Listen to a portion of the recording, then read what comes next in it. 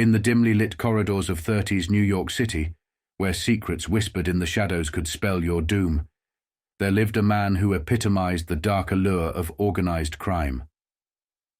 His name struck fear into the hearts of those who dared to cross his path: Charles Lucky. Luciano, the enigmatic mastermind of a criminal empire that spanned the city's underworld. But in the annals of his notorious reign, one chapter stands out as a chilling tale of deception, betrayal, and the relentless pursuit of justice. As the city buzzed with illicit desires and shady dealings, the authorities were closing in on Luciano's empire. A relentless prosecutor, Thomas E. Dewey, was determined to dismantle the criminal web that ensnared the city. What followed was a high-stakes courtroom drama that would captivate the nation, a battle between the mastermind of crime and the forces of law and order. In this heart-pounding narrative, we delve into the dark alleys and smoke-filled rooms where Luciano's criminal empire thrived. Follow the twists and turns of a trial that would rock the foundations of organized crime and reveal shocking truths hidden in the city's underbelly. Join us as we uncover the chilling events that led to Luciano's ultimate reckoning and the shivers of history that still haunt the streets of the Big Apple. Entering 1927, Charlie had firmly established his presence in the underworld. The more influential he became, the greater the pressure Masseria and Maranzano exerted on him. Among them, it was Maseria who harbored the most sinister intentions, his inquiries becoming increasingly pointed. Then, suddenly, Maseria summoned Luciano to a meeting, but it was more of a demand than a mere invitation. The messenger who conveyed this summons was none other than Red Lavine, a member of Luciano's inner circle and a longtime friend. Lavine had been by Luciano's side since their early days, even the one who first brought news of Luciano's initial meeting with Maseria. Red Lavine was a unique figure in Luciano's world.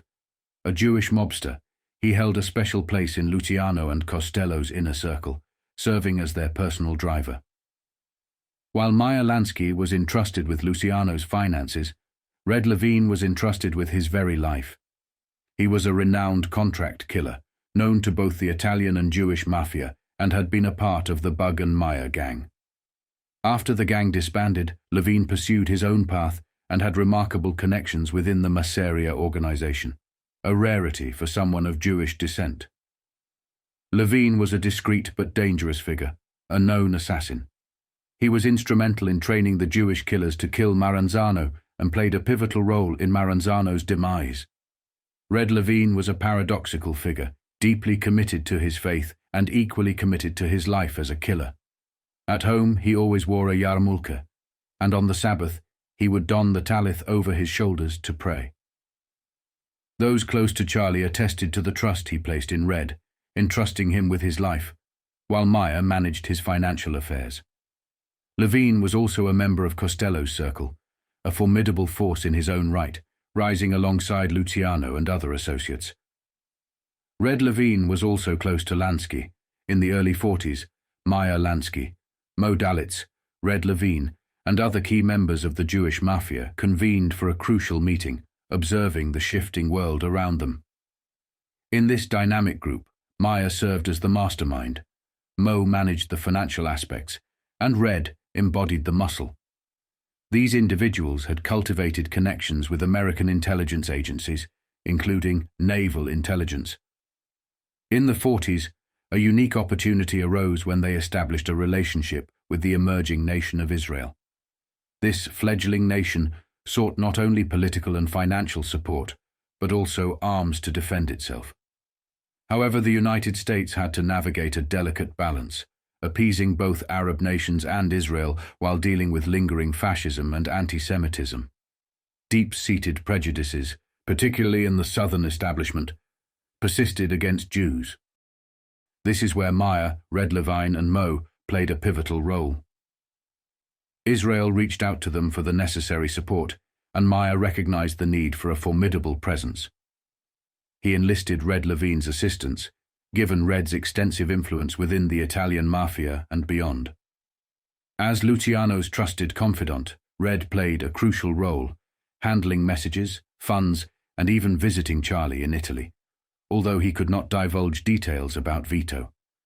Nevertheless, he continued delivering money and messages to Charlie, often meeting him in Taormina, Italy. By the late 1940s, the Holocaust had shaken the world and the Jewish community to its core. Red Lavine faced a profound choice: the Jewish cause or his loyalty to Luciano. The path he chose was clear. He dedicated himself to the Jewish cause. Yet his loyalty to Charlie remained unwavering. He safeguarded Charlie's family and stood as one of the few mobsters Charlie protected throughout his life story.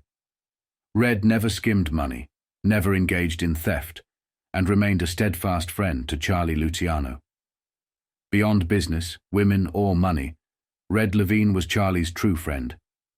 His name may not be as widely recognized as Myers, but wherever Myers' name appeared, you could be certain Red was not far behind.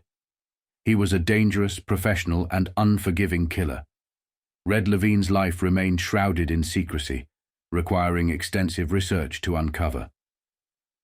While his name may not grace the pages of books like Dark Quadrant, where Myers' name is mentioned, Red was undoubtedly a presence. He was a formidable force, an enigmatic figure who left an indelible mark on the world of organized crime. Red Lavine's legacy endures, a testament to his unwavering loyalty and relentless professionalism. He passed away in 1972, leaving behind a lasting and mysterious legacy.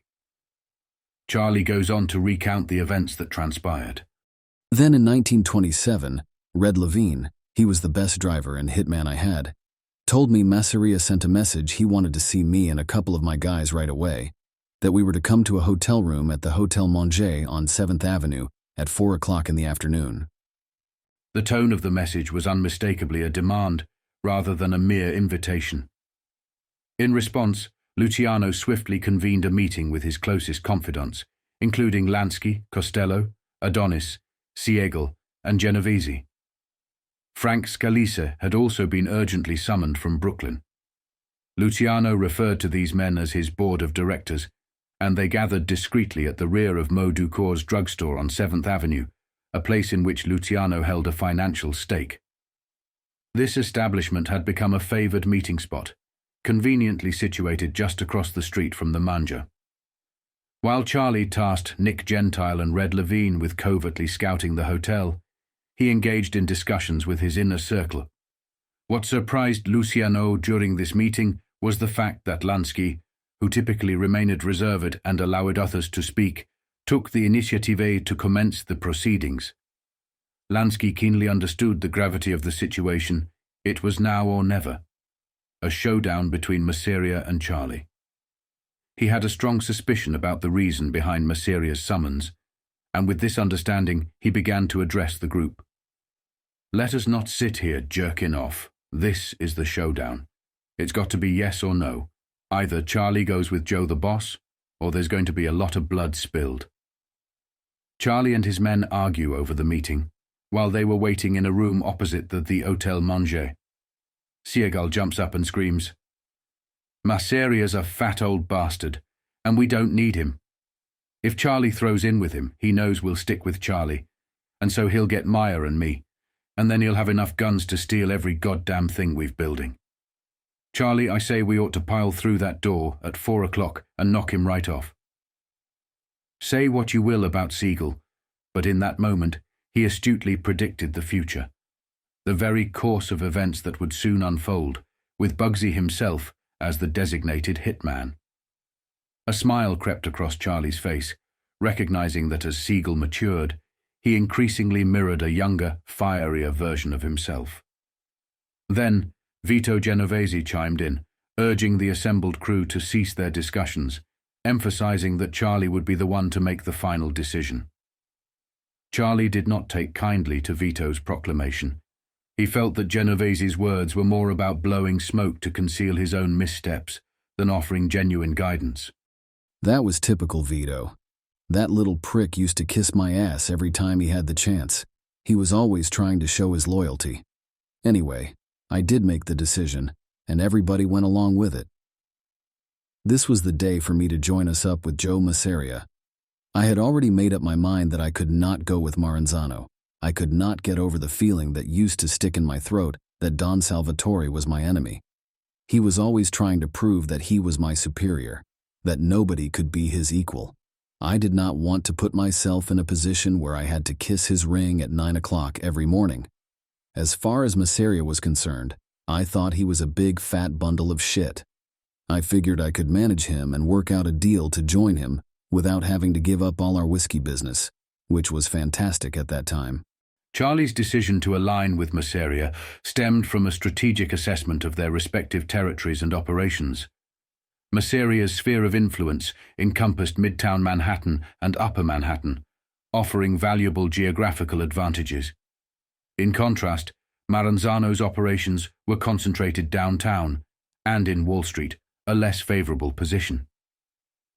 Charlie recognized that partnering with Maseria would allow him to exert greater control and potentially muscle out Maranzano, who had been attempting to thwart Charlie's expansion efforts and disrupt his contacts in recent months. It was clear to Charlie that Maseria coveted a share of his lucrative whiskey business. Moreover, Maseria coveted Charlie himself, aiming to assimilate him and, by extension, his entire crew into his organization. Together, Maseria and Charlie represented a formidable force capable of dismantling Maranzano's influence and securing their dominance. I was sure sooner than later, Maranzano and Maseria would have a war. Them two fucking Sicilians would never be happy until one of them got rubbed out. To me, the whole thing was a matter of organizing a business. For them, it was the pride that came first. Who was going to be the boss of bosses? I figured, and this was one time I was dead wrong, that Maseria would wind up on top. Adonis and Charlie would go into the Dragon's Den together. We were both a little nervous, me especially, because I knew that if this was the wrong move, it was going to set us all back 10 years. I knew I was going to have to feel my way, and I wasn't going to do nothing that would cut off the guys who had been my best friends from the beginning. At the meeting, Maseria only had one man with him, a man called Giuseppe Catania. He was a higher-up in the Maseria outfit, and he despised Charlie. Charlie noticed another thing that made him tread cautiously. But there were 2 rooms on both sides, so Adonis and I did not know whether Maseria had anybody else listening in. Maseria was sitting at a round table. The table was covered in Italian food pastries. Charlie was shocked all that food was for Maseria. There was enough on that table for a banquet, and I kept figuring that any minute half of Maseria mob was going to show up and sweep down on that table, but nobody showed. I think Maseria ate half of all that food himself, most of it with his fingers, and if he did not look like a pig on 2 legs, I never would have seen one. He was one happy guy that day, talking and laughing, telling jokes, talking about the time he was in Sicily before I was born, and all that crap. This really bothered Charlie. I was expecting to deal with a rough guy, but this old guy I was looking at as he was stuffing himself was just too fucking happy to make me feel good. Before Charlie even pulled his chair, Maseria needed to make sure of something. He asked Charlie and Adonis, "Have you boys got a piece on you?" Charlie got angry at that comment. It was disrespectful to bring a gun to a peaceful meeting. I replied, "Cut out the crap, Joe. You said you wanted to have a meeting. I do not bring pistolas to a meet unless it is with an enemy. Are you telling me that you are my enemy?" Maseria laughed at Charlie's accusation and told Catania to search for them both. He would say to Catania, "Find out if these 2 boys are my enemies." They were both patted down and searched. Once they were cleared, Maseria cut to the chase. "Now you have a chance to be my friend, or the both of you are dead men." Charlie and Maseria have their talk. "Joe, you ought to know by now that I am not afraid of you. I came here to talk business, and Joe A. is here with me as a witness. I will give it to you straight. Okay, I join up with you. But I have some conditions, Joe. I must be the number 2 man, above everybody but you. I want a fair piece of the action, and I put into the pot everything that me and my guys do. Everything, that is, expect not 1 drop of whiskey." Luciano leaned back and waited for the response. Maseria screamed in a jokingly manner, "You dirty, skinny son of a bitch. You are the only paysan in this whole fucking town who ain't afraid of Joe the boss." Okay, Charlie Luciano, you got a deal? Maseria had no issues for Charlie's non-Sicilian friends. He would tolerate them. It was hard for Joe A. and me to believe that Maseria wanted us so bad that he was willing to show it like that. The rest was easy, and we walked out of there about 15 minutes later, after a couple of glasses of wine to close the deal. And as of that minute, I was the #1 lieutenant to Joe Maseria. But there were lots of good conditions. All my whiskey operations still belonged to me and my guys, and we had a clear-cut agreement. There would not be no hijackings of any kind, and we should supply all Maseria's joints, with everything from whiskey to beer. Dutch Schultz was controlling all the good beer in Manhattan by that time, and I talked to him before the meet and got his backing. The news of Charlie's alliance with Maseria quickly spread throughout the underworld, and he understood that Maseria's interest in the whiskey business would not remain dormant for long.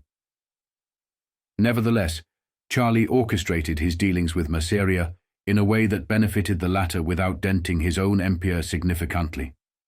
When the word reached Costello, he could not contain his happiness and pride in his friend's latest accomplishment. It was a rare sight to see Costello smile, let alone laugh, but the news of Charlie's successes prompted just that. Costello's faith in Charlie solidified further, and he remarked, "You're going to make mincemeat out of Joe the boss, and that's a lot of meat to chop up." However, amid his dealings with Maseria, Charlie had astutely discerned a weakness in his rival, a vulnerability that he would describe as follows. Then I got serious, and I said to them, "I want to admit something. I was wrong when I figured that Maseria could win a war with Maranzano. Not a chance. He is too fat, too old, and behind all that hard front, there is nothing left but a soft brain. It is only a matter of time, so let us use it the best way we can." The word traveled throughout the underworld within hours that Charlie had joined forces with Maseria. The new #2 was Luciano. The strength implied won him new power. Deep down, he knew Maseria would not stay out of the liquor business for long. Charlie knew Maseria would want complete control of his empire. He told his men that they had to compliment and placate Maseria, especially in public, to help keep him at bay. The famous story of Charlie complimenting Maseria was born, and it was true. I told all my guys the only way we could keep that fat bastard's nose out our liquor deals was to kiss his ass in public a dozen times a day. In fact, I made up all kinds of words for us to use with him, like, "Joe, when they made you, they broke the mold, and nobody in New York can handle this business like you can, and what you forgot, Maranzano will never know." All that kind of crap. And that soft-brained Maseria used to lap it up like a cat licking cream. He would sit there and smile and fiddle with that big gold chain he used to wear across his vest, and he would nod his head like he was a little kid paying attention to the teacher. Shit, he really used to make me vomit. In 1927, Charlie dedicated himself to the task of expanding and strengthening Maseria's businesses. He immersed himself in every aspect of the operations, learning the ins and outs of the empire. Over time, he assumed control of specific rackets, and with the inclusion of Costello, Adonis, Lansky, and Siegel, orchestrated a well-coordinated effort that led to the growth of both their empires. As their enterprises flourished, Charlie employed a shrewd strategy to manipulate and cultivate loyalty among his own men. They began to regard Luciano with increasing admiration and respect, often seeking his guidance and advice. Maseria remained unaware of how Charlie was subtly shifting the power dynamics within their organization, with Luciano steadily becoming the figurehead around whom their loyalty coalesced. That is where I started to organize his whole fucked-up operation, and except for not getting the liquor, he did not have much to complain about. I was giving him my time. Costello threw the slot machines into the deal. Schultz gave me about 50 speaks to toss into the pot as a show of his good faith. I combined some of the Lucchese Lepka action with Maseria's loan sharking, and he even got Meyer and Bugsy, who was the top protection guys in the country by then. At least Maseria was smart enough to even see that, even though they were Jews, they could make him a fortune by protecting the robberies. The outfit was pulling off all the time in Midtown. It was a lot of business to tie up, right? But in about 6 months, I had it running smooth as silk. Charlie was earning the respect of Maseria's men. He was making them earn good money, he was giving them jobs to do, and he gave them all respect. Eventually, Charlie had them all eating out the palm of his hands. Catania was the only one to disrespect Luciano. He was a higher-up in the Masseria family, so Charlie needed to pick the right time to put him in his place. Charlie deals with him by breaking his fingers when he catches him snooping around Charlie's private things. I do not know what this idiot thought he was going to find, because we never kept no records in an open place like that. He did not hear me come in, and I stood in the dark watching him. As soon as he got the drawer open, I walked in and slammed it on his right hand. While he was screaming and moaning, I dragged him into Joe's office, dumped him to the floor, and called Maseria to call him a doctor to take care of his boy. Catania used to be a pretty good bowler with the duck pins, but after that session with me, he never bowled again, and I never had no problem with him after that either.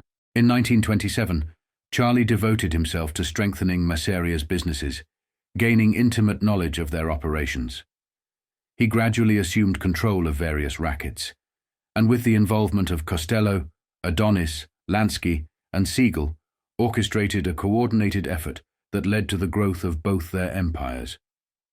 He taught his associates valuable lessons, such as the importance of careful planning before engaging in activities like hijackings, burglaries, or expanding into new markets like olive oil and cheese, all under Maseria's umbrella. Charlie introduced a strict discipline system and enforced tight controls throughout the organization. He fostered cooperation with non-competing gangs under his control, allowing the Maseria empire to flourish. Charlie granted these families autonomy over their operations and provided advice rather than issuing dictates. This approach not only built better relationships, but also strengthened the unity of their criminal network. Charlie's influence extended beyond New York, with control in Florida alongside Santo Traficante Jr. and future expansion into Louisiana under Costello, Havana with Lansky, Los Angeles with Benjamin, and more. By 1928, it was evident that Charlie was poised to lead one of the largest criminal organizations in America. His ability to run a criminal empire surpassed even that of the boss of all bosses, earning him respect and admiration from various quarters. Respect for Charlie poured in from figures like Mo Dalitz of Cleveland, allies in the Mayfield Road Gang, Al Capone, who sought to strengthen ties with Charlie in the East, amid his troubles with Bugs Moran in Chicago, and the Purple Gang in Detroit, which needed Scotch whiskey to supplement their Canadian supplies. Harry Stromberg, also known as Nig Rosen, had managed to secure an influential position in Philadelphia alongside Waxy Gordon and Bitsy Blitz. In 1927, another significant development occurred with the return of Johnny T., an elder statesman of the underworld, just as Mussolini's black-shirt fascists began driving the Mafia out of Sicily. Johnny T. proposed an idea to Charlie, suggesting that the most prominent bootleggers in New York join forces with their counterparts nationwide. This collaboration would exclude newcomers like Maranzano, who would only deal with members of the group. This cooperative effort would ensure the smooth and continuous flow of alcohol. Charlie and Johnny T. drew up a list of key players, which they dubbed the Big Seven. This list included Lansky and Siegel, responsible for New York, New Jersey, and surrounding areas, functioning as protectors, enforcers, and shippers. The Big Seven also encompassed Joe Adonis, Longy Zwillman, Willie Moretti, Bitz Gordon, and Rosen from Philadelphia, King Solomon of Boston, Nucky Johnson from Atlantic City, and Charlie and Johnny Torrio themselves. This alliance was highly effective, leading to cooperative agreements with 22 other criminal organizations across the nation, encompassing shipping, selling, protection, purchasing, and distillation. These alliances generated staggering profits, spanning from Maine to Florida and west of the Mississippi River. As the mastermind behind this expansive criminal network, Charlie established his headquarters in New York, where he could manage the intricate issues of the Big Seven effectively. Vito Genovese, known as the Italian Bugsy Siegel, was tasked with coordinating the operations and ensuring that Charlie's decisions were enforced. Genovese's fearsome reputation and ruthless demeanor ensured that everyone remained in line. To protect certain rackets, Charlie worked diligently to keep them out of Masseria's hands, particularly the gambling operations he shared with Arnold Rothstein and Rothstein's successor, Frank Erickson. Erickson managed high-stakes bookmaking operations, catering to high-class clientele and high rollers, while Rothstein oversaw poker games with no betting limits. Erickson also personally handled bets at horse races to ensure the odds at regular tracks remained unaffected. After Rothstein's death in 1928, Erickson's gambling and bookmaking business continued to thrive with Costello's support, making him the most prominent bookie in New York for Luciano. In 1928, Luciano and Torrio aimed to organize all the bootleggers in a groundbreaking effort, laying the foundation for the 1928 convention. This convention would then serve as the basis for the 1932 convention, creating a national framework for criminal organizations. This strategic development helped create a sense of familiarity and unity among the various mobs. While the Big Seven flourished and business boomed, they faced challenges during the winter of hijackings and robberies, threatening to derail their operations. It was such a tough situation that I had to call everybody together to figure something out.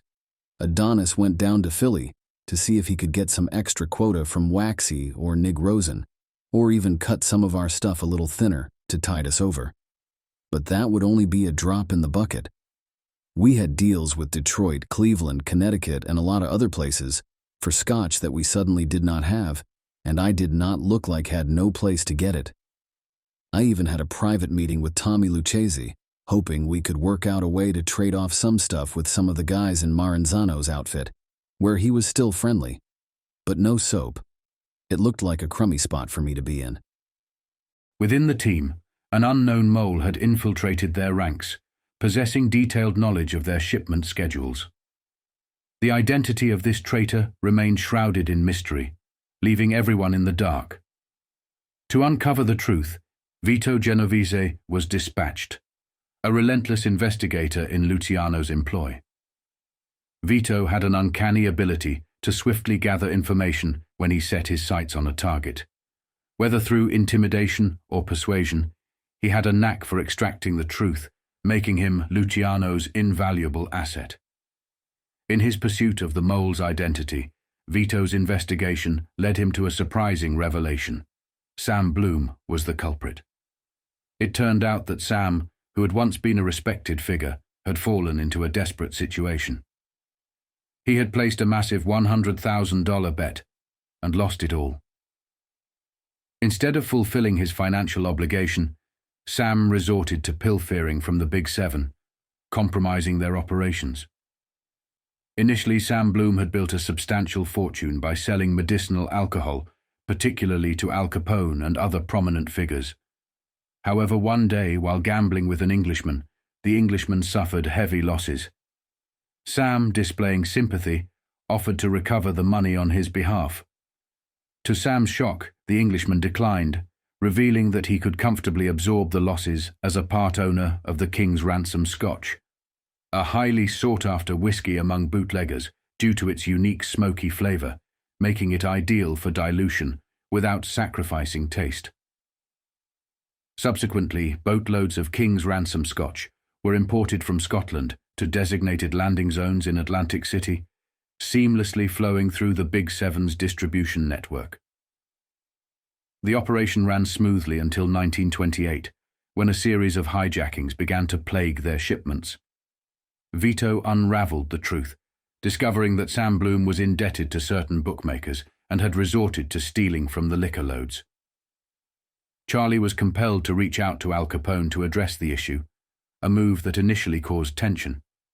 Capone's anger stemmed from Bloom's actions, as he had bypassed Italy during his European travels, and more significantly, because Sam's thievery threatened to undermine Luciano's criminal empire. When I called Al to check on this guy Sam Bloom, Al was sore as hell because Bloom went to Europe when Capone was looking for him in Chicago. He could not believe someone would take 2 weeks off to go back and forth across the Atlantic Ocean. And when Al asked Bloom if he went to Italy, Al was sore as hell when Bloom told Capone he never went there. Near the end of 1928, about 15,000 cases of King's ransom were landing in Boston. They were loaded by Charlie's men onto trucks and started their way to New York. They never arrived. Somewhere along the road they were hijacked. The loss to the Seven Group was close to about $1 million in Liquor Street value. All of us guys in the bootlegging business knew hijacking was part of the business. We would beef about it a lot and then forget it. But this time we all had the feeling it was something a little bit different from the ordinary heist. I asked Vito to put his sharp Neapolitan nose to work and investigate. What Genovese uncovered was that Bloom had wagered a staggering $100,000 in a poker game, with Rothstein extending him a loan payable within a week. Curiously, Sam promptly repaid the debt the day following the hijacking. Luciano contacted Rothstein, and the story was corroborated, strongly suggesting that Bloom was indeed the perpetrator. Given the circumstances, the consensus among the group was clear, and Charlie voiced it succinctly. All the guys agreed. So, a little while later, Bugsy gave Sam Bloom a cement funeral. Bloom's disappearance went unnoticed, much like many others before him, as his body vanished into the waters surrounding Manhattan. The distillery companies in the UK seemed unperturbed by his absence, either due to their awareness of dealing with shady characters or their assumption that he had departed the business. In any case, they never inquired about his whereabouts, and Sam Bloom's absence raised no alarms. Charlie summed up the matter with finality.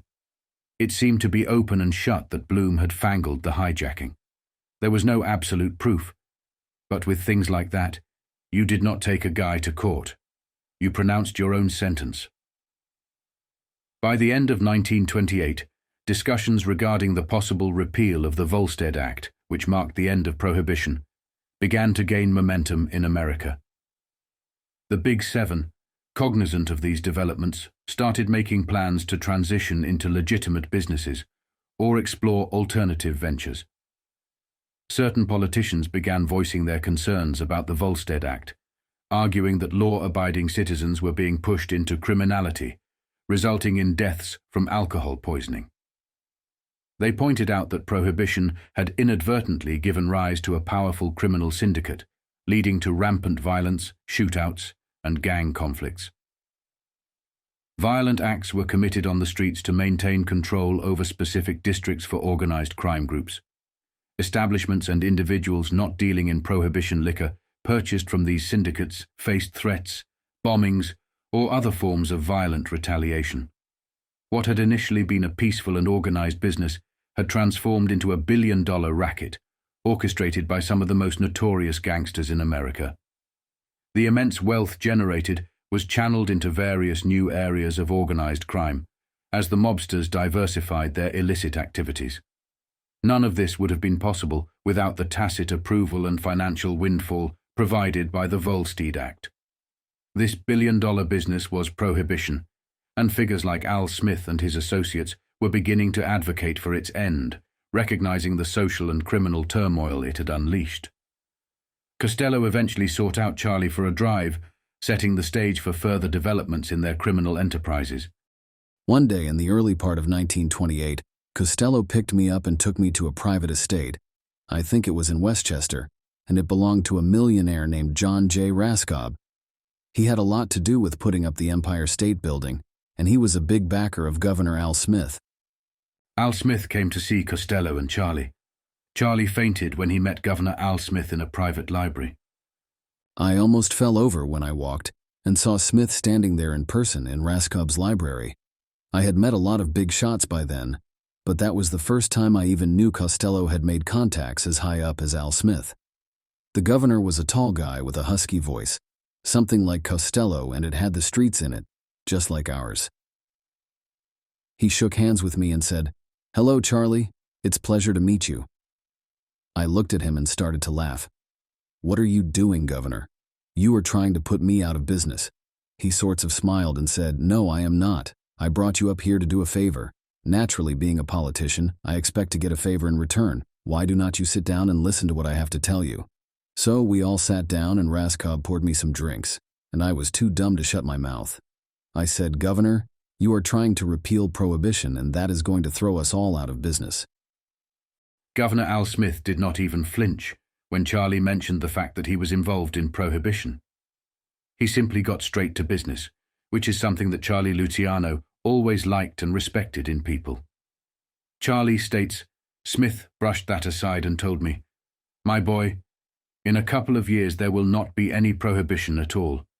I intend to be nominated, and I intend to win this election. I am telling you, and I am going to tell the American people, that when I get to the White House, I'm personally going to see that the Volstead Act and the 18th Amendment are thrown into the wastebasket, legally. That is why I brought you here. Costello has told me about you, and I need your support right here in my own state. There are two things I want you to do. Take my advice and make your plans to get into the legitimate end of the whiskey business. And second, line up overwhelming support for me from Manhattan, Brooklyn, and the Bronx, where you fellows control the delegates. I want every one of those delegates at the convention in Houston. If I get them, I am prepared to make things good for you." Charlie just sat there stunned, trying to think about the fact that he just might be on the verge of having his very own president. He was in awe of what Frank Costello had achieved. He was stunned at the way Al Smith had put it so bluntly on the table. That's just the way he put it, and it kind of made my head swim, that maybe we found ourselves a president. I couldn't help but think about Hampton Farms and the Brooklyn Truancy School, and I wondered whether my old man would believe me if I told him about this. Luciano felt he was on the brink of achieving something truly remarkable. It was astounding to think that a young immigrant who had arrived in America unable to speak English and had broken numerous laws was now rubbing shoulders with the influential political figures of New York. He experienced a profound sense of pride and amazement at his own journey. This newfound political influence added to his growing feeling of invincibility. He believed that nothing and no one could touch him. However, this foray into the political arena did not yield the results for which he had hoped. It proved to be a valuable learning experience that would play a significant role in his future decisions. When the time came for Charlie to choose between supporting Franklin D. Roosevelt, FDR, and his friend Al Smith, he opted for FDR, recalling that Al Smith had lost the previous election. Some attributed Smith's loss to his Catholic faith, which was a factor that also played a role in later elections, such as John F. Kennedy's choice of Senator Johnson as his running mate, a decision influenced because Johnson's had pure control of the South. We shook hands all round. Then I did something smart, and it made the governor look at me with more respect. I told him I wanted to go back to the city and talk to Johnny Torrio. What Smith had been talking about, the end of Prohibition, was exactly what he predicted before he ran out to Italy. I knew something had to be done, because now I was sure that Al Smith figuring was right. I kept saying to Frank all the way back to the city that I still could not figure out how legit whiskey could pay for anything close to bootlegging. I said, Frank, we've been in the rackets all our lives. We ain't got the imagination for a straight business. On their way back, Costello and Luciano began contemplating the idea that they could exert influence over a president. Additionally, they pondered what would happen if the whiskey and bootlegging business were to end. They wondered if they possessed the intellect, knowledge, and power to transition into legitimate businesses. It was Costello who eased Charlie's concerns, reassuring him with a thoughtful response. "Charlie, within our group, we've got enough imagination for any kind of business. Going legit as far as whiskey is concerned does not scare me at all. It does not mean we are giving up gambling. We can do that on a grand scale. More people like to gamble than drink. I think we should support Smith. At least with him, we know where we stand." Charlie and his friends threw their support behind Al Smith wholeheartedly. Unfortunately, Smith's campaign did not gain much traction, primarily due to his Catholic faith. Americans had reservations about electing a Catholic president, fearing that they would take orders from Rome. Despite Smith's merits, this factor proved insurmountable. This experience served as a significant learning curve for Luciano and his associates. When the next election campaign came around, pitting Al Smith against Franklin D. Roosevelt, Luciano faced a tough decision. Al Smith had their loyalty, but Roosevelt exuded an air of respectability. Recalling Smith's previous loss and the issue of his Catholic faith, they chose to support Franklin D. Roosevelt. It was a lesson that stayed with them. FDR hunted the New York Mafia till they were jailed, dead, or exiled. This lesson stayed with them, especially when John F. Kennedy entered the political arena. Kennedy recognized the challenge posed by his Catholic faith and the need to secure the South. To address this, he formed alliances with figures like Johnson and organized crime, a topic that would become more relevant in the 1932 election, involving Franklin D. Roosevelt. Despite their earlier optimism, Luciano and Costello realized that the Volstead Act would remain in effect for several more years. The national sentiment was inclined to maintain the status quo. Up until the Great Depression struck in October 1929, the alcohol business continued to thrive, with increasing competition in the whiskey market. However, issues such as hijackings and escalating rivalries prompted them to consider the need for a solution, such as allocation. Luciano sought a national system, an unprecedented concept that would take several months to arrange. It would require a massive gathering, bringing together all the major players in the industry. Costello and I talked it over with Torrio and Lansky first.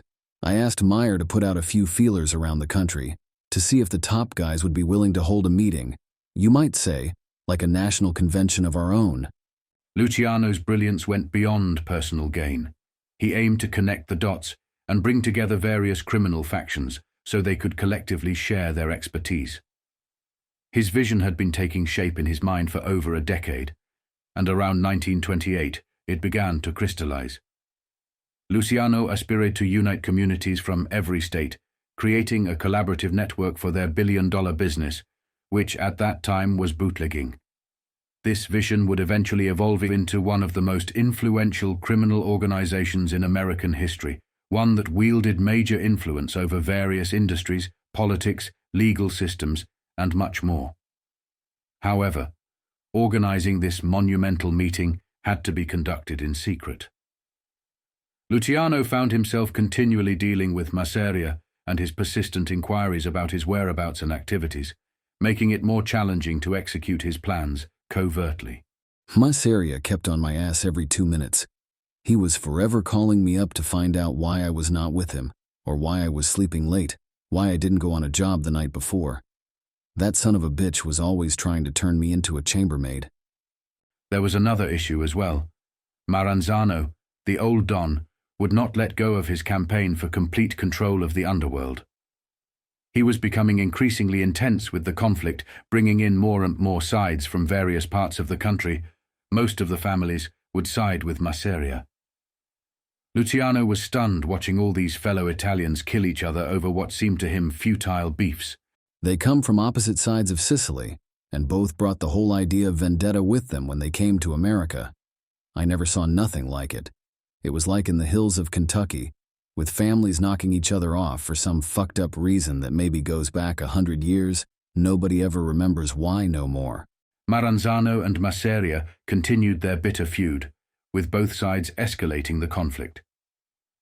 The tensions reached a boiling point when Maseria killed Gaspar Milazzo, one of Maranzano's men, who hailed from Maranzano's hometown of Castellammarese and had risen to the rank of capo in Detroit. This act further solidified the allegiance of fellow Castellammarese natives to Maranzano. In retaliation, Maseria declared open season on anyone hailing from Castellammarese and anyone aligned with Maranzano. The situation became increasingly volatile, with drive-by shootings and innocent bystanders being caught in the crossfire. These underworld conflicts dominated the scene until 1931, attracting significant media attention and making headlines daily. Newspapers were filled with reports of Italian bodies strewn in the streets, and the violence even drew the attention of J. Edgar Hoover himself. During that era, television was not yet prevalent, so people had to go to the cinema to watch newsreels about events around the world and across the country. Across America, audiences were captivated by the scenes of gunfire on the streets of New York and Chicago. This period of intense violence contributed to the notoriety of the New York organized crime structure. It was not a deliberate choice. Rather, it was a consequence of the densely populated and competitive environment that often turned violent. While other organized crime structures in places like Louisiana, Florida, and elsewhere were equally powerful and violent, they did not receive the same level of news coverage and public attention. All of us younger guys hated all the old mustaches and what they were doing. We were trying to build a business that would move with the times, and they were still living 100 years ago. We knew the old guys and their ideas had to go. We were just making time. The way we looked at it was that getting rid of a Masseria or a Maranzano was no different from some bank tearing down an old building so they could put up a new one. For us, rubbing out a mustache was just like making way for a new building, like we were in the construction business. One day, Tommy L. gets into trouble through his boss, Tom Reina. Tommy L.'s underboss was wooed by Maranzano. Maranzano offered Reina various new rackets, and Reina offered support to Maranzano in return. Both discussed certain exchanges for their new alliance. All this now when both Maseria and Maranzano were beefing hard. Tommy came to me and told me the whole story. He said Reina forced him to go with him to a secret meeting with Maranzano, and Tommy was surprised that Reina liked the Maranzano deal. That took a lot of guts on Reina's part, because by this time, Maseria was ready to murder anybody who even looked in the direction of Maranzano. Tommy L. found himself in a tight situation. Tommy had become a trusted underboss with Tom Reina, head of his own outfit in the Bronx, which had given allegiance to Maseria, but the beef was now beginning to surface, and Maranzano impressed Reina in exchange for support. Tom offered Maranzano a share of their income from some of the rackets on the Lower East Side. This whole situation sent Maseria into a raging lunatic. Charlie helped Tommy L. get out of trouble, but Joe was pissed. It is a funny thing about Sicilians. There just ain't no secrets. There is always somebody that sells out one of his own. Lots of guys got fingered just for the prospect that something might happen. So, naturally, Maseria got word about Reina's meeting with Maranzano. Reina was no little potato. He was a boss, and under the old times rules, a boss does not get hit. Pop just like that. But in the case of Tommy Lucchese, that was different. It was all I could do to convince Joe that Tommy went with Reina to find out what was going on, and to report to me. If Joe had not bought the story, Tommy would have been dead. But the whole situation seemed to turn Maseria into a raving lunatic. He used to call me from all over New York, and half a dozen times a day with a new name of a guy he wanted to bump off. He was driving me crazy. Maseria suddenly started to suspect one of his men was about to betray him. Maseria was not an intellectual. He was not a long-term thinker. The man was sporadic. He would act on emotion, nothing else. So when he felt like he could not trust Luciano, he would put a gun into Luciano's hand and make him earn that trust back. And the way he would go by doing that was to make Charlie commit a bank robbery. He then unexpectedly demands Charlie do a robbery. Charlie was dropped off in the garment district. He found Red Lavine waiting for him. Charlie states, "The fat bastard pulls out a .38 from his coat pocket and hands it to me and says, 'You are going to carry this tonight on the payroll job. It ain't got no numbers.'" I thought he was out his fucking head because he was talking about a payroll heist. He wanted me to plan for some of our guys 4 or 5 months before, and nothing ever come of it. So I said, "Listen, for Christ's sake, I thought I was supposed to be running things. Since when do I go back on the street with pistola?" Maseria was not playing around. It got intense in the car. Joe looked him straight in the eye. Joe then grabs the gun and points at Luciano's belly. Maseria tell Luciano, "Listen to me, you son of a bitch. You either pull that job or I will give it to you right here in the car. You made the plan for that job, and you got to do it. Because I say so." Charlie Luciano looked in the driver's mirror and knew he had to go along with this. Up front, I see Joe Adonis nodding his head, meaning for me to go along. He could see the same thing as I could, that the old mustache was just crazy enough to pull the trigger right in broad daylight. What could I do? I took the gun back, and I said to Maseria, "Joe, take my word, this is one of your biggest mistakes." Charlie was dropped off in the garment district on 7th Avenue. He found Red Lavine waiting for him with a recruit by the name of Paul Mineo. The three drive to Corn Exchange Bank on 37th Street. They park and leave the car running.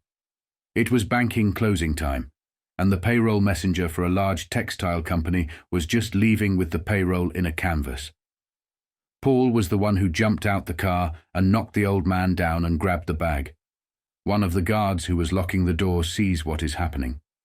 The robbery goes bad after a police officer catches it happening and shoots one of the men, leaving one of them injured, and then a pursuit ensues. The men were caught and arrested.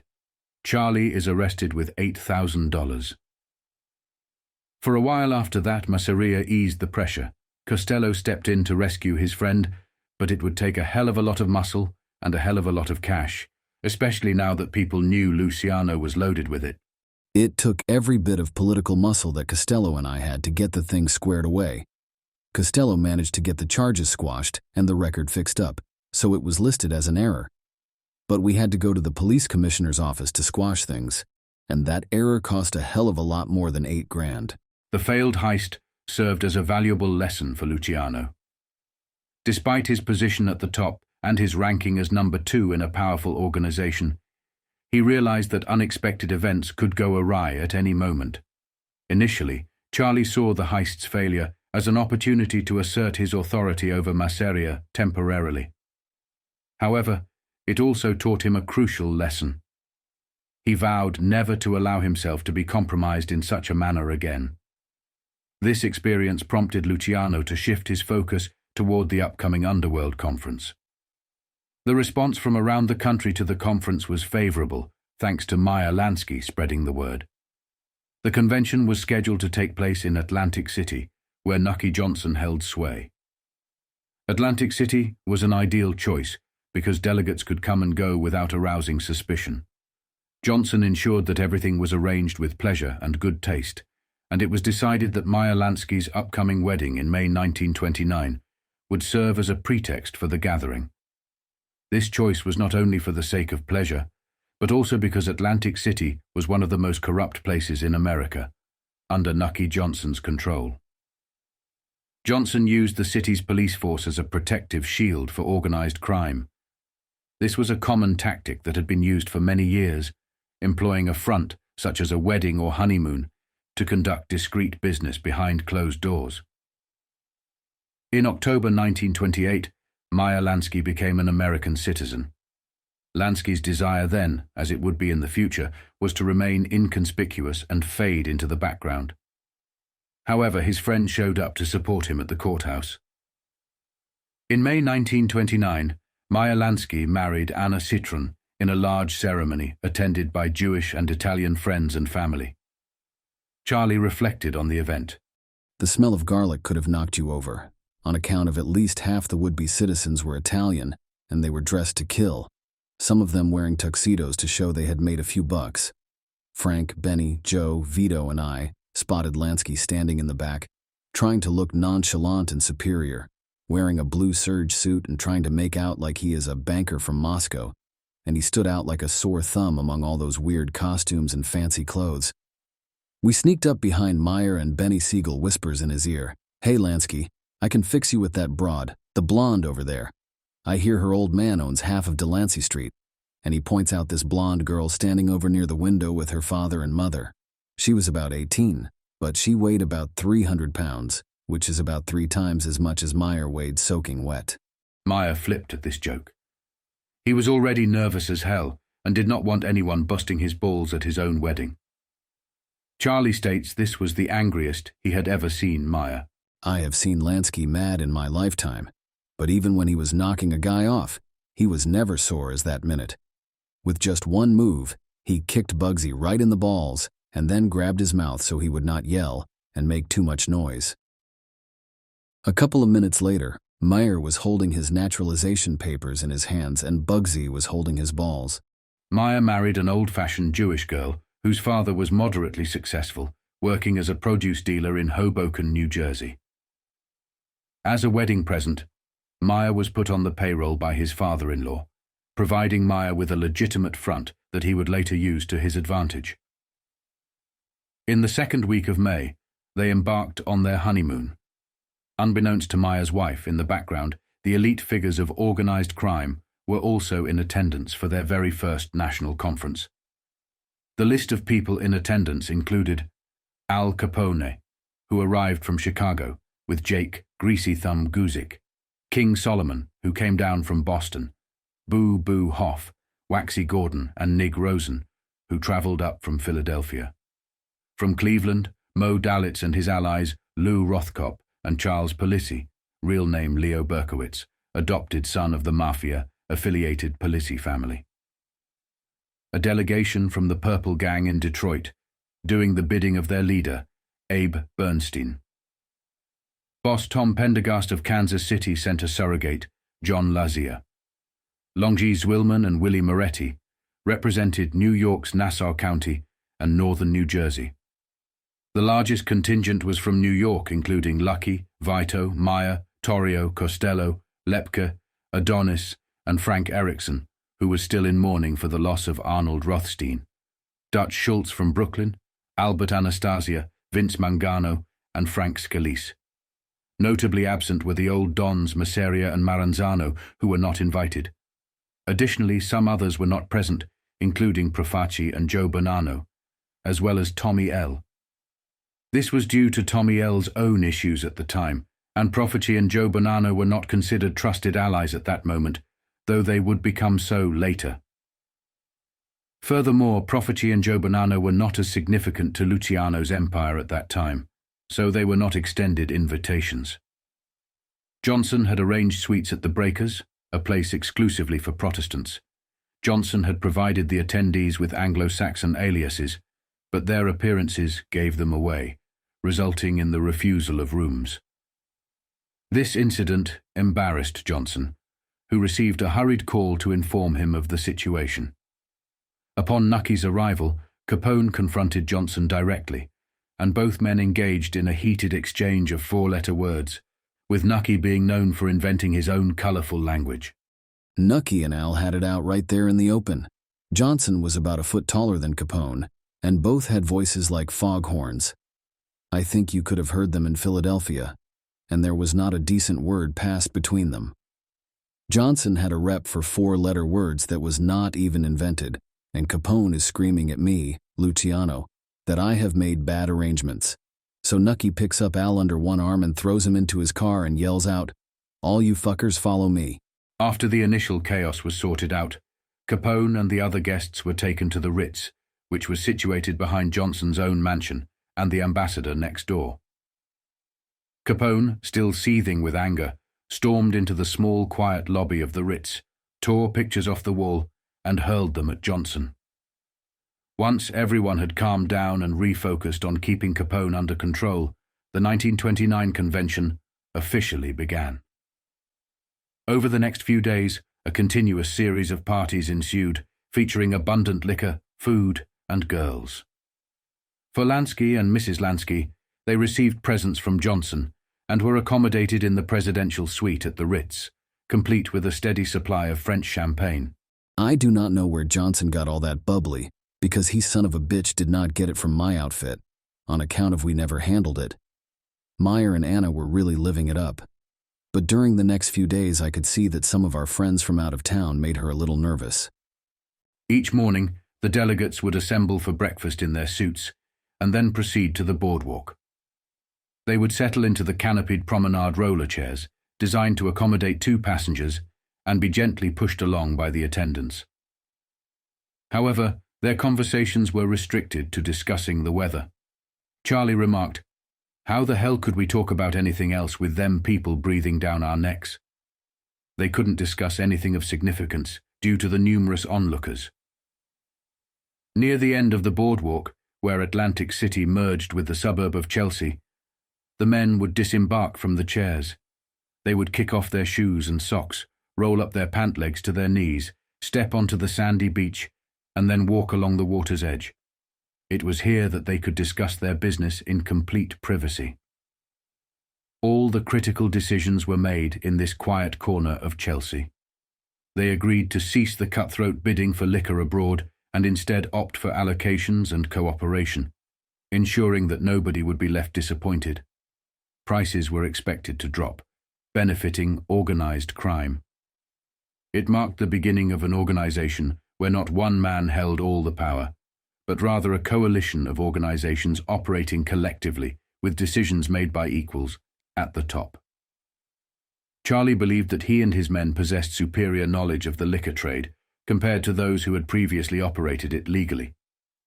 They also discussed the future, anticipating the end of prohibition when alcohol would be legalized. Gambling was also on the table for discussion, but territorial disputes among the bosses prevented significant progress at that time. But more important than all the whiskey deals and the gambling decisions was what happened when Capone ran into a guy by the name of Moses Annenbergs on the boardwalk.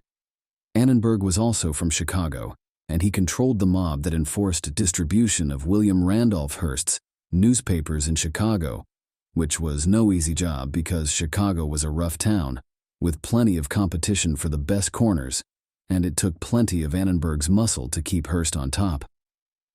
When Capone and Annenbergs met, that is when the talk got started about tying in the Nation Racing wire service for horse players with the daily racing form. And it was right there, in Atlantic City, when most of the big deals was made for the system of laying off bets throughout the entire United States. Frank Erickson was called in to work out the details of the organization, and that's how the Annenbergs family really started to build its fortune, out of muscle in Chicago, and its betting ties with us. The National Convention had taken a significant turn.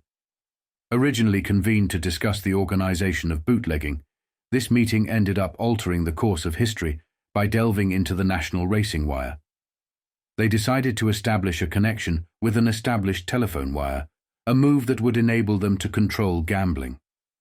The national racing wire was crucial for receiving instant results and information on horse races, dog races, and other forms of gambling. New York had ventured into this territory around 1928, and by 1930 and 1940, Chicago had also entered the scene. Tony Accardo played a pivotal role in Chicago's involvement, and in the mid-40s and 50s, Carlos Marcello took control of his own national racing wire. Taking control of the communication channels used for gambling information allowed them to dominate the gambling industry once bootlegging came to an end. This billion-dollar industry was now under their control. With gambling came entertainment, and they had already established control over liquor, trucking, and construction companies. They had become incredibly influential and had the freedom to operate as they pleased.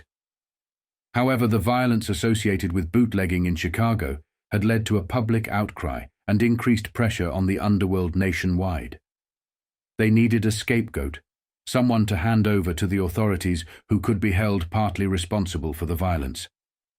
Al Capone was chosen as this sacrificial lamb, with Torrio taking the lead and Luciano and others supporting the decision.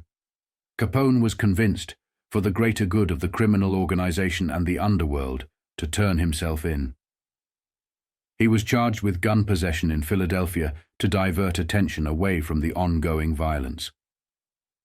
After discussing these matters and wrapping up a few loose ends, the delegates packed their bags and returned home.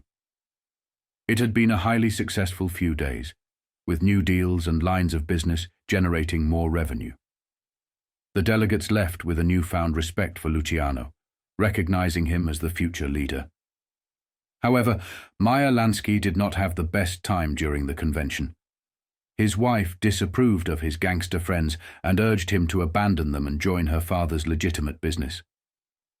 Meyer shared his concerns with Luciano and hoped that once his wife became pregnant, she would shift her focus from his businesses to their family life.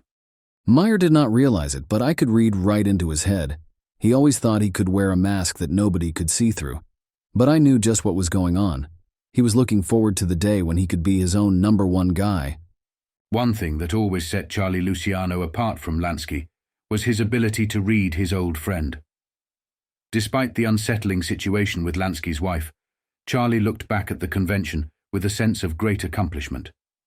Indeed, It was a remarkable achievement. For the first time, an Italian Sicilian who had arrived in America at the age of 9 had successfully organized some of the most prominent criminals in the country. He looked beyond race and religion and focused solely on profits. Both men had risen from humble beginnings to gain control over various industries in America. They had mastery over the liquor and union industries, and in the 1930s, they would even come together to influence an election.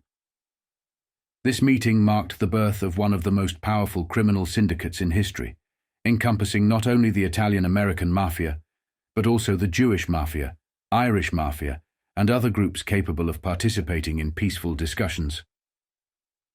Charlie Luciano didn't involve himself in the business details of other men or inquire about their profits. His primary concern was how they could contribute to the organization and what benefits that contribution would yield. By the end of the meeting, Charlie had become one of the country's most influential underworld figures. Although his name was often mispronounced by non-Italians, he didn't mind. However, when he met legitimate friends, who introduced him to their social circles, they typically called him Charles Luciano. On the fateful day of his 1928 arrest, he gave his name as Charles Lucania, and he noticed that none of the officers had trouble pronouncing it. As a result, he officially changed his name from Charlie Lucania to Charles Luciano. With his new name, he sought the anonymity of a hotel, avoiding the one where Rothstein had been murdered, which was the Park Central. But after Rothstein went, I did not think that place was good luck. Besides, all through the 20s when I started to get into the big dough, I still could not look out the window of any place where I lived and see a tree. If I was going to move, that was one thing, was going to have plenty of trees. Charlie desired a connection with nature and a pleasant view, so he opted for the Barbizon Plaza as his new residence. Under the pseudonym Charles Lane, he checked in. His arrival coincided with the winter season when Central Park's lake was frozen. Charlie took pleasure in gazing out of the window, observing children and their parents enjoying ice skating, a serene sight. During his stay at the Barbizon Plaza, Charlie crossed paths with Gay Orlova, a woman who would become intimately involved with him. Their first encounter took place at the Hollywood, a prominent nightclub on Broadway. Their introduction was orchestrated by Niels T. Granlund, also known as NTG, the Master of Ceremonies, and a rising star among radio celebrities of that era. There was nothing cheap about her, and she understood that I was always trying to improve myself. I could let my hair down with her, and we got along great. She was meant for good times, and that is all I was looking for in them days. I did not have to go with a whole bunch of other broads because she was able to keep me interested all the time. She was a tall, slim, dark-haired, dark-eyed dancer. She and the slightly sinister-looking gangster soon became almost inseparable. Lots of people told me I ought to marry this girl, but she was not always nagging at me to get married, and besides, I had too many plans to think about that. And to tell the truth, I never knew too much about her, except that she'd traveled around Europe a lot and spoke French and Russian. Maseria incessantly breathed down Charlie's neck, subjecting him to a barrage of shouting, berating, rants, and demanding constant attention. Whenever Maseria's men presented job opportunities, they were bombarded with questions by Maseria, who sought every detail regarding the job: research conducted, personnel involved, execution plans, partners, and scheduling. Charlie, visibly annoyed, listened with his eyes closed, and his patience wore thin when the responses sounded insincere or questionable. Once satisfied that everything was in order, Charlie would give the green light on certain jobs, often coordinating with Joe A. Adonis, who specialized in robberies and jewel heists. Charlie didn't delve into the minutiae. He considered himself the CEO of a large company, focusing only on major matters while delegating smaller concerns to others. While he might be aware of significant operations, the details of smaller ones remained outside his purview. Punishments were meted out for mishandled jobs, often involving physical consequences such as beatings, cracked knuckles, or broken fingers. These consequences, served as hard lessons to prevent recurring mistakes. Charlie's words on the matter were, "Some guys got their fingers broke or their knuckles cracked, or maybe they had their head busted. They had to learn how to do it the right way the next time." Then one day the Big Seven secured a massive order and a substantial shipment of scotch worth $1,000. It was scheduled to arrive one night along the Jersey coast between Atlantic City and Cape May. Luciano left the Barbizon Plaza around midday, driving down to the Jersey shore with Adonis and Genovese. They were followed shortly by Lansky, Siegel, and Costello. Together, they supervised the loading of the scotch onto 2 freight trainers anchored just outside the 3-mile limit. Afterward, they accompanied the convoy of 5 trucks carrying the scotch to Philadelphia to ensure that the operation at the warehouse under Nick Rosen's supervision was executed correctly. It was well past dawn when Luciano finally returned home. However, as soon as he settled into his bed, his private phone rang, and it was Maseria on the line. Maseria was furious, having attempted to reach Charlie all night and now demanding to know where he had been. He berated Charlie for not being available when needed and reminded him that he had been using Maseria's money to pay off the police in the district. Maseria insisted on seeing Charlie immediately to address the situation, demanding his presence and respect. Luciano, though tired, remained composed and suggested that Maseria come over to his place to discuss the matter. Luciano further requested that Maseria come alone, which Maseria agreed to without hesitation. When Maseria arrived at Luciano's residence, he launched into a verbal tirade, expressing his disappointment and frustration. He accused Charlie of ingratitude, emphasizing how he had elevated him to a significant position in his organization. Maseria also complained about Charlie's failure to answer his calls promptly. It escalated to a point where Maseria noticed Costello's presence in the room, which further fueled his anger. Maseria questioned Charlie's intentions, suggesting that he might be attempting a takeover. Maseria ranted, switching between Italian and English, issuing various threats to both Charlie and Costello. Charlie attempted to defuse the situation, explaining Costello's presence and trying to calm Maseria down. But Maseria's rage was difficult to temper. "You got me wrong, Joe. I know you are the boss, and I would not do nothing to change that. You ain't got a thing to worry about with me. If you just think a minute, you will see that everything I have done since we came together has been to help you. The reason I called Costello here is because he is the guy with the real connections with the police officers." This backfired in a huge way, and Maseria made his formal demand directly to Luciano's face. Maseria informed Luciano that he no longer accepted his excuses, and that from now on, Luciano would work for him around the clock. Everything Luciano earned would go into a collective pot, and if he did not like it, tough luck.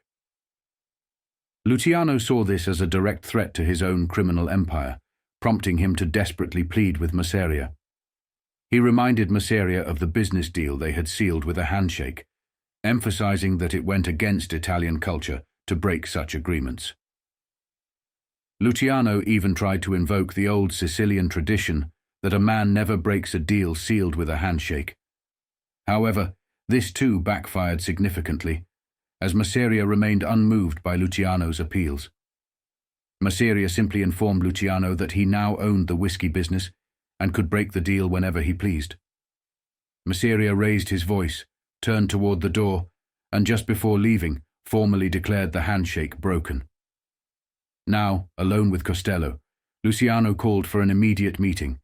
He summoned Adonis, Siegel, Torrio, Lansky, and Vito, some of the Big Seven, to discuss their next steps. It was a council of war, and Luciano knew that Maseria's demand, once made, would not be retracted. It was a display of weakness, and Luciano recognized that he had to placate Maseria for the time being, knowing that this issue would resurface in the future. The Big Seven understood that taking on Maseria directly was not a feasible option, as they had only 100 soldiers compared to Maseria's 500. Charlie noticed that Maya was unusually quiet during their discussion. He likened their relationship to that of Mutt and Jeff, implying that they were quite attuned to each other's thoughts by this point. Curious about Maya's silence, Charlie directly confronted him, inquiring about his thoughts on the matter. Charlie brought up the name Maranzano, and as usual, Lansky employed his intellectual prowess, preferring strategic thinking and cunning over brute force. Lansky told Luciano, "That's right. We've all been so busy, we've been losing track of what's really going on. This thing between Maseria and Maranzano is going to bust open any day, and there'll be a real war, not the penny ante stuff.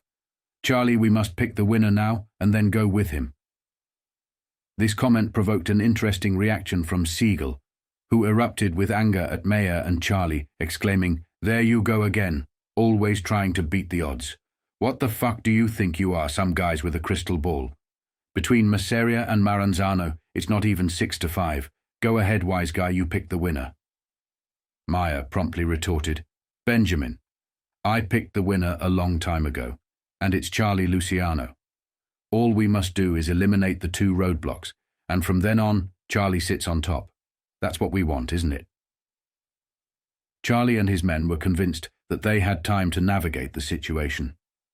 However, the same couldn't be said for Tom Reina, who sought protection from Maranzano after Maseria discovered his meeting with Maranzano. Charlie received an urgent message from his friend Tommy Lucchesi, requesting a meeting at a Turkish bath on Upper Broadway. So now I knew that Maranzano was going to call Maseria's hand, and there was going to be all-out war. I told Tommy to send out the word to Maranzano that I would finally agree to meet him. To set up a meeting with Maranzano, Charlie chose Tony Bender, whose real name was Anthony Strollo. Tony Bender was a Genovese capo who had been around since the days of Luciano, but was now under Genovese's command. During these times, the Luciano crime family had complex layers as members formed new alliances and rivalries. Anthony Strollo's history was critical, as Luciano claimed that Bender had a knack for playing both sides of the fence expertly. He had been particularly effective during the Maseria and Maranzano conflict, playing a pivotal role in that feud. Bender was known for straddling the line, skillfully balancing relationships with both sides to ensure he always came out on top. Charlie acknowledged that Tony Bender was quite adept at working both sides of the street and getting away with it. They agreed to meet on neutral territory, controlled by Joe Profaci, to facilitate the meeting. I agreed to go on the condition that Maranzano and I would come alone, and that is the way it was set up. I figured that despite everything, Maranzano wanted me with him bad enough, so he would live up to his word. Just after midnight on October 17th, Genovese picked up Charlie. Vito begged Charlie to let him be with him at the meeting, but Charlie said forget it. He kept pestering Charlie to the point where Charlie said, "Screw this," and he drove himself to the Staten Island ferry. He then went to a shipping pier about half a mile away. Luciano arrived at the pier, and from that point on the meeting just went pear-shaped. Maranzano was already there waiting for me. I got out of the car. We shook hands and he put his arm across my shoulder like he always did. He says, "I'm so glad to see you again, Bambino." And we walked inside this big building on the pier. It was empty and dark. We found a couple of boxes and sat down. There were a couple minutes of horseshit talk and then he says, "Charlie, I want you to come in with me." I said, "I have been thinking about and he replies with, Good. You know, I always wanted you before and now is a good time for us to shake hands." I told him, "Yeah, it is." And then his voice sharpened, and he said, "But tell me, Charlie, why did you make that horrible mistake and go with Giuseppe? He is not your kind. He has no sense of values." I replied with, "Yeah, I found that out. Now you have thought better of that decision. That is why I am here." "Good. We will work it out together. It is a delicate matter, and we will solve it. As I always said before, you will be the only one next to me." Charlie, as he reconstructed the events of that night, vividly remembered how Maranzano's voice and demeanor had changed. The once velvety and smooth tone had become sharp and dictatorial. Maranzano locked eyes with Luciano and demanded that he be the one to pull the trigger on Maseria. He insisted that he had to be the one to kill him. Luciano understood the gravity of this request. In the tradition-laden Sicilian underworld, killing the leader, and then expecting to succeed to the throne, was a trap. The killer could only accept a secondary role within the organization, or was likely to be killed in retaliation. Luciano, recognizing the danger, swiftly responded by telling Maranzano that he was out of his mind. It was at this moment that Luciano's memory blacked out, and all he could recall was the sensation of water being splashed onto his face and the disorienting feeling of hanging upside down. When I came to, I felt somebody splashing water in my face, and I was tied up and hanging by my wrists from a beam over me, with my toes just reaching the floor. There were some flashlights shining at me, and I could make out half a dozen guys with handkerchiefs covering their faces, so that I could not tell who anybody was. Charlie was firmly instructed to personally carry out the assassination of Maseria. However, he adamantly refused, which only resulted in more brutal beatings. With each strike, Luciano resolutely repeated the word, "No." The relentless beatings only made him more stubborn. Luciano's refusal to carry out the act himself was rooted in a deep understanding of Mafia tradition and the unspoken rules of succession. He knew well the golden rule that a king cannot kill a king and expect to become a king. If he had complied and killed Maseria as ordered, it might have satisfied Maranzano's perception of him as a loyal soldier. However, within Sicilian culture and underworld, such an act would have effectively barred Luciano from rising to the position of boss. In fact, it might have led to his own demise as retaliation for killing Maseria. Despite the ongoing beatings, Luciano's stubbornness only grew stronger, and he remained resolute in his refusal to carry out the assassination. I could make out Maranzano. He was standing near me and did not say a word, but I could tell what he was thinking. And I just said, "I ain't going to do it." So, he gave a signal, and those pricks without the guts to show who they were began to work on me. They did a pretty good job with belts and clubs and cigarette butts until I passed out again. The beatings were endless, ruthless, and at some point, life-threatening. But Luciano never gave in. He was adamant, and he could have lied if he wanted to stop the beatings. However, he chose to stick to his guns. He says, to Maranzano's face, "I am not going to do your dirty work and kill Maseria myself." He was beaten again, and he passed out again. I do not know how long I was out or when I came to, but this time my hands felt like they were on fire, because when I looked, I saw that I was practically hanging by my thumbs. Maranzano continued to plead with Charlie, attempting to present his reasoning as more rational. He tried to persuade Luciano by saying, "Charlie, this is so senseless. You can end this right now if you agree. It is not a big deal to kill a man, and you know he is going to die anyway. Why are you making this so difficult, Charlie? Why are you so stubborn? All you must do is kill him, and you must do it yourself. But, Charlie, I promise you, if you don't do it, then you're dead." The relentless beatings had fueled Luciano's anger, and with a final surge of energy, he lashed out with his feet, catching Maranzano in the groin. Maranzano fell to the ground, screaming for his men to finish Luciano. However, they hesitated, and before they could act, Maranzano seized a knife from one of his men and slashed Luciano's face, cutting across the right cheek down to the bone. Charlie would carry this scar for the rest of his life, giving him a slightly sinister appearance with a drooping right eye. As Maranzano prepared to strike again, opening a gash across Luciano's chest, one of the masked shooters aimed a firearm at Charlie. However, Maranzano screamed, ordering them to spare his life. He believed that the beating he had administered was sufficient to send a clear message to Luciano. With time passing, Luciano knew he had to eliminate both Maranzano and Maseria. Eventually, he expected to be released or left for dead. His men would either dump him on the side of the road, where he would succumb to his injuries, or he might be rescued. Either way, Maranzano believed he had effectively conveyed his message to Luciano. Somebody cut me down and I felt every square inch of me had a knife in it. I could not even move, but I never passed out completely. A few of the guys picked me up and threw me into the back of a car, and about 3 or 4 minutes later they tossed me out on the road, like I was a sack of potatoes. I must have laid there for a good 15 minutes before I could crawl to a little streetlight down the block. It was about 2 in the morning when I passed out. I do not think there was a part of me that did not have marks or that was not covered in bandages. A few minutes after being dumped by Maranzano's men, a stroke of luck came Luciano's way. A police car cruising along Highland Boulevard in Staten Island spotted him lying in the street. They picked him up and rushed him to the hospital. Luciano's injuries were severe, requiring 55 stitches to close his wounds.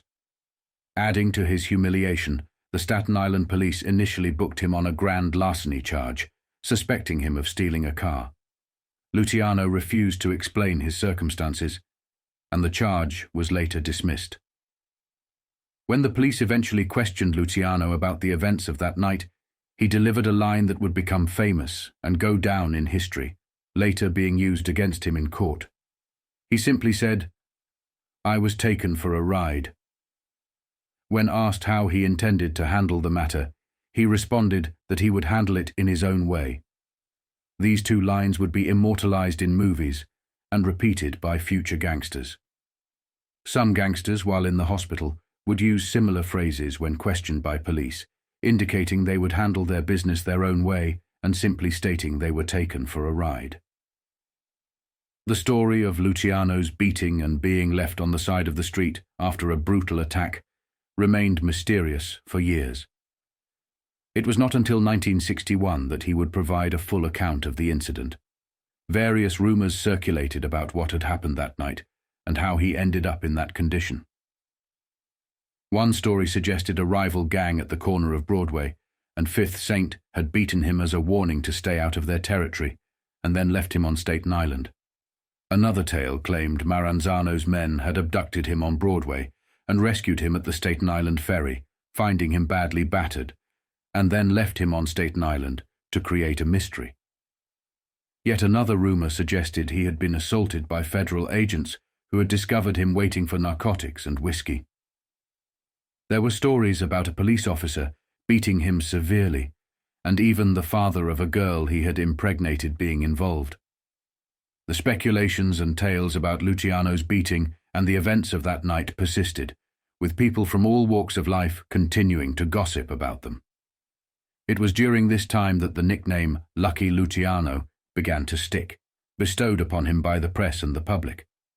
Luciano would recount the full story to some of his friends, and during one such conversation he mentioned, "I'm lucky to be alive." Lansky responded with, "Yep, you sure are. That's you, Lucky Luciano."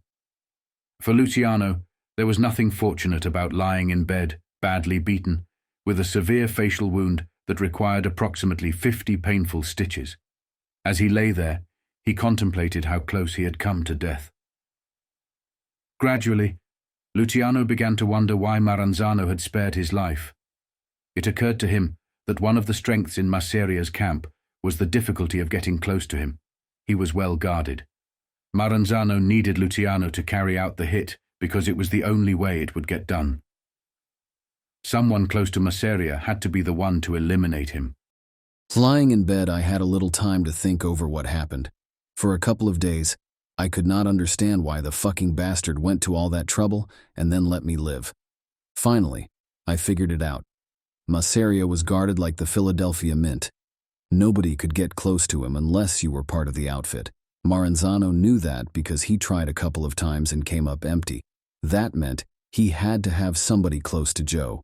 So why should Maranzano knock me off when I am the logical guy he needs? But it was typical of the Sicilian touch of Mr. Julius Caesar that if I knocked off Maseria personally, that would be the end of my so-called career as a top man. Luciano grasped the enduring Sicilian tradition that killing a boss meant one could never ascend to that rank. Whether Maranzano was aware of Luciano's long-term ambitions remained unclear. Yet, by compelling Luciano to murder Maseria, Maranzano likely believed he could trust Luciano enough to allow him back into the fold. In a way, I do not blame Maranzano because he knew, or he did not know what I was planning, but if he did, then he should have killed me.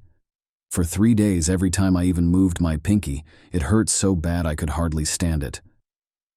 However, Charlie experienced an extreme amount of pain with every movement, causing him to wince in agony.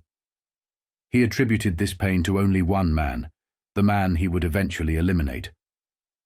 Luciano was in such excruciating pain that conventional painkillers proved inadequate. As a result, he resorted to drastic measures. That is the only time in my life I took narcotics. Joe A. used to come twice a day and shoot me full of morphine. Whenever I got one of them shots, I would figure out a new way to bump off Don Salvatore Maranzano. It would be a while before Luciano was ready to leave the hospital, but on October 28th, Lansky and Costello paid him a visit. The three of them took a stroll through Central Park on a warm Indian summer day, discussing various matters and troubles. Among their topics of conversation, they touched on the stock market. Luciano was saddened to hear about Maya's wife's troubled pregnancy, which distressed Lansky. Eventually, the conversation circled back to the stock market. None of the men with Luciano were directly involved in the stock market, but Maya was particularly interested in its developments. He suggested that they should hold on to their cash, as when the market inevitably crashed, the entire country would be in dire need of money, and they could charge exorbitant interest rates. This would give them significant leverage over industries like the garment district, making them indispensable. As the discussion continued, Costello pointed out that not only the garment industry, but various other sectors would require their financial assistance during the impending Great Depression. The economic disaster that was on the horizon was bound to be one of the most severe in American history. Unlike today, the stock market at that time involved not only the elite and the wealthy, but also ordinary working-class individuals who had been lured into stock investments by unscrupulous brokers. When the stock market eventually crashed, it devastated communities across America. The financial hardships led to increased social unrest, and some blamed Wall Street, particularly Jewish individuals, further fueling anti-Semitic sentiments. The Great Depression pushed many into homelessness, and individuals like Al Capone began opening soup kitchens to help the poor. This act of charity made some mobsters appear as heroes during these challenging times, as they provided food and financial assistance to those in need. Lansky mentioned his plans for the Great Depression, targeting vulnerable industries and making strategic moves. He and Luciano, along with their associates, recognized that they were well positioned to thrive during the tumultuous times ahead. They had ample cash reserves, and they knew how to invest it wisely. They also understood that many Americans, desperate for financial help, would turn to them. As the conversation unfolded, Luciano blurted out the names Maranzano and Maseria. Maya responded with confidence, suggesting that knocking off Joe and Maranzano would be straightforward. Their plan was to manipulate these rival bosses into killing each other, a strategy that Maya Lansky seemed to have thought through with a distinct determination and calculation. This meeting between Luciano, Lansky, and Costello marked a pivotal moment in the formation of their criminal syndicate, as they began to lay the groundwork for their future dominance in various criminal enterprises. It was one of the few times I ever heard Lansky really laugh, one that comes up from the belly. He really enjoyed the idea of playing checkers with two big shots. Even Frank laughed, and for him that was almost unbelievable. The moment had arrived, and Maya and his crew were ready to stand alongside Luciano and the others. It was essential to remember that both Maseria and Maranzano were virulently anti-Semitic, harboring strong hatred for Jews. The fact that a young Jewish man had risen alongside a young Italian man, both of whom were on the brink of taking control of the organized crime world, held significant meaning for Maya Lansky. On October 29th, the Great Depression struck, casting the nation into economic turmoil. One day, everybody was buying cases of alcohol, and the next day they were glad to have enough to buy a pint. Every angle of our business was hit, like a tornado. The jewelry heists that Adonis loved did not mean anything no more. All of them rich broads were out of diamonds. They had everything in hock. Costello's slot still did some business, but it was down to less than half. The only place we didn't have a drop-off was in Harlem and wherever the numbers were running. Certain communities, such as the poorest, did not have any money in the markets. Therefore, the losses did not affect them straight away. The little guy who was selling apples still wanted to put a few pennies on a number, praying he had hit something. Not a big bundle, just something. So, what happened was that pennies became the backbone of our dollars, our bread and butter. On the other stuff, we took a bath along with the other losers. As the Depression took its toll on Charlie and his business partners, they began to believe that the Volstead Act, which enforced prohibition, would soon come to an end. They started exploring ways to enter the legitimate whiskey business. Charlie conveyed his thoughts to his men, saying, when they ain't got nothing else, they got to have a drink or there's going to be trouble, and they're going to want to have that drink legally. They decided to re-evaluate their entire operation. The economic changes brought about by the Depression led them to exit some rackets while putting more effort into others. During the tumultuous week of October, Luciano found himself fortunate, as both Maranzano and Maseria were preoccupied with their own business troubles, briefly diverting their attention away from the Luciano problem. Luciano and his friends understood that in times of desperation and poverty, people sought solace and relief in vices like alcohol, gambling, and other illicit activities, such as prostitution. Vito had his own ideas and was keen on introducing narcotics into their operations, but Charlie pushed back, telling him that he could pursue it on his own without their assistance. I kept trying to argue Vito out of it, but he would not listen. I should have thrown him out, but you cannot just throw a guy like that out cold, especially after all the things Vito has done for me. Recognizing Vito Genovese as a loyal and reliable ally, Charlie knew that he needed all the support he could get, especially in the face of threats from Masseria and Maranzano. To maintain Genovese's loyalty and keep him close, Charlie agreed to his proposal. He told Vito that he could pursue the narcotics business, but with one condition. He should keep it as far away from Charlie as possible. I do not want to know anything about it. If you want to do it, do it. Anybody you want to do it with, but do not tell me about it. I do not want it. I do not want to know about it. Just remember, Vito, if you get into trouble with that stuff, you will have to bail yourself out. Charlie had made a firm decision to stay away from the drug trade, even though Vito Genovese was eager to pursue it. Charlie was aware of the drug business's potential profitability, but he had reservations due to several factors. For one, other mafia families, such as the Louisiana Mafia, were deeply entrenched in the narcotics trade. Vito Genovese had connections and interests in this area. During the 1930s and 1940s, the drug trade was not as significant as it would become in later decades, with its major expansion occurring after World War II and during the Vietnam War.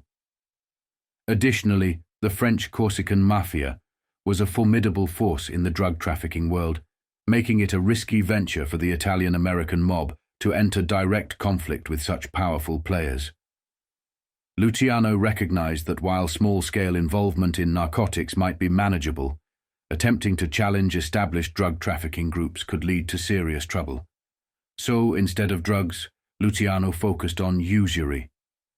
He bailed out struggling companies with mob money, then took control of these businesses when they could not repay their debts. This strategy allowed him to gain control of essential industries in the city, such as the garment, meat, food, fish, trucking, and mile companies. These legitimate fronts served as covers for various illicit activities, expanding the mob's portfolio of criminal enterprises. Additionally, Luciano extended his influence on Wall Street, assisting some of his friends in the financial world. He bailed out companies that were on the verge of collapse, even if he knew they could not repay him, to build favor and connections with the city's elite. I wanted to prove to them guys that even a gangster had a heart and was willing to help a friend out of a spot. I loaned lots of them whatever they needed. I charged them like I was a bank, 2 or 3% interest. Luciano's business ventures extended beyond loan sharking and gambling. Some of the friends he bailed out never repaid their debts, and Luciano did not bother pursuing those losses. Loan sharking preyed on people's need for borrowed funds, while gambling offered the allure of striking it rich. However, the numbers rackets, overseen by Lansky, Luciano, Costello, and others, experienced unprecedented success. Costello's slot machines became a steady source of income, yielding millions of nickels, dimes, and quarters. The nationwide betting syndicate, initially seeded by Moses Annenberg in Chicago, thrived. People wanted to place bets and receive instant results, no longer relying on attending racetracks or events. The installation of the National Racing Wire played a crucial role in this transformation, providing rapid access to gambling information. Marcelo's involvement in the racing wire business allowed him to expand his operations significantly. He invested in various racing wires and secured a critical market share. Additionally, the mob's influence extended to the newspaper industry, where they provided protection to newspaper stands. Some newspapers that aligned with rival factions would publish unfavorable stories about these mob figures, leading to conflicts between news outlets. However, with the rise of nationwide gambling, newspapers had no choice but to adapt to this new reality, regardless of their previous animosities with organized crime. The emergence of the national telephone wire, capable of delivering results to bookmaking parlors across the country, became a necessity for the expanding gambling industry. Notably, the story led Luciano to reminisce about Moses Annenberg. Luciano had provided Annenberg with a team of enforcers to secure and control street corners in Manhattan. During Annenberg's tenure as circulation director for Hearst, he introduced the Daily Mirror to New York to challenge the Daily News, a move that amused Luciano. Luciano recalled that he had considered the people behind the Mirror to be his type of guys. When Annenberg ventured into developing the racing wire, Luciano became one of its primary backers. The new racing wire had been worked out with the telephone company. To this day, that high-class corporation knows that it is the heart of the biggest gambling empire in the world. As far as Annenberg was concerned, he never could have operated without us. He needed us and we needed him. It was a good thing all round. It's important you understand this, because as soon as Luciano took to the throne, this national racing wire was starting to spread all over America. And as soon as he was deported in 1946, people like Marcello were being brought to the throne in Louisiana. A year later, they built a casino in the Vegas desert. The Flamingo was started up. Reno had already been built by these men, and many other places were starting to explode in regards to gambling. In the 50s and 60s, hundreds of millions of dollars in today's money was being invested by organized crime into gambling in America. It had Carlos Marcello leading that charge.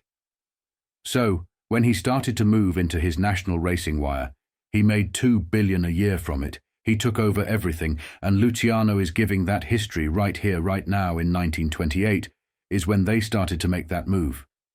You must understand these generated billions for these types of men.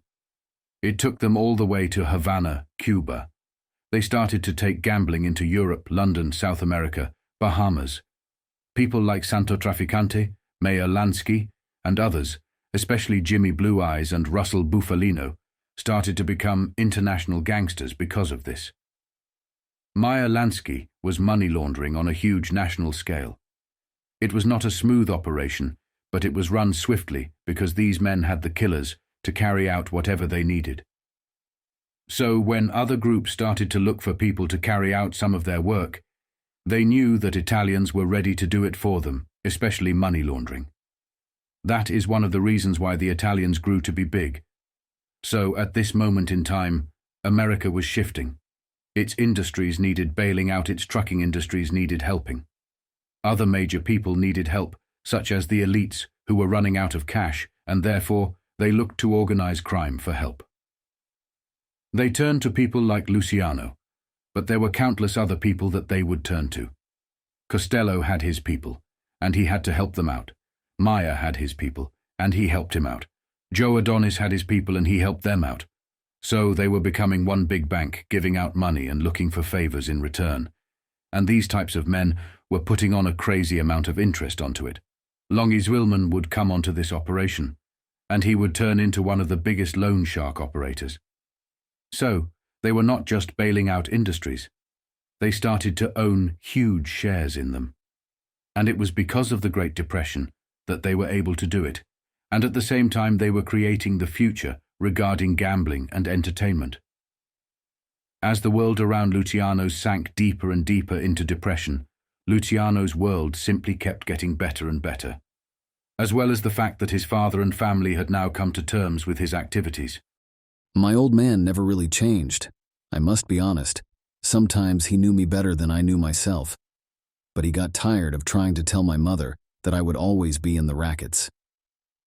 To keep the peace, he finally learned how to shrug it off. That Christmas 1929 was the nicest one we had all through the years up to that time. Everybody was together, and for the first time I sat down to have dinner with my whole family, and nobody talked about me being a truant or getting out of the can or nothing. There wasn't even no mention of the marks on my face, but every once in a while, when my mother would walk past where I was sitting at the table, she'd sort of run her hand over my cheek where Maranzano knifed me, or I could see that she was crying to herself. Outside of that, it was all very happy, and for a fast few hours, I almost wished I had a 9-to-5 job, like the rest of the crumbs. Then I looked out the window and seen my Cadillac parked at the curb, and I knew that I would never give up. Moments of calm were then interrupted when Tommy L let Charlie know that Tom Reina was about to make a move to the other side and was taking Tommy L with him. This was going to put us in one lousy spot. Lepka and Lucchese were doing great in the money-lending business, and they had a guy with them named Abe Reyes, who was doing a lot of enforcing for them. And Tommy said if we could put together a big enough kitty, I mean millions in cash, we could control everything in the district. So if Tommy's break with Maseria come too soon, it was going to fuck up the whole combination that I put together in the garment district. Lucchese would be part of Maranzano outfit, and Lepke was still through me with Maseria. I told Lucchese to see if he could keep Reina from making the move too soon, so we could have enough time to set up the garment district with a good foundation. In early 1930, Maseria confronted Charlie with his knowledge of Tom Reina's betrayal and the need to prevent Reina from defecting. Maseria emphasized the importance of demonstrating his dominance as the boss of New York City and the head of the Mafia in America, asserting that he could not afford to ignore Reina's treachery. Maseria entrusted Charlie with the task of ensuring Reina's loyalty, stating, "You have to prove to every punk who's in our outfit that there is only one boss in the city of New York and only one head of the Brotherhood in America, and that's Don Giuseppe Maseria. If I close my eyes to Reina, then Maranzano will win this war without firing another shot. You must keep Reina with me, and I do not care how you do it, but do it." In response to Maseria's directive, Charlie organized a meeting on a fishing boat off Oyster Bay, Long Island, in early January 1930. Unfortunately, Maya Lansky could not attend the meeting due to his wife giving birth and her subsequent serious illness. Lansky's absence was understandable, as his wife's condition understandably required his full attention. On January 15, 1930, Bernard, Lansky's son, was born with physical disabilities, which deeply affected Lansky. In response to this difficult situation, Lansky, along with Jimmy Blue Eyes and a few others, embarked on a week-long bender. The story of this legendary bender would eventually reach Bernard as he grew older, and it would trouble him to learn that his father had not handled his birth and condition well. Despite Lansky's absence from the meeting on that cold and snowy night, Charlie proceeded with the discussion, making important decisions with the remaining attendees, including Adonis, Costello, Genovese, Siegel, and Lucchese. Tommy Lucchese showed up at last, and he brought some very bad news. He has had dinner with Reina a couple of hours before and learned something that Maseria did not tell me. Maseria was planning to knock off both Joe Profaci and Joe Bananas, who was Castellammarese with Maranzano. If he'd done that, Reina could be persuaded to stay with Maseria. It would keep everyone else in line. We all agreed then that there was no way to stop the war, and the only thing we should think about was how we could win it. This is what set Luciano apart. his ability to devise and adapt plans quickly to his advantage. The realization dawned on these men that they needed to revise their old plans. Maseria would have to be eliminated first, ahead of Maranzano. Being a Sicilian himself, Luciano started thinking like one. It is worth noting that Luciano was determined to spare the lives of Joe Bonanno and Joe Profaci, recognizing their potential as future key members in his organization. He would later grant them a seat at the table, and both would go on to make their mark in the Mafia's history. In the late 1920s, Luciano was committed to ensuring the safety of Profaci and Bonanno. It is remarkable to consider that Profaci would later become known for going to war with members of his own crime family, driven by his strong devotion to his own family, his faith, and the church, even more so than his allegiance to his crime family members. But that is a story for a later time. In 1928, Luciano was determined to do everything in his power to ensure that Profaci and Bonanno did not meet a premature end. Now you are dealing with a Sicilian. You got to think Sicilian or you ain't got no chance. So I tried to put myself into Maseria's head and figure out why we wanted to keep Reina alive while he was planning behind my back to knock off Joe Profaci and Joe Bananas. That is when I got it very clear. Maseria would make it look to Maranzano like I had masterminded the hits on those two big shots who were on his side, and at the same time I was working to keep Reina from going over to him. The result would be that Maranzano would come after me with everything he had. However, there was a rugged Jewish gangster who did not align with Luciano's approach, and he had reservations about the Italian way of doing things as well. As Luciano laid out his plans, Benjamin Siegel once again leaped to his feet, shouting, "We're always wasting time. You Italian bastards are forever chewing it over and chewing it over until there is not a fucking thing to swallow. There's only one way to go. We've got to knock off Reina as soon as possible, and Tommy has to spread the word to Maranzano that Maseria ordered the hit. We also need to ensure the safety of Profaci and Bananas." This time they heeded Benjamin's advice and decided to act swiftly. Vito Genovese was tasked with the job, and on February 26, 1930, he lurked outside Reina's residence, waiting for the right moment. Around 8 o'clock in the evening, Vito carried out the hit, ending Reina's life. That is the way we set it up. I picked Vito for the job with instructions that Reina had to get it face to face according to the rules. I really hated to knock off Tom Reina, and none of my guys wanted to either. Reina was a man of his word. He had culture, and he was a very honorable Italian. He practically ran the Bronx except for what Dutch Schultz was doing with beer and meat, and he had control of the whole ice racket, which was important when you figure out that 75% of the city did not have electric refrigerators, and we was using ice. But he had to be eliminated so I could go on living and keep moving up. Vito later recounted the details of Reina's demise to Luciano. He described how, upon spotting Reina, he began to smile and wave his hand. Seizing the opportunity, Vito swiftly ended Reina's life with a shotgun blast. The suspicion and confusion that followed were just what Charlie and his associates had anticipated.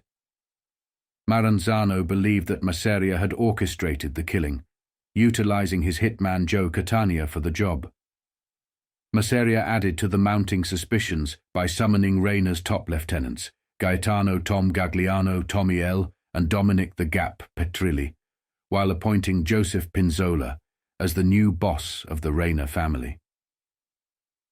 Tensions were escalating rapidly, and the war between Maranzano and Maseria was reaching a boiling point. It was becoming increasingly likely that these mobsters would resort to killing each other on sight, tarnishing the reputation of Italians and mobsters alike.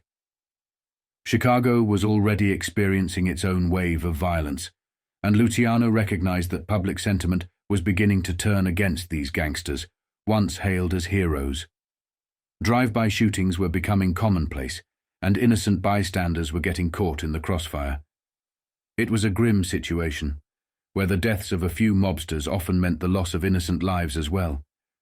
Luciano detested this senseless violence, but he understood that to climb the ranks and achieve his goals, he had to create a diversion. By sowing misinformation and discord, he aimed to divert Maseria and Maranzano's attention towards each other, allowing him to make his ascent unnoticed. I always thought Maseria was a stupid pig, but I honestly did not believe that he was that stupid. To expect Reina top guys to swallow all that. As big shit as Maseria was, he did not hold a candle to Pinzola. That guy was fatter, uglier, and dirtier than Maseria was on the worst day when the old bastard did not take a bath, which was most of the time. Pinzola attempted to follow in his mentor's footsteps when dealing with Reina's former lieutenants. These lieutenants did not voice their objections openly, but instead concealed their dissatisfaction, taking their grievances to Charlie, who happened to be their close friend. As mentioned earlier, Luciano had been strategically sowing the seeds of dissent among his men. Maseria remained oblivious to the shifting loyalty within his ranks. Many of his own men had started to admire and idolize Luciano more than Maseria himself. When the time came for a takeover, most of these men were ready to accept it willingly, as they favored Luciano's leadership. Tommy L. and Petrilli had already established close friendships with Charlie. Charlie even helped Petrilli address a cosmetic concern by recommending a skilled dentist to fix the gap in his teeth with a bridge. I sent him to my own dentist on Columbus Circle, and he fixed up the gap's mouth with a bridge. Girls used to laugh at him, and he had a hard time. After that, he became a real flirt, and from that minute on, if I asked him to jump off a building, he would have done it. Following the incident with his teeth, Petrilli transformed into a flirt and grew even closer to Charlie, becoming one of his trusted friends. On the other hand, Tommy L. had been a loyal friend to Luciano from the start, always providing support and putting his life on the line to assist him. Tommy L.'s unwavering loyalty to Luciano had solidified their friendship, and his dedication was unwavering. Pinzola's leadership style grew increasingly dictatorial and oppressive, causing discontent among his subordinates. Eventually, in September, he met his demise at the hands of his 3 lieutenants who were loyal to Luciano. Tommy L. played a pivotal role in this plot by luring Pinzola into his office, located on Broadway near Times Square, and then Petrilli entered and shot Pinzola in the face. This killing followed the traditional Mafia way, adhering to the rules, with no one mourning Pinzola's loss, not even Maseria. As the plot against Pinzola was unfolding, Tom Galliano took up the task of negotiating with Maranzano, and during the summer he met with Joe Profaci at Peter Luger, a renowned Brooklyn steakhouse. When Adonis, Profaci, and Galliano came out of the restaurant, Maranzano was sitting in the back of Joe A's car with Joe Bananas, waiting for them. That is where and how the deal was made for the Reina family to make a secret switch to Maranzano. Later, Luciano was informed about the details of Morello's demise by Tommy L. During this time, Charlie had a private conversation with Anastasia, in whom he had complete trust and confidence. He knew that Anastasia would go to great lengths, even committing murder, to support him. When Charlie revealed his plan to Anastasia, the latter reacted with overwhelming enthusiasm. He embraced Charlie tightly and kissed him on both cheeks, expressing his eagerness for Charlie to rise to the top and asserting his willingness to eliminate anyone who posed a threat. However, Anastasia also issued a warning, emphasizing the importance of dealing with Pete Morello before anyone else. He stressed that Morello was a highly perceptive and dangerous individual who could detect danger before it even arose. Anastasia emphasized that to eliminate Joe, the boss, Maseria, Morello had to be eliminated first. Following this conversation, Frank Scalise and Anastasia carried out the mission on August 15, 1930, trapping Morello in his loan sharking office in East Harlem and gunning him down. Maseria, unaware of Charlie's involvement, believed that Maranzano had ordered the hit. Rumors began circulating in New York, suggesting that the shooters had come from Chicago. Another one of Maseria's valuable associates had fallen during this operation. There was another guy with him in the office, and he had to get it too. Later, I found out that his name was Periano, and he was a collector for Maseria. Albert told me that when he and Scalise walked in, Morello was counting receipts, and they grabbed the dough after they knocked him off. It came to more than 30 grand. In his quest for revenge, Maseria turned to his friend Al Capone in Chicago, while Maranzano was closely associated with Al Capone's bitter enemy, Joseph Aiello. To ensure the job was executed effectively, Maseria dispatched one of his top men, Almineo, to handle the matter. Aiello fell victim to a hail of machine gun bullets on a Chicago street, and the police pinned the blame on Capone's mobsters for the killing.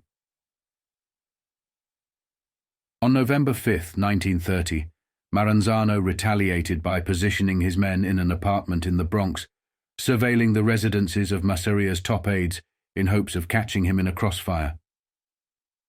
Maseria, accompanied by two of his key associates, Almineo and Stephen Ferrigno, showed up at the scene. Gunfire was exchanged, but Maseria managed to escape unharmed, though his top two lieutenants were killed. The culmination of the Castellammarese War was rapidly approaching, with soldiers on both sides hiding and targeting each other on sight. Alongside planned assassinations, these events drew significant public attention to the underworld and led to a severe crackdown. I knew the time for this was perfect. Maseria luck was holding out good, and Maranzano could not get within a mile of him. He would have to have me, and nobody else but me, to settle this thing once and for all. And if I was going to negotiate, this was the time to move. Luciano convened a meeting with his men in Oyster Bay, and this time Lansky was in attendance. The decision was made to set the plan into motion, and word was promptly sent to Maranzano. Luciano conveyed his readiness to carry out what Maranzano had wanted him to do a year earlier on Staten Island, which was to eliminate Maseria. To arrange the meeting, Luciano reached out through Tony Bender.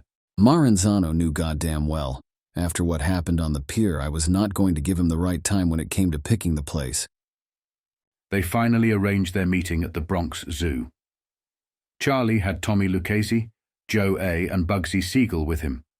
Charlie wanted to have a Jewish mobster with him to see how Maranzano would react and ensure he could not use Sicilian exclusivity against Charlie. Maranzano had Joe Profaci and Joe Bananas with him. They met late in the afternoon in front of the lion's cage. Charlie even made a playful remark to Maranzano about the lion being the king of the animals. Maranzano laughed and put his arm around Luciano, but before he could say anything, Luciano informed him, "Maranzano, there's something I've wanted to tell you for a long time. My father is the only one who can call me Bambino." Maranzano did not take kindly to this, as it surprised him that Charlie would assert his independence in such a way. To Luciano, it was a matter of being his own man, and he would not let anyone else treat him as a son. That was not in Luciano's nature. He said something like that he could not understand why I should resent it, that I did not understand that he could look on me like his own son. I said, "After what happened between us last year, I will never look on you as my old man, so let us stop that horse shit and get down to business. If we work everything out, then we will be friends. That is it." Maranzano also agreed to get rid of the rule that only Sicilians could hold positions of power. When Charlie pointed out to him that it was crazy and did not mean anything, Maranzano eventually conceded. When it was all said and done, Maranzano would point at Luciano and single out the scar he left when he beat and tortured Luciano, expressing regret that it had come to this point. Luciano was ready to forgive and forget, though deep down, he was planning to find a way to remove Maranzano as well. Charlie said he did not mind it too much and was prepared to look ahead. Everything was worked out with Maranzano. He guaranteed the personal safety of Luciano and his dues once Maseria's death was accomplished. He also assured that he would not interfere with the business of Costello, Lansky, Siegel, or Adonis. Maranzano even stretched out his hand and sealed their agreement. He then told Luciano, "Whether you like it or not, Salvatore Luciano, you are my bambino," which infuriated Luciano, but he held his temper for the time being. So the end of Maseria would soon be on the horizon. What Luciano was doing now was creating history. Forever New York would be sown in blood. Charlie honestly thought what he was doing was for the greater good, but he never saw the future of other bosses wanting to rise and seeing the blueprint he once laid out. In Chicago, it was somewhat different after Al Capone was imprisoned. He democratically handed power over to Paul Ricca, Tony Accardo, and some of his own blood relatives. In Florida, Santo Trafficante Sr. handed power over to his son. And in Louisiana, Carlos Martello himself was handed power by Silver Dollar Sam, making him the boss of the oldest crime family in America. New York was somewhat different. In New York, you could literally kill a boss and become a boss if it was not you pulling the trigger, which was a Sicilian tradition. Charlie Luciano would kill Maseria and then kill Maranzano and declare himself boss. Vito tried to use this blueprint when he tried to eliminate Frank Costello. And then Gambino used this blueprint when he behind closed doors manipulated the demise of the Mangano brothers.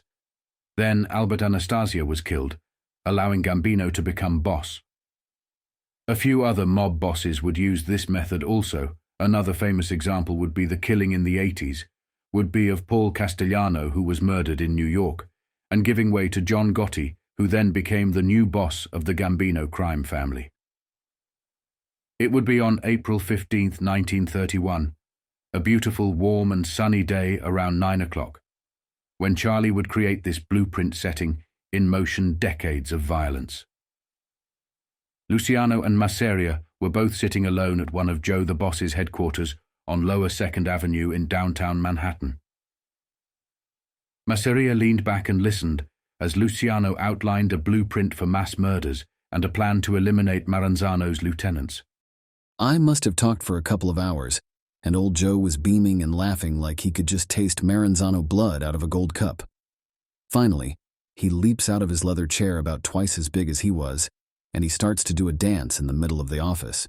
The only time I ever seen anything like it was on the newsreels during the war when they showed Hitler doing a dance like that when he beat France. It reminded me of Masseria, 2 fruitcakes in search of a brain. About 12 p.m., Charlie suggested they have a pleasant drive out to Coney Island.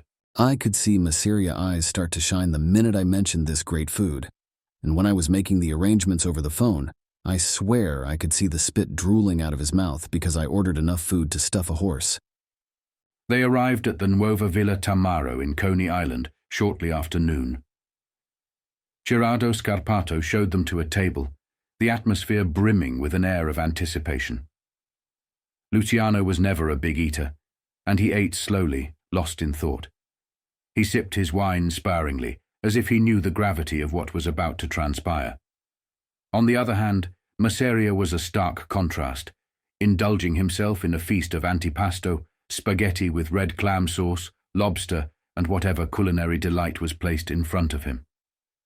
It was as though he sought solace in the comfort of his meal, the last he might ever enjoy. Just before 3:30, the last of the customers had left, and most of the staff had gone as well, leaving an eerie silence hanging in the air. Charlie, still pretending to be a loyal friend to Masseria, suggested playing a game of Klob, a Russian-Hungarian 2-handed card game. Masseria hesitated, not knowing this might be his final act of leisure, but he eventually agreed. Scarpato brought a deck of cards to the table, and they played a single hand. As the cards shuffled and chips exchanged hands, Charlie excused himself to go to the toilet. His footsteps echoed in the empty restaurant, leaving him alone with his thoughts. He could not help but feel a sense of unease, knowing that the fate of his old foe was about to end. It was at this moment that the front door of the Nuova Villa Tamaro swung open.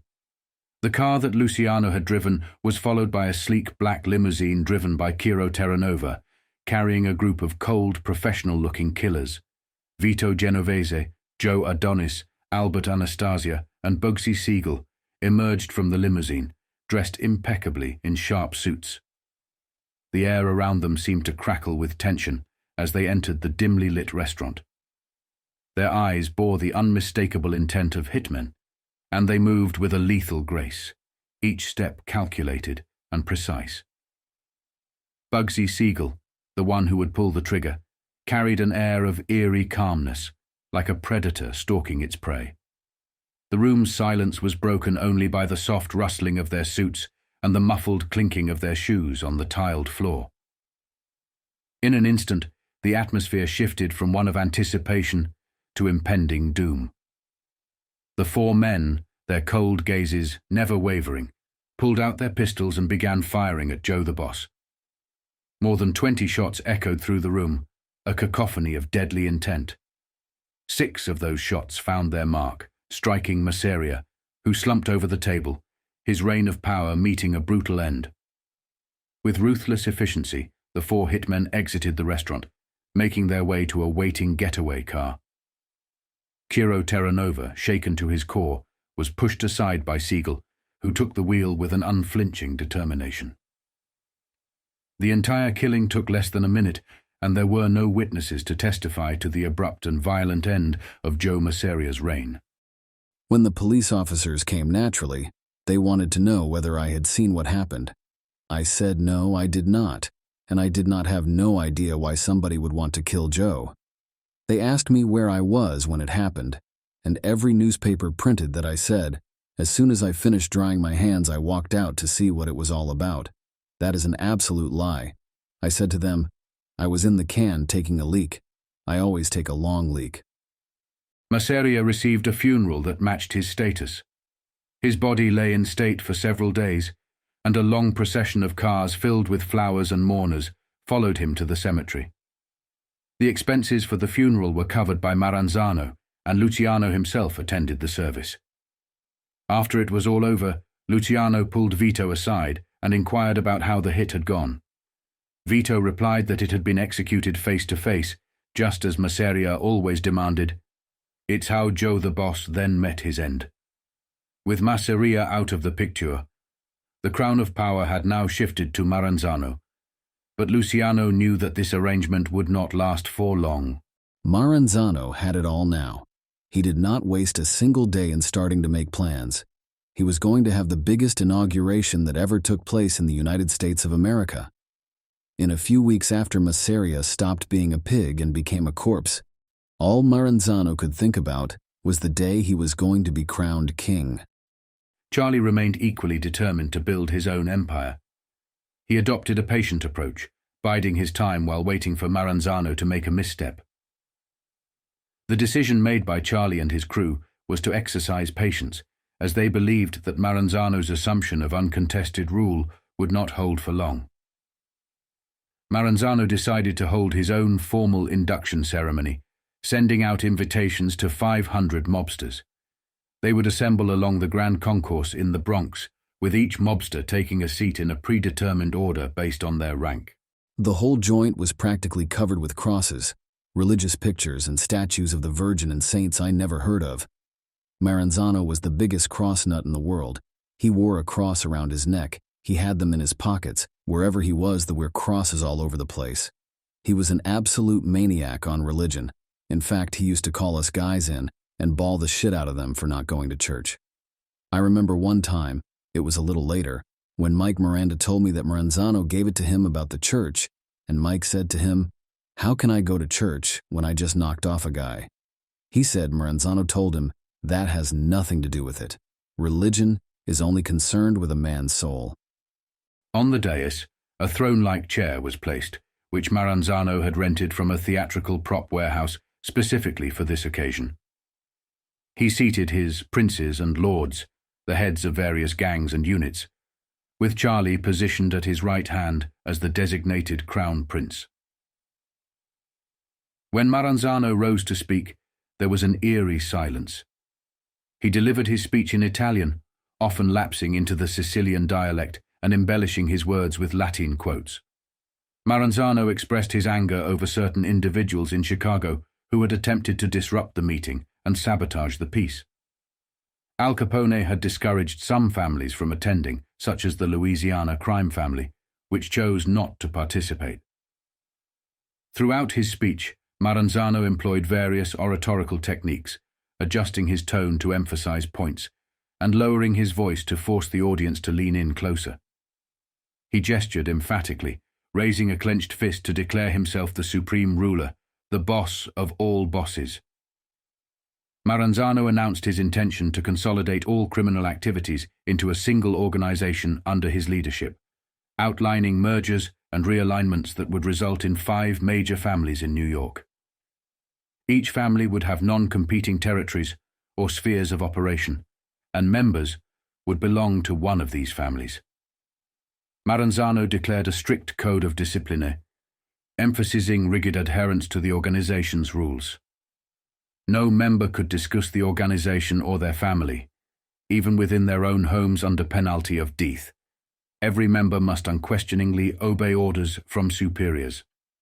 Members could not physically harm one another, no matter the provocation. All past grievances would be forgiven, granting total amnesty. Total harmony was to prevail in both business and personal relationships, within and between families. Members were prohibited from coveting others' businesses or wives. The induction ceremony saw 500 mobsters in attendance, with representatives sent by those who could not attend personally. Each member demonstrated loyalty by presenting envelopes filled with cash to Maranzano. Charlie contributed about $50,000 to the sum, and the total amount collected reached approximately $1,000. However, unbeknownst to Maranzano, many of the men he had appointed as capos were more loyal to Charlie Luciano than to him. With a few strategic eliminations, these capos had no qualms about endorsing Charlie as the boss, as Charlie had not forgotten his previous aspirations for the position. Vito, Charlie's second-in-command, was more aligned with Charlie's vision, as were non-Italians like Lansky and Siegel, as well as Tommy L., who was close friends with Luciano within the Maranzano organization. While Maranzano's speech had initially impressed the attendees, their pride as independent leaders and their unwillingness to relinquish their autonomy quickly drove them to conspire against him. Maranzano's strict authoritarianism, along with his heavy-handed rule, sealed his own fate. Charlie embarked on a mission to garner support from bosses around the country, aiming to secure their backing in his impending conflict with Maranzano. His travels took him to various cities. In Pittsburgh, Charlie met with Salvatore Calderone, the Sicilian leader of Western Pennsylvania, who had been present at Maranzano's banquet and was disenchanted with Maranzano's attitude. Calderone pledged his support to Charlie.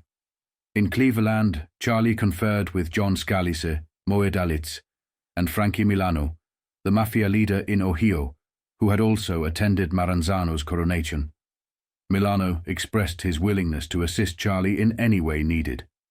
Santo Trafficante Jr., a longtime friend of Charlie's, arrived from Florida to lend his support. Capone, although imprisoned, sent a representative, Paul Ricker, to represent Chicago. Paul later took over as the leader of the Chicago outfit after Capone's incarceration.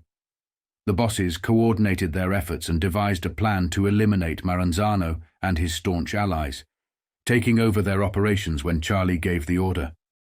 Even though all these guys were my friends, I still knew that I had to stand up in front of them and make sense. Otherwise, they would not take the chance of a big war by backing me if all I was going to talk about was hot air. I told them that the old man was nothing better than a big tub of horseshit, who was still living with the capo crap he brought over from Sicily, and now he married it to Julius Caesar. Everybody started to laugh, and I knew I was telling them exactly what they felt and what they wanted to hear. I said Maranzano ideas made some sense, but they wheeze old-fashioned, and I would like to dump them in the Atlantic Ocean because they do not fit no more. It took most of the day to explain what Charlie had in my mind and to answer their questions and lay everything right on the line. They had to know we just could not dump Maranzano plans, that we had to eliminate him entirely. All the guys there were around my age, and they agreed with everything I said. That night, Charlie, Lansky, Miranda, and their Cleveland hosts were elated about the unanimous support they had secured. To celebrate, they decided to attend a prize fight. However, their celebration was cut short. Even before the warm-up fights had started, several police officers stormed down the aisle and arrested them without any fuss. They were held overnight, and when questioned the following morning, their only explanation was that they had come to watch the fights. Charlie had a habit of booking in at the local police station wherever he went, but on this occasion he had not done so. It was a stupid thing I had done in Cleveland, and it could have ruined my plans, everything I had been working for years to achieve. What we should have done the minute we got to Cleveland was to go to the nearest police station and register that we were there and that we come to see the fights. I learned a lesson and never forgot it. After that, any time I would travel someplace, like I used to go to Miami a lot before I even unpacked my suitcase, I would head for the nearest police station and check in with the big badge. There was no publicity about the arrests. However, Maranzano still heard about them. Maranzano wanted to know what he was doing in Cleveland. So Charlie said to him, "Listen, I went to see the fights with some guys. You know I never miss a good fight. What do I have to do? Check in with you every time I want to take a crap." Fortunately for Luciano, Maranzano accepted his excuse, but there was a hint of a threat in his response. Maranzano mentioned his admiration for how Luciano had handled the matter of Don Giuseppe and suggested that they should have pictures of Luciano pulling the trigger. This comment angered Luciano, and he responded by stating that even if Maranzano had been there with a camera, he would not have gotten any pictures because Luciano was in the bathroom when Maseria was killed. However, Luciano's slip of admitting he did not kill Maseria stunned Maranzano, making it clear that he had said something he should not have. Maranzano now realized that Luciano and his associates posed a real threat to him, leading him to start planning their elimination. He put Luciano, Vito, Costello, and Adonis on his hit list, marking them for death. Maranzano sought to always protect himself, while Luciano and his associates had to continue moving to conduct their business. This created a race to see who would eliminate the other first. Maranzano, being well protected, decided to hire an outside hitman, Vincent Mad Dog Coll, to target Luciano and his associates. However, Maranzano was unaware of the strong alliances Luciano had formed, especially with non-Italians like Lansky and Siegal. Tommy L., Anastasia and Torrio were absent from Maranzano's hit list because Maranzano did not realize how close these men were to Luciano. Instead, he planned to use Mad Dog Coll, a young and ruthless hitman who would work for the highest bidder, to carry out the hit on Luciano. As the clock ticked, both sides were aware of the danger they faced. Luciano realized he was the more vulnerable target, so he devised a plan to eliminate Maranzano. He decided to target Maranzano at his office in the Grand Central Building on Park Avenue, where he conducted his legitimate and underworld business meetings. Luciano enlisted Lansky to find hitmen who could pose as IRS agents and gain access to Maranzano's office. These hitmen were trained to behave like agents, and their mission was to eliminate Maranzano. Luciano selected 3 Jewish-looking men for the job and rented a house where they were trained and prepared for the hit. The hit team was meticulously trained and prepared for the operation, with Lansky ensuring every detail was considered. The 4th man on the team was Lavine, a devoted killer who also had strong ties to his faith. A weird fact was Luciano knew Friday was a religious day for Jews. Lavine was a devout Jewish man. Charlie knew he had to do the hit on a Thursday, as Friday was Sabbath and Lavine rested on that day. The plan was set in motion, and the hitmen were ready to carry out the operation. However, a phone call from Nig Rosen, a Jewish gangster, nearly jeopardized the plan. Rosen informed Frank Costello about the hit list and an impending attack from Maranzano. He was unaware of the plan to eliminate Waxy Gordon due to his falling out with Meyer Lansky. Costello contacted Luciano with this information, leading Luciano to accelerate the training of the hitmen. The tension was high as the hitmen were prepared for their mission. Vito argued for a quicker move, but Luciano insisted on waiting for the right moment. On September 9, 1931, Maranzano called Luciano for a meeting, which he accepted. Luciano immediately informed Lansky, and they coordinated with the hit team, making sure every detail was worked out. The dark, foreboding plan was etched in the blood-red ink of September 10, 1931. Veiled in the guise of relentless IRS agents, the hit squad crept through the sinister shadows, their presence an eerie prelude to an impending storm of violence. Inside Maranzano's office, they materialized like wraiths, looming over their prey: Maranzano, his loyal secretary Grace Samuels, and his hapless bodyguards. A frigid silence enveloped the room as weapons were confiscated, and Maranzano was led into his office with the door shut behind him. With malevolent determination, two of the agents unsheathed gleaming knives, their eyes gleaming with an unholy fervor. Maranzano's defiance became a catalyst, unleashing the wrath of one of the men. His name was Lavine, who ordered the other men to back off, and then, a cacophony of shots tearing through the very fabric of sanity. The echoes of death lingered in the air as the hit team melted into the darkness, leaving behind a gruesome tableau of demise. Unseen hands had orchestrated this sinister ballet, and amidst the chaos, Tommy L., an unforeseen presence, played a sinister role in this macabre performance. Guiding Maranzano to his inner sanctum, it was there, bathed in malevolence, that the final act of this horrifying tragedy unfolded. Lavine, a loyal pawn in Luciano's game of shadows, stood by. His conscience was never tainted by the horror. The news of Maranzano's obliteration reverberated through the criminal underworld, sending shivers down spines. Luciano, Lansky, and Vito held their collective breath, awaiting confirmation of the darkness they had unleashed.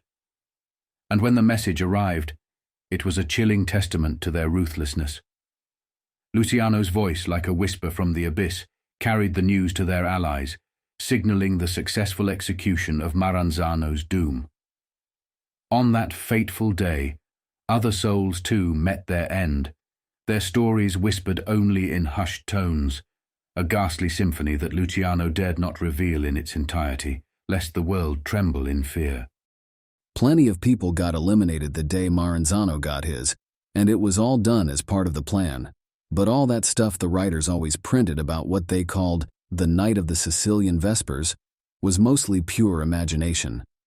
Every time somebody else writes about that day, the list of guys who were supposed to have bumped off gets bigger and bigger. The last count I read was somewhere around 50. But the funny thing is, nobody could ever tell the names of the guys who got knocked off the night Maranzano got his. Charlie did not personally know the names of any of the top figures in the Maranzano organization, whether in New York, Chicago, Detroit, Cleveland, or any other city where individuals were eliminated to clear the decks.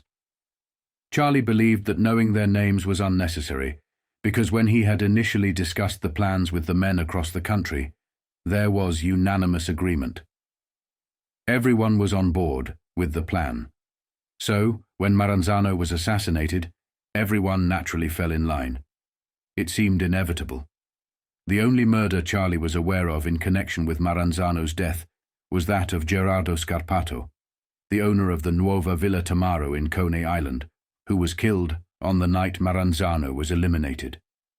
The old ways and leaders were finally dead, and Charlie emerged as the new king. Maranzano's funeral was held with all the traditional rituals, including a long train of black limousines, flowers, tears, and eulogies. As soon as Maranzano was laid to rest, Charlie made a significant announcement. The old ways were now dead. Charlie insisted on continuing the tradition of paying for the predecessor's funeral. In this way, Maseria's funeral had been paid for by Maranzano and Charlie, and now Maranzano's funeral had been paid for by Charlie Luciano. This was a Sicilian Mafia tradition that symbolized the transition of power from one leader to the next. Looking ahead to the future of organized crime, Charlie knew that to maintain his position at the top, he needed to command fear and respect. However, he also understood that he could not exert power over individuals like Profaci, Bonanno, Mangano, Scalise, Galliano, Capone, and others who had supported him and shown him respect. These individuals were to be treated as equals. Charlie recognized that in the Sicilian tradition, people yearned for a leader, and he believed that if he did not demand the position, but instead waited for it to be offered through mutual agreement, he could avoid the fate of Maranzano and Maseria. Additionally, he had a unique advantage in understanding the Sicilian community because of his close association with them. This understanding was further complemented by Lansky's insights, as Lansky played a crucial role in helping Charlie stay ahead of others in the criminal world. Charlie was aware of the value Lansky brought to the table. I learned a long time ago that Meyer Lansky understood the Italian brain almost better than I did. That is why I picked him to be my consigliere, to talk over the best way to handle things, how to get my ideas across to a bunch of big shots who was tired of living under one guy's thumb. I used to tell Lansky that he may have had a Jewish mother, but someplace he must have been wet, nursed by a Sicilian. Charlie sent the word out that he would like to meet the heads of all the families, and instead of demanding a meeting, he went to see them all over Pittsburgh and Chicago. I decided not to make the same mistake that Maranzano did. Instead of calling everybody to me, I went to them. A few weeks later, we had a meeting in Chicago, and Capone acted like he was throwing a party for me. Capone threw a massive party to celebrate, even though he was currently on trial for tax evasion. He believed that his prison sentence would be short, so the party was a way to send him off. People from all over, including various criminal backgrounds, attended the event to meet Charlie Luciano for the first time. The guest list was diverse, including not only Sicilian mobsters, but also Jewish and Irish gangsters. Lansky, Siegel, Dalitz, Rosen, Dutch Schultz, Abe Arelis, and Red Lavine, all of whom were Jewish mobsters, attended alongside Luciano. Charlie wanted to emphasize the power of the Jewish Mafia by giving them a prominent place at the table. It is important to note that these individuals did not operate in isolation. Chicago also had its own Jewish recruits, like Jake Guzik, who played a significant role in corruption. Jake and Frank Costello were instrumental in corrupting various elements of society. Additionally, the Louisiana outfit and the Southern Mafia were also part of this unified effort in the 1940s and 1950s to consolidate organized crime across America. The Southern Mafia was skilled in politics, and figures like Marcello and Irving Davidson had significant influence. Together, they controlled organized crime throughout the United States. At this meeting, Luciano laid the foundation for unity among these different communities within organized crime. This unity allowed them to wield more political power and manipulate elections. With their combined strength, they successfully influenced the primary election and secured the candidacy of Franklin D. Roosevelt, FDR. Capone hosted the event in the Congress Hotel and part of the Blackstone. He was rumored to own a controlling stake in both hotels and assigned specific floors to various cities and groups. The best suites were reserved for the leaders, and their rooms were protected by Capone's own men and corrupt members of the Chicago police force who were under the control of Tony Accardo. Charlie recognized the high level of security in Chicago and advised against walking alone. If anyone needed to walk, it was safer to do so with police protection. During the first afternoon of the event, Charlie held a series of private meetings. He knew that the attendees wanted to hear directly from him, face to face, rather than in a large auditorium. In these meetings, he conveyed that the gang wars were over and a new era of cooperation and collaboration had begun. Every outfit in every city could be independent, but there would be a kind of national organization to hold it all together. I told them we were in a business that had to keep moving without explosions every 2 minutes. Knocking guys off just because they come from a different part of Sicily. That kind of crap was giving us a bad name, and we could not operate until it stopped. The basic concept for the future of organized crime had been laid out. Charlie had long nurtured these plans in his mind, and now he could finally unveil them at these sessions. Each local and regional group would retain considerable autonomy within its own jurisdiction. At the highest level, there would be a national commission, akin to a board of directors in a legitimate corporation, responsible for establishing major policies for the underworld. The leaders of larger outfits would sit on this panel, with each man having equal standing. While Charlie would serve as the chairman, His vote and voice would hold no more weight than anyone else's during these meetings. Charlie made it clear that he disavowed any claim to old titles like boss of all bosses. However, he noticed that some of the Italian attendees were uncomfortable with this new structure, feeling that it was too American for their tastes. During a break, Lansky observed that some of the old-timers were struggling to adapt to this new system. He advised Charlie to provide some clarity and symbolism to help them understand. Lansky suggested giving the new setup a name, emphasizing that every business needed a name to be recognized. Charlie agreed that it was important to choose a name that would resonate with these traditionalists and hold real meaning. Lansky, in turn, made his suggestion, Unione Siciliano. However, Charlie was not fond of the idea and expressed his reluctance to embrace it. For Christ's sake, which has been around for years. They've been fighting since I was a kid over who was going to run it. If we are throwing out the old crap, what is so good about keeping that one? Lansky explained his reasoning to Luciano, emphasizing the need to bridge the gap with those who were deeply entrenched in the old traditions. He argued that adopting a Sicilian name for the new operation would symbolize unity and the end of vendettas and disputes. Lansky reminded Charlie of his belief that understanding a Sicilian required entering their mindset. Eventually, Charlie acquiesced and agreed to the name Unione Siciliano, which resonated with both old-timers and newcomers alike. At the banquet, Charlie observed that many of the old-timers brought envelopes filled with cash as a sign of respect and tribute to him. However, he was uncomfortable with this gesture and insisted that they keep the money. He believed that they were now equals and should not engage in such practices, which he saw as remnants of the old ways. Capone, sitting next to him, encouraged Charlie to accept the cash and maintain this traditional sign of respect. A playful back and forth ensued between Capone and Charlie, with Capone suggesting that they uphold this old-school tradition. Charlie, however, remained resolute, emphasizing that they were moving away from the old ways, including the practice of bringing envelopes of cash and gifts to meetings. He wanted to send a clear message that everyone was equal, and he proposed a rule that prohibited bringing gifts or envelopes of money to meetings. Furthermore, Charlie introduced another significant change in the organization. He recognized that the soldiers at the bottom had little power or means of communicating with the leaders at the top. To address this, he proposed adding more responsibilities to the consigliere and backing them up with more power, who would serve as an intermediary and advisor.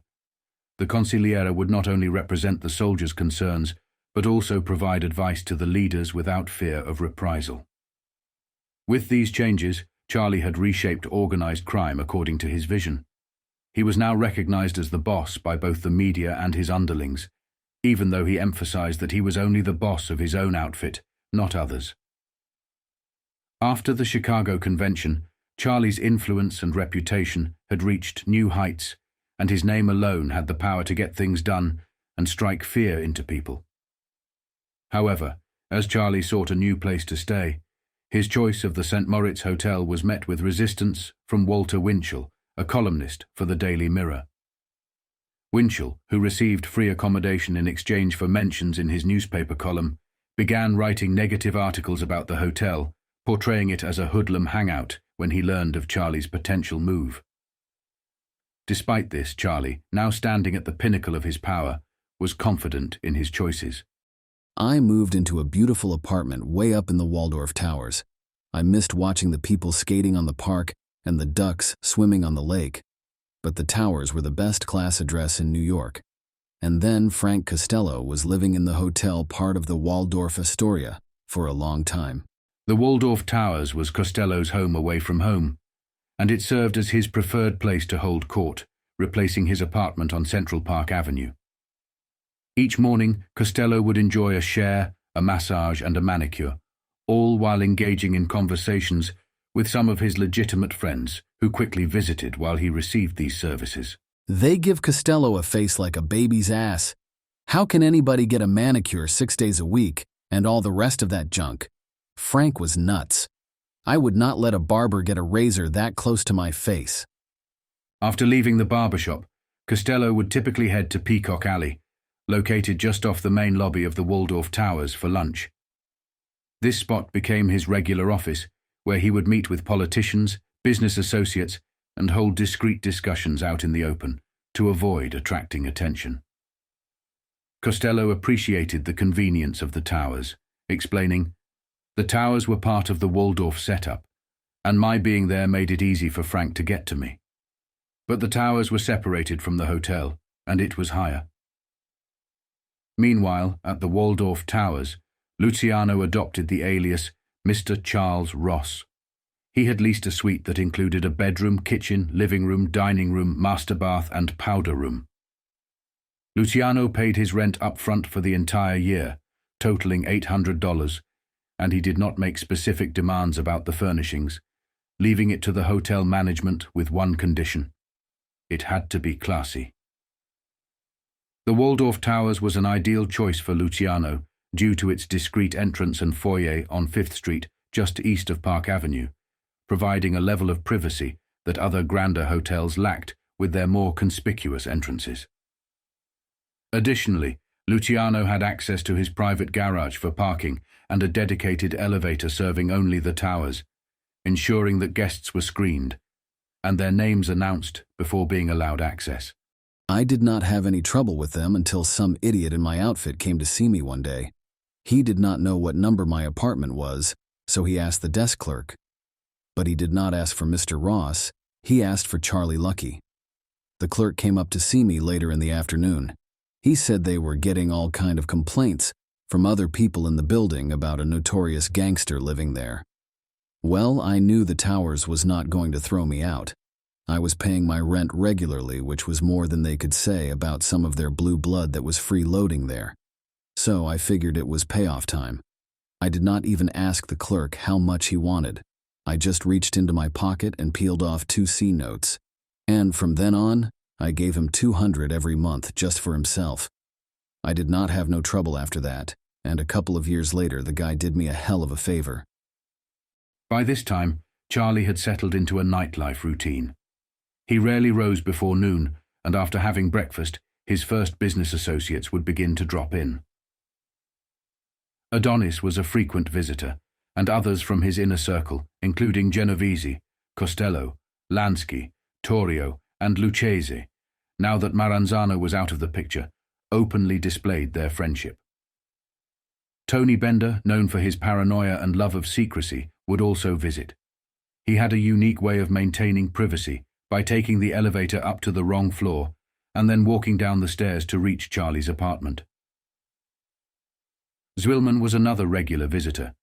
Both men were expanding their business interests, including the transportation of gambling equipment, slot machines, pinball services, and arranging the manipulation of dice and craps tables across used warehouse in Fort Lee. Additionally, they specialized in debt collection from affluent clients. We sometimes had to remind people that they were behind in their payments, or that we did not get our take from the tables we gave them. That. Longy was very good at persuading them to clear the books. Charlie's daily routine typically revolved around these activities. By early afternoon, his business affairs were usually settled. Luciano would then get dressed and head to his box at the local racetracks. If he desired the company of a woman, he would contact Polly Adler to arrange for companionship. Charlie made it clear that he stayed away from the prostitution racket, a business he never personally got involved with. He also shared his thoughts on what Italians and other mobsters thought of people who were involved in prostitution. I did not have nothing to do with that. Those broads were not under me and I did not make a quarter out of them. Sure, I knew it was going on, who did not? But I always said that running war houses was the lowest thing a guy could do worse than dope. It was one of the reasons a lot of guys never trusted Capone, and a lot of them looked down their noses at Torrio, because they were mixed up in that. Luciano did know some of his members were in on it. However, he had a rule that he would never intervene in another man's racket. Maybe some of my guys were in it, but I could not stop that no more than I could stop Vito or anybody else from handling junk. It was their business, and I told them that. I did not want to know anything about it, that it was a part of the business that did not belong to me. Charlie always avoided the idea of marriage. In contrast, Joe Adonis purchased a place in New Jersey, got married, and started raising a family. Willie Moretti also acquired a property in Jersey, fortifying it, and began his own family. Many of the mafiosi in the area followed suit, settling down and presenting a more respectable exterior to the world, while continuing their criminal activities behind the scenes. Charlie, however, had no interest in such matters. He was unconcerned with societal perceptions, having seen its true nature. Among all the mobsters, Frank Costello was the exception. He never had children, even though he got married. Instead, he was known for spoiling his mistresses, often more than his wife. Charlie stated, "If you add all the dough Frank spent on broads, I mean in addition to his wife, and what later he gave to one girlfriend, you could go around world for the rest of your life on your own steamship." This fact would later become one of the reasons why Vito wanted to make a move against him, using it as ammunition in his plans. Charlie knew what this was. Some of these men were marrying into powerful crime families that had already been established, while others were getting married as a front to show respectability. Charlie states, "When I saw what was going on with all their marriages, I knew none of them guys were happy because they did not have time to spend on marriage. And that was my reason for never getting married in those days. I just did not have time for a wife." Charlie also felt that one day he would simply get killed, and he did not want to leave a widow behind. Polly Adler and her girls were stunning, and her clientele consisted of the famous, the infamous, and the rich. Charlie remarked, "I didn't go in for none of that leather and whip crap. I liked good-looking girls who could screw good, and that's what Polly always sent me." When the girl arrived at the Waldorf Towers for an afternoon of fun and games with Luciano, she often found herself disappointed if she expected more than Polly Adler's standard $20 fee. Luciano typically left only a $5 tip, which he would discreetly place in the girl's brassiere as she dressed. Any gifts from wealthy women he slept with, he would give away to his men, ensuring they wore fancier stuff than he did. Luciano did not require lengthy conversations or pillow talk with these women. If certain wealthy women pursued him and attempted to tempt him with gifts, especially clothes, he would simply pass these gifts along to his men. Once dressed, Charlie looked more like a prosperous conservative banker than a conventional gangster from the movies. His favorite restaurant was the Villa Nova on West 45th Street, or he might dine at some of the small bistros in Little Italy on Mulberry Street or Minetta Street. Charlie had a particular fondness for Italian desserts like spumoni, tortoni, and Italian ice cream, but not the kind served in fancy restaurants. He preferred the old-school places where he believed they made real ice cream. He often dined with friends like Jimmy Durante or other entertainers he enjoyed, such as Lou Clayton, Phil Baker, Frank Fay, Bobby Clark, Ed Wynn, Joe Cook and others, with a preference for comics. After dinner, the guests would be sent on their way, and Charlie would join associates like Costello, Albert Anastasia, Lansky or Lucchesi for business meetings uptown. He still maintained his Claridge Hotel offices, but used them for private meetings. Charlie also had new offices near Mo Ducour's drugstore on 51st Street, which he found ideal because it was in the movie district. If something bothered him or he could not sleep, he would simply go to the movies. These rooms were sparsely furnished, containing only sofas, chairs, and a few tables, with no money stored on the premises. Charlie's 51st Street office became the place where people could seek an audience with him in the hours after midnight. They would request his permission to open policy drops, run handbooks, operate pinball or slot machines, jukeboxes, or put money on the street as loan sharks. These visitors would wait in the outer office until one of Luciano's aides summoned them inside for a brief talk with Charlie, who would either approve or reject their requests. All financial matters were conducted verbally, leaving no paper trail. There were no written contracts, and figures from various operations were never put on paper. Everything had to be remembered. Nobody took money to the meetings or the office. Instead, the money was stored in safe houses, hidden within walls, safety deposit boxes, and even tin cans, all readily available when needed. Weekly payoff reports were submitted, and everything operated on a strict schedule. Every guy that came up, I knew within $1 what he was supposed to gimme, and he knew, I knew. So if some guy reported in short of what he should have some week, he had to bring a good explanation. The heads of police departments were aware of Charlie's offices, and he made sure to inform them himself. He did this primarily for protection, as he considered himself entitled to police protection just like any other citizen. Although, to be fair, he was not an ordinary citizen since he paid police officers directly. While ordinary people paid taxes, Charlie had his own way of ensuring his safety. Charlie's nightly routine included what he called his midnight jamboree, where he visited some of the speakeasies he provided with liquor or protection.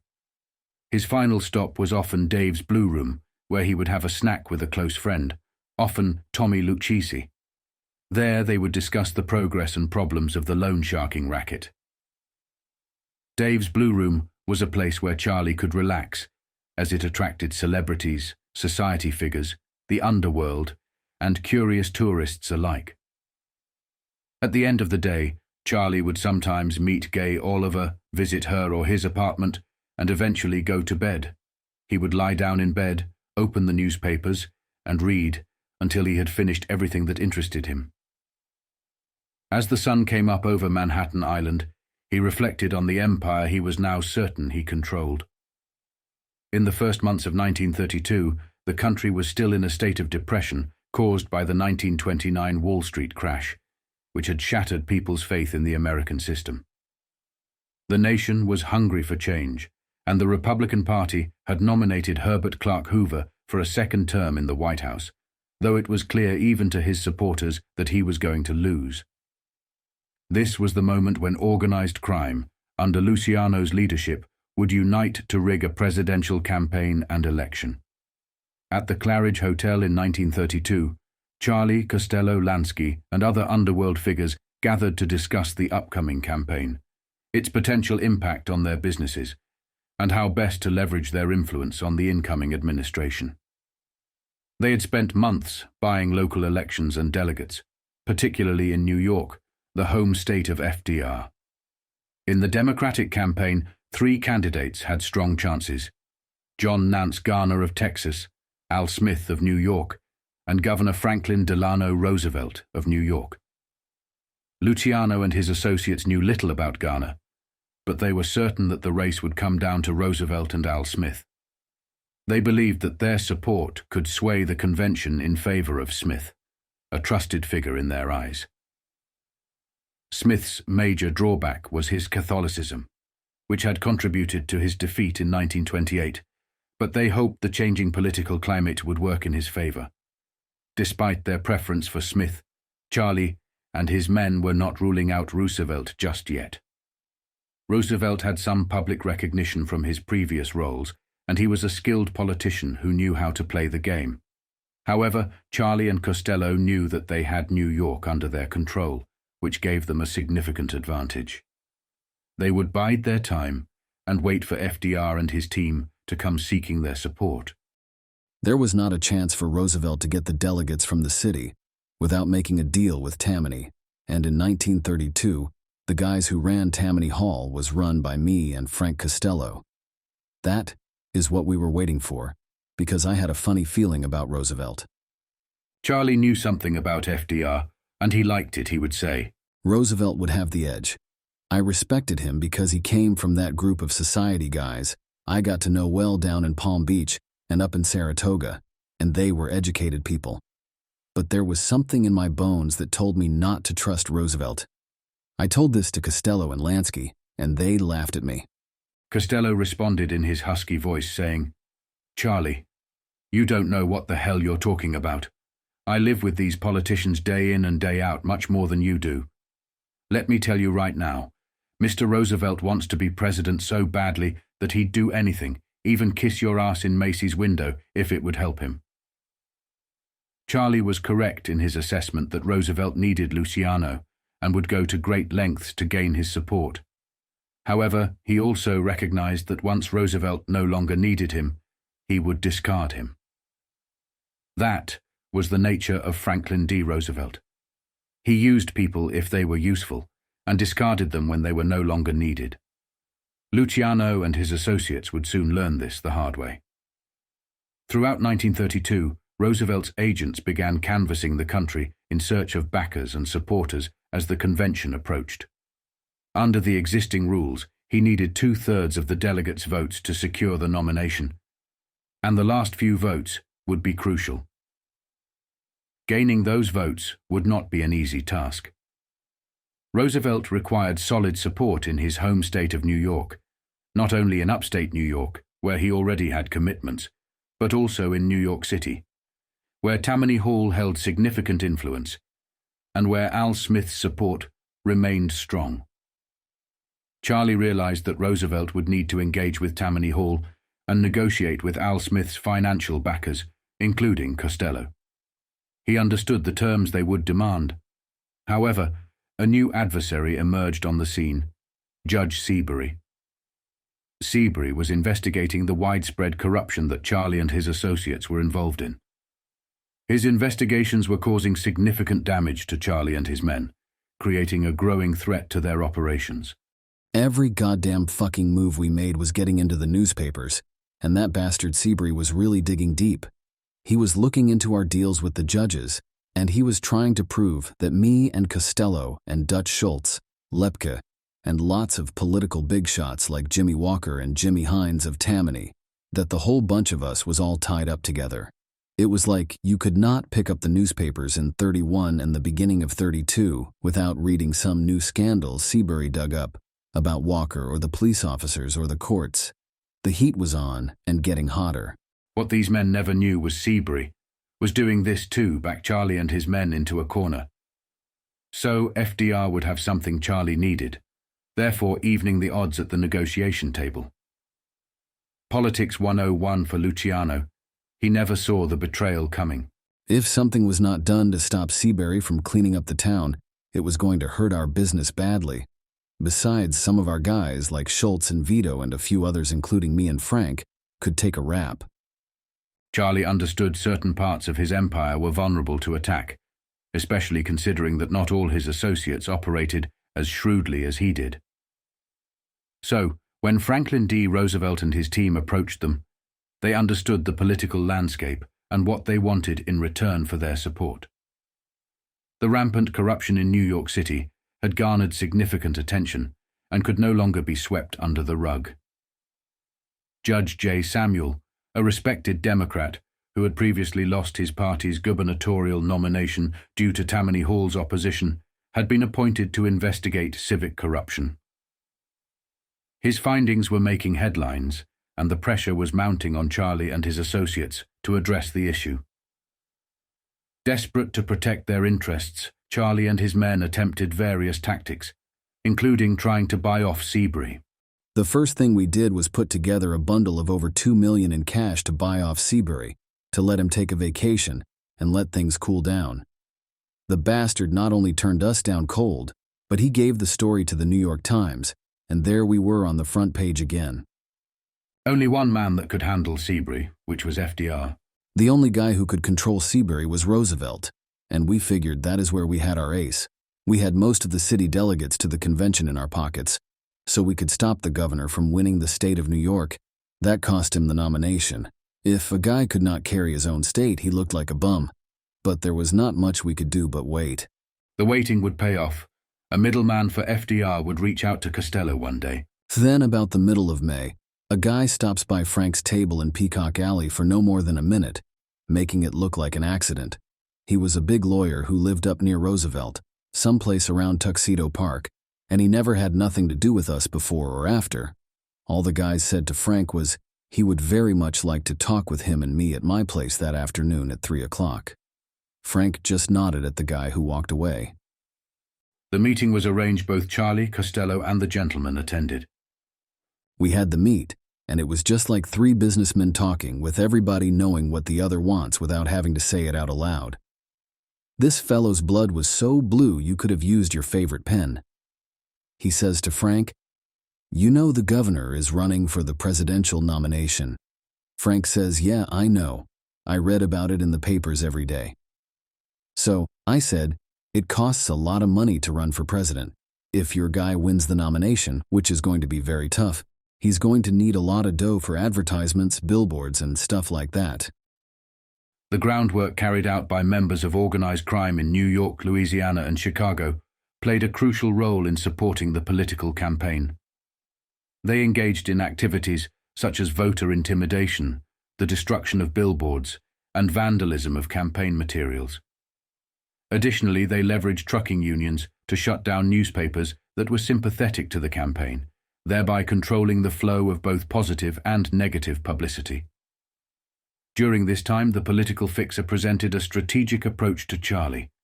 He mentioned that they were exploring the possibility of securing donations from prominent contributors to support the governor's campaign.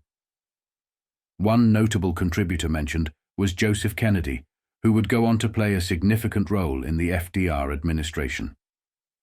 Kennedy's involvement would later extend to his own sons, JFK and RFK, as they entered the political arena. However, Charlie had little patience for beating around the bush.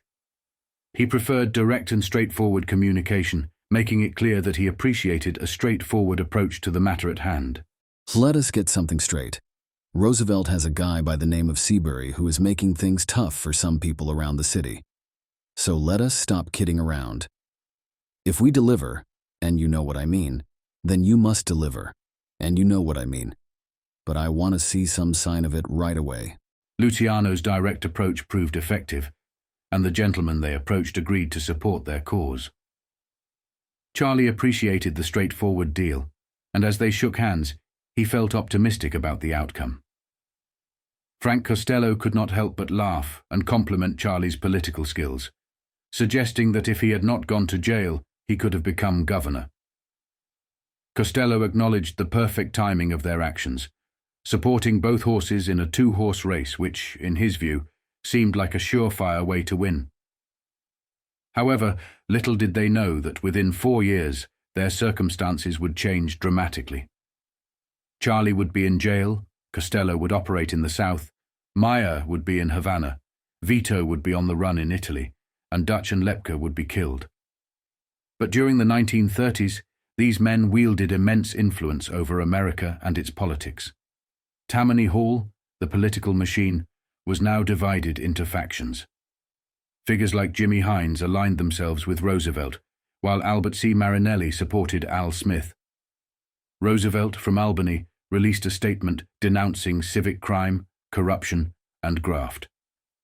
He commended the Seabury investigation, but suggested that it had not presented a strong enough case against Mayor Walker, Tammany, or its leaders like Hines to warrant further action. Costello rushed to inform Luciano about Roosevelt's apparent desperation to become president, suggesting that he was willing to go to great lengths to secure their support. However, Luciano had a nagging feeling of impending betrayal.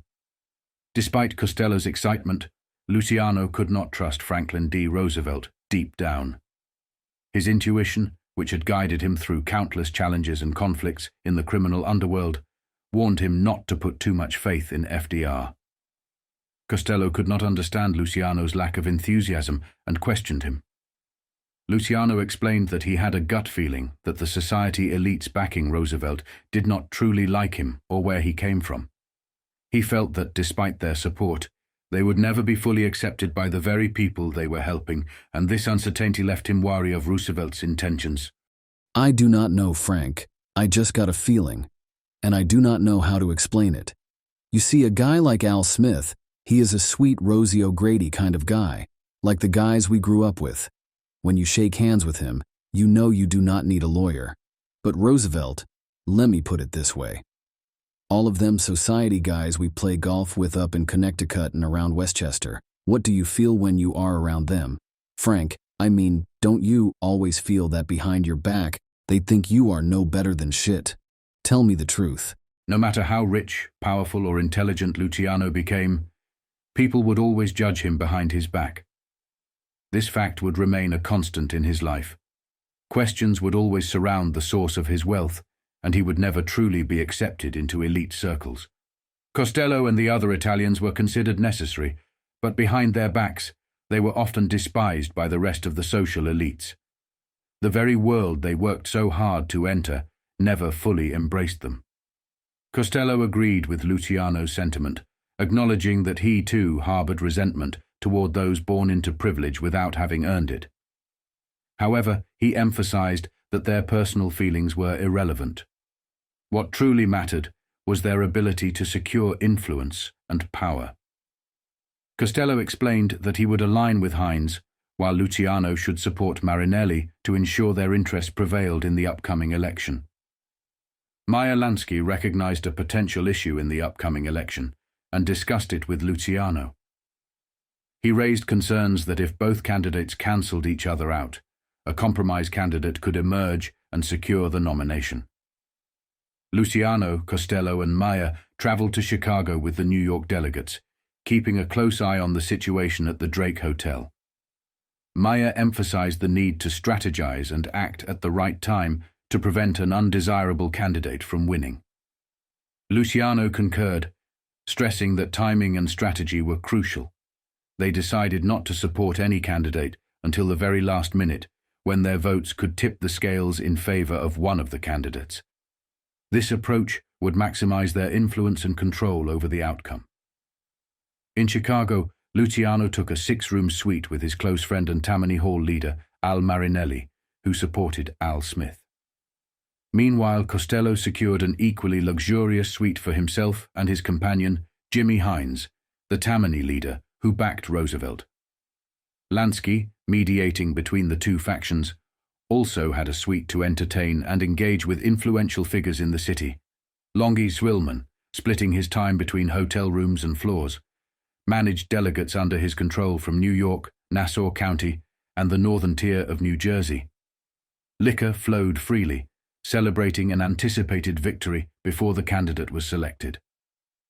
The liquor was provided at no cost by the heirs of Al Capone, including Jake Guzik, Tony Accardo, and Charlie Fischetti, who was Al Capone's actual cousin. Among the Chicago figures, Paul Ricca and Jake Guzik stood alongside Luciano during this political spectacle. We had the best whiskey in the world, any kind that any guy wanted, and we poured it like it was coming out of the sink in the kitchen. It did not cost us anything. Capone's outfit, with Al away the guys who was running it, was Paul Ricca, Jake Guzik, and Tony Accardo and Charlie Fischetti, Capone's real cousin. They supplied all the alcohol we needed free. Lansky's bar, aptly named Lansky's Bar, was a popular spot where he personally greeted patrons and served drinks. One of the prominent visitors to the bar was Huey the Kingfish Long, a Louisiana politician known for his charm and savvy. Long frequented the bar not just for the hospitality but also to explore opportunities to bring new enterprises to his state and fill his own coffers. Once, Frank Costello regaled his associates with a tale of an unforgettable encounter with the flamboyant Huey Long. It was during a convention, a night fueled by revelry and spiked with the devil's brew, when Long found himself in an inebriated stupor. Nature's call beckoned him urgently, but the line for the urinals was unbearably long. In a fit of audacious impatience, Long took matters into his own hands, quite literally.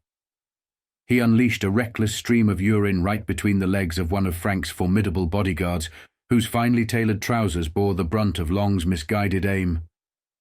As tempers flared, the mobster's fury ignited like a powder keg. He seized Long by the throat, pressing him mercilessly against the unforgiving restroom wall. It was a moment poised on the precipice of violence, teetering dangerously. In a twist of fate, Frank Costello entered the scene at that very juncture, a looming spectre of authority. He halted the escalating confrontation, like a shadowy puppet master pulling invisible strings. With a calculated calmness, Frank compelled Huey Long to swallow his pride, forcing an apology from the intoxicated politico and an oath to replace the soiled suit, a pact sealed in a world where power and politics intersected with the enigmatic realm of organized crime. When Huey Long was sufficiently inebriated, he was brought to Charlie's suite, accompanied by Meyer Lansky, Frank Costello, and Mo Dalitz from Cleveland.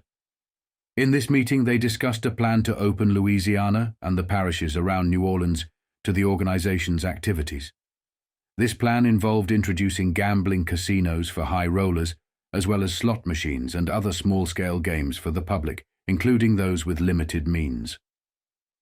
For overseeing these operations, Charlie Luciano suggested appointing Dandy Phil Castell, a former associate of Arnold Rothstein and someone closely connected to Frank Costello. Castell was trusted to manage and coordinate the organization's interests in this lucrative venture. Phil was no youngster, but he had a lot of what you might call polish. After Rothstein was bumped off in 1928, he sorts of went back and forth between me and Costello, Lansky, and Adonis. We did not know too much about Huey Long, except that he was a loudmouth who liked to drink. He controlled his entire state with an iron fist. That was good enough for me. Unless something went bad for him, we figured the city of New Orleans alone could be worth millions to us. And that is the way it worked out after we made that deal in Chicago. Long opened the state and we moved into every parish, with Phil Castell running things from the Roosevelt Hotel, where we put gambling clubs under one of Meyer's best guys, Seymour Weiss. By the time Long got knocked off a couple of years later, his piece of the action put about $3 million cash in his pockets. We were practically buying the guy's solid gold underwear. But, like I told Lansky at the convention, for us it was pure platinum. That deal was one of the added bonuses to come out of that meeting, and would go on to create its own history. It played a significant role in the rise of Carlos Marcello and his family within the organized crime hierarchy. Charlie and his associates now sensed that the delegates were leaning towards Roosevelt, and victory seemed imminent. All it would take was a prominent delegate to throw their support behind Roosevelt, and their victory would be assured. We waited until the very last second, and we had Roosevelt and Smith guys coming out our ears. They all knew we controlled most of the city delegates. Without them, Smith did not have a chance. Roosevelt would have won anyway, but we knew that a lot of them big boys from the important states were holding back their delegates, figuring that if Roosevelt could not even carry his own state, they ought to dump him entirely and find somebody else. Frank Meyer and I had a private meeting, what they call a caucus in politics, with all three guys on our side of the line, like Curley in Boston, Pendergast from Kansas City, Huey Long, and a few others like them. When Frank got the word that Roosevelt would live up to his promise to kill the Dwey Investigation, I mean like tapering off so he could save face, it was in the bag for him. No. Now that the selection had been made, Al Smith had to be told he was considered a stand-up guy respected like a don. He was a political don. So Charlie wanted to deliver the news face to face. Smith was told by Luciano. He was gutted. I told him we figured no. I said we were sure that Roosevelt was going to win and there was no way to stop him. That meant we had no chance but to throw in with Roosevelt. Naturally, Smith tried to get me to change my mind and keep the delegates in line behind him. I said the decision had been made, and there was no way to change it. Of course, Smith was nobody's fool. He asked me straight out what the deal was, and I decided to tell him. I said, Al, Roosevelt promises he is going to close his eyes to Seabury, and keep them closed. You already saw what happened last spring when he made that statement. We got to believe him after that. Al Smith knew it was over for him, that he would never become president. Smith was stunned, and he looked Luciano straight in the eyes as he conveyed a grave message. He had made a massive mistake by supporting Franklin D. Roosevelt, who would turn on Luciano. Al Smith's warning struck a chord with Luciano. Smith had an insight that Charlie, Costello, and Lansky had failed to grasp. Roosevelt was more than just a country squire. He was an aristocrat whose word could not be trusted. He was a cunning and opportunistic politician who would use people and events for as long as they served his purpose. Smith's warning left a lasting impression on Luciano. He was not crying anymore. He got it out his system, and now he was the tough old happy warrior they used to call him. Then he said something that really made my blood run cold. He said, "Charlie, Franklin Roosevelt will break his word to you. This is the biggest mistake you ever made in your entire life, by trusting him. He will kill you." When I walked out of Smith's suite, my knees were shaking. My bones told me that we walked into a trap, that Smith was right.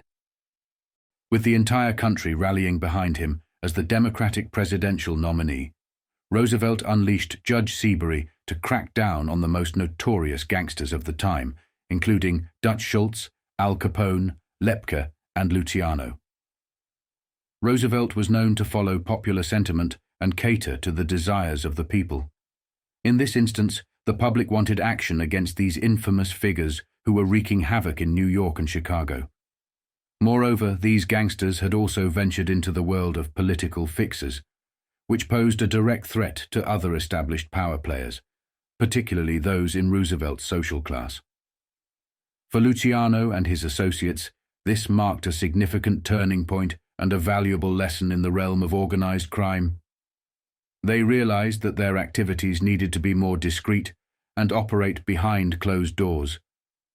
This lesson extended to politics as well, where they would employ fronts like lawyers, legitimate industries, and unions to avoid unnecessary exposure.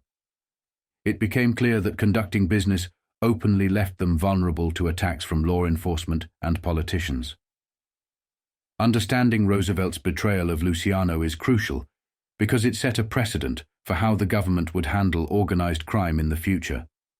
While Roosevelt targeted Luciano directly, the subsequent Kennedy's administration would take a broader approach, targeting the entire infrastructure of organized crime. This change in strategy came at a time when organized crime was generating immense wealth, making it one of the wealthiest enterprises in America. Consequently, Franklin D. Roosevelt's actions forced the mobsters to adapt and adopt a more clandestine approach to conducting their affairs. Naturally, Roosevelt had been a prick all along, but I got to give him credit for one thing. He was smooth. Of course, I was sorry I did not tell Meyer and Frank about my hunch in Chicago, because now everything was clear. But as I look back on it, he done exactly what I would have done in the same position. He was no different than me. I had Masseria and Maranzano knocked off to get to the top. What I did was illegal. I broke the law. FDR continued his crusade by targeting Charlie and his associates, including Capone, Dutch Schultz, and Lepke.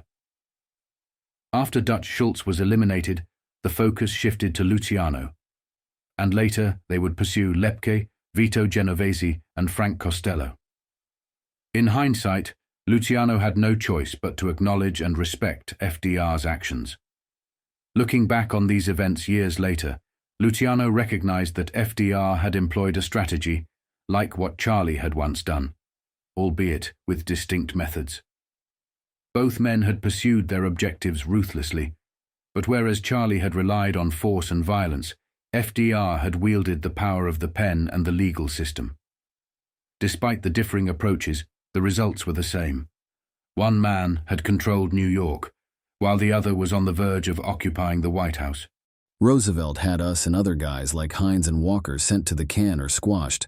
What he did was legal, but the pattern of it was the same. We was both shit-ass double-crossers, no matter how you look at it.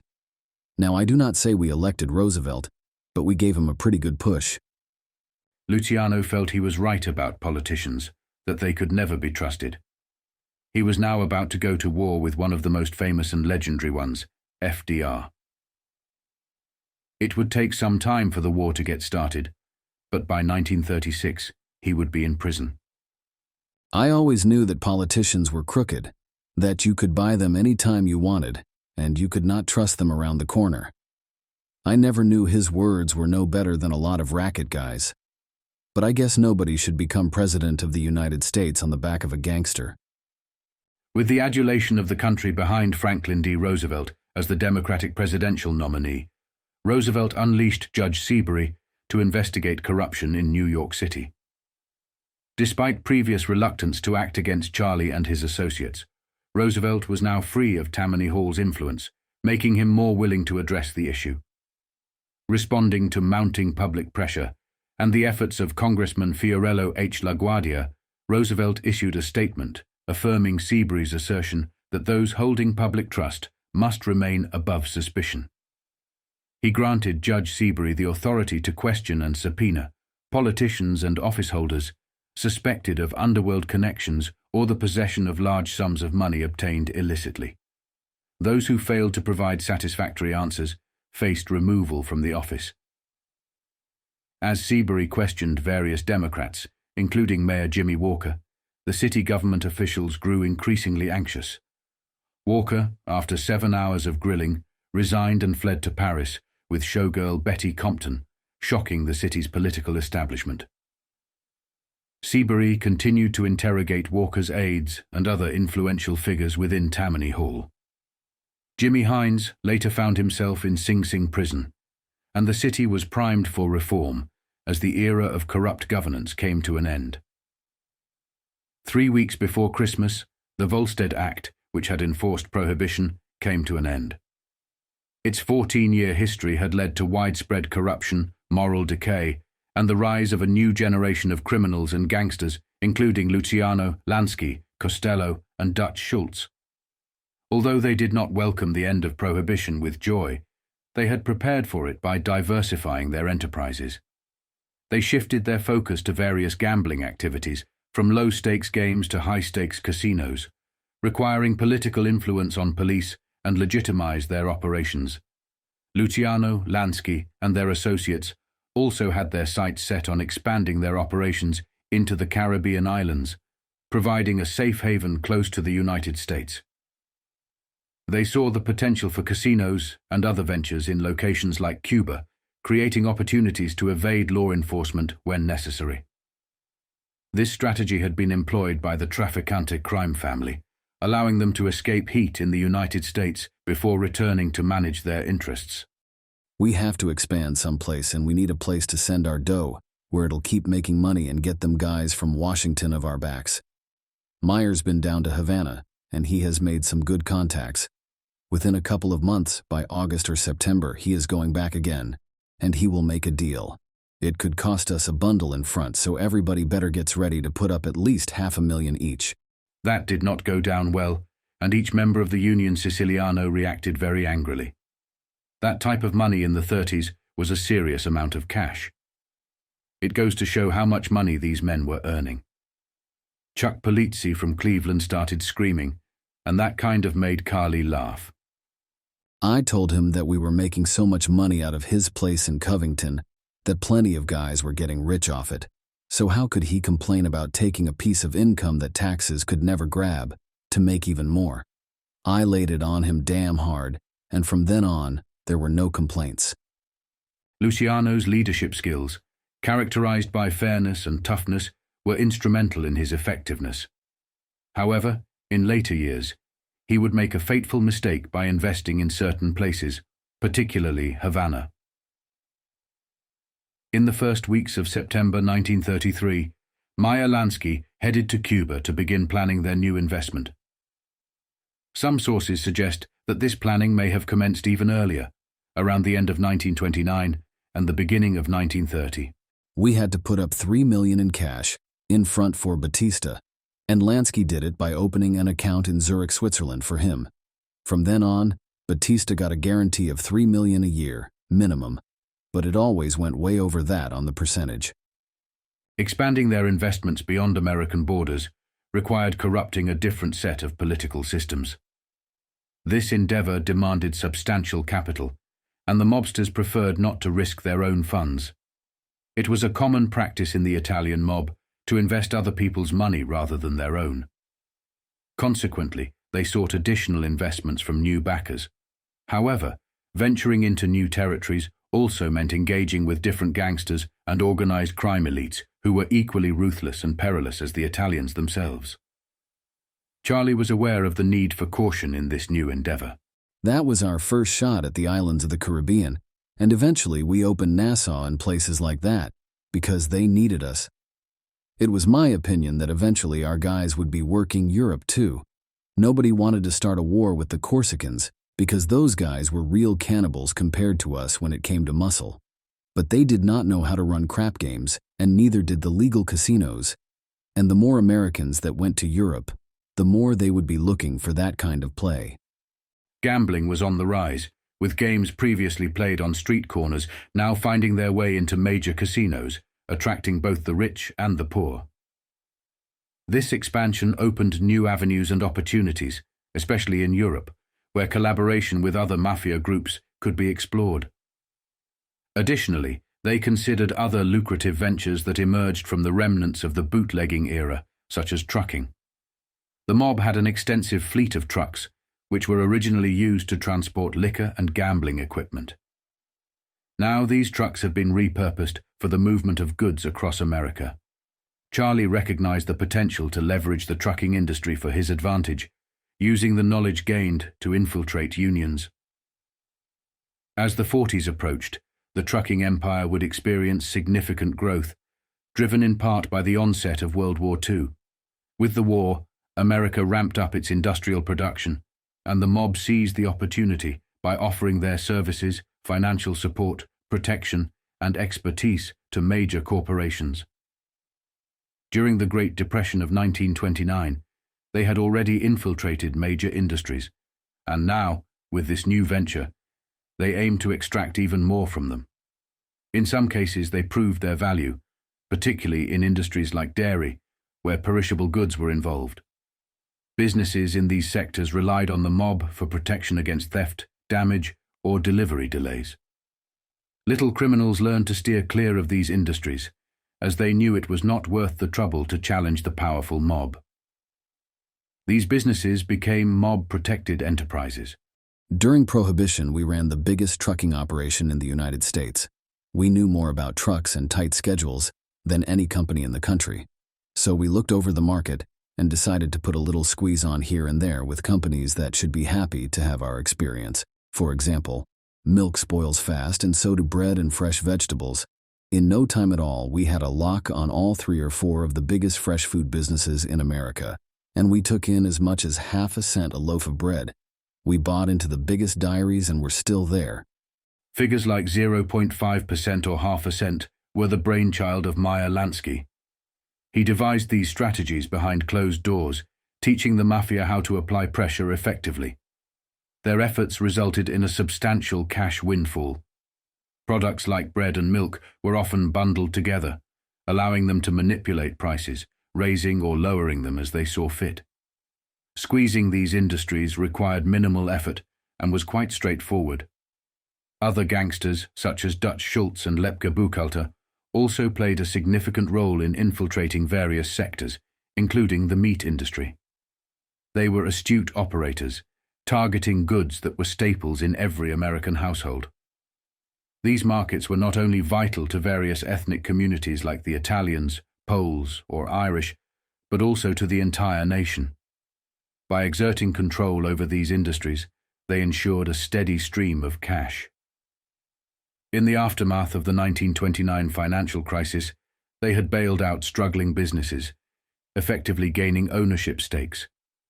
These partnerships were mutually beneficial, as they provided goods that made these companies more efficient and profitable. Once these businesses aligned with organized crime, their growth was inevitable. The Mafia proved to be valuable business partners, and their expertise was in high demand. Consequently, they were sought after by some of the largest industries in America. Some of the companies we recognize today have historical ties to organized crime. Lepke and Schultz were doing the same thing with meat and taking it from both ends, from the packers to make sure the meat got where it was going, and protecting the restaurants to make sure they got their deliveries smooth and regular. However, there was one opportunity, a highly profitable asset, that these individuals missed. Luciano made every effort to persuade them, but the old guard was myopic, unable to envision the future as Luciano attempted to elucidate. If only he had succeeded in conveying that fundamental lesson, they could have been billionaires to this day. The toughest fight of all was getting into real estate.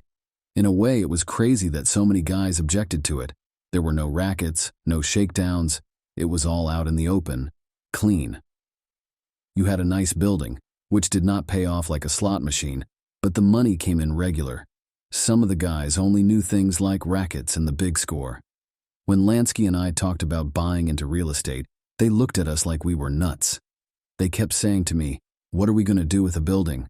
We lost out on a lot of terrific deals which if we owned today would be worth $1,000 million. That was always my big objection to the brainpower in the Unione. Some of them guys could never see beyond a bowl of spaghetti. However, bootlegging was not forgotten. All the way up until the last day of the Volstead Act, his men were selling liquor, whiskey, openly with no problem right in front of police officers, making sales in broad daylight. Some states also kept Volstead in play, which meant Luciano and his men were still in business over there. We had a whole inventory and alcohol socked away all over the country, in warehouses, in drops down near Atlantic City and out in Ohio, all over. We had to get rid of it the minute whiskey became legit. Do you know what we did with it?